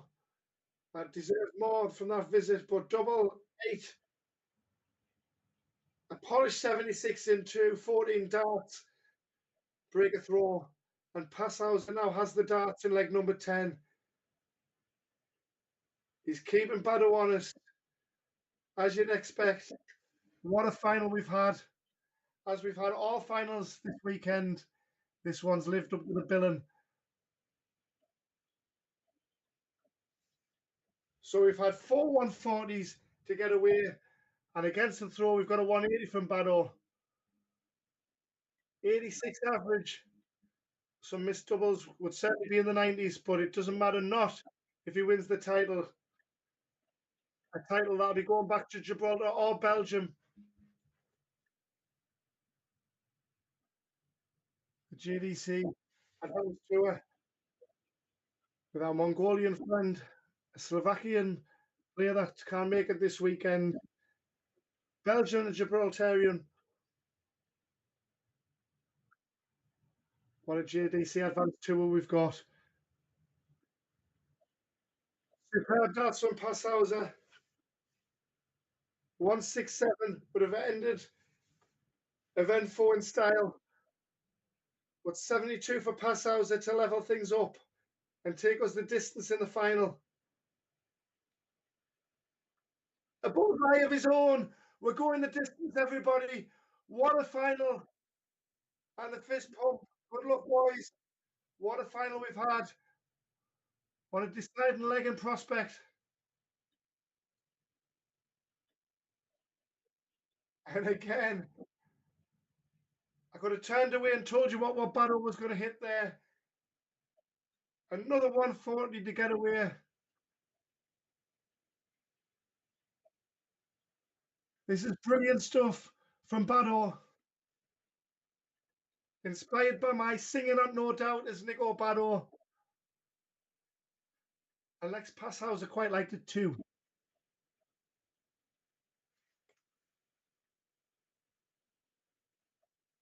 The advantage of throwing firmly now with Nico Baddo. 1-2-1 after 9 darts.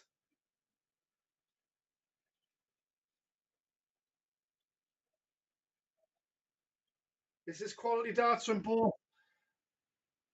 A final that'll live long in the memory. And 1-2-1 for a 12 dart championship winning visit. He wants double 18. Oh, what a fine effort to become champion.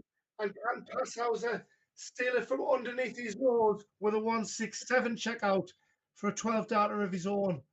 the standard of the JDC Advanced Tour Elite. Sets it up nicely, but Barrow is back for a one darter. At 36 for event 4 champion.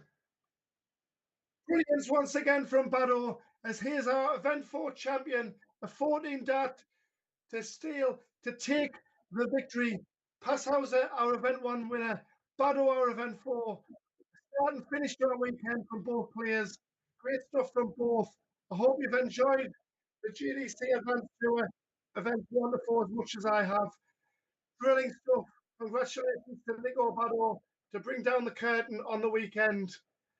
I'll see you in March for event 5 to 8 folks. I've been Carl Redden. Thank you very much. Enjoy the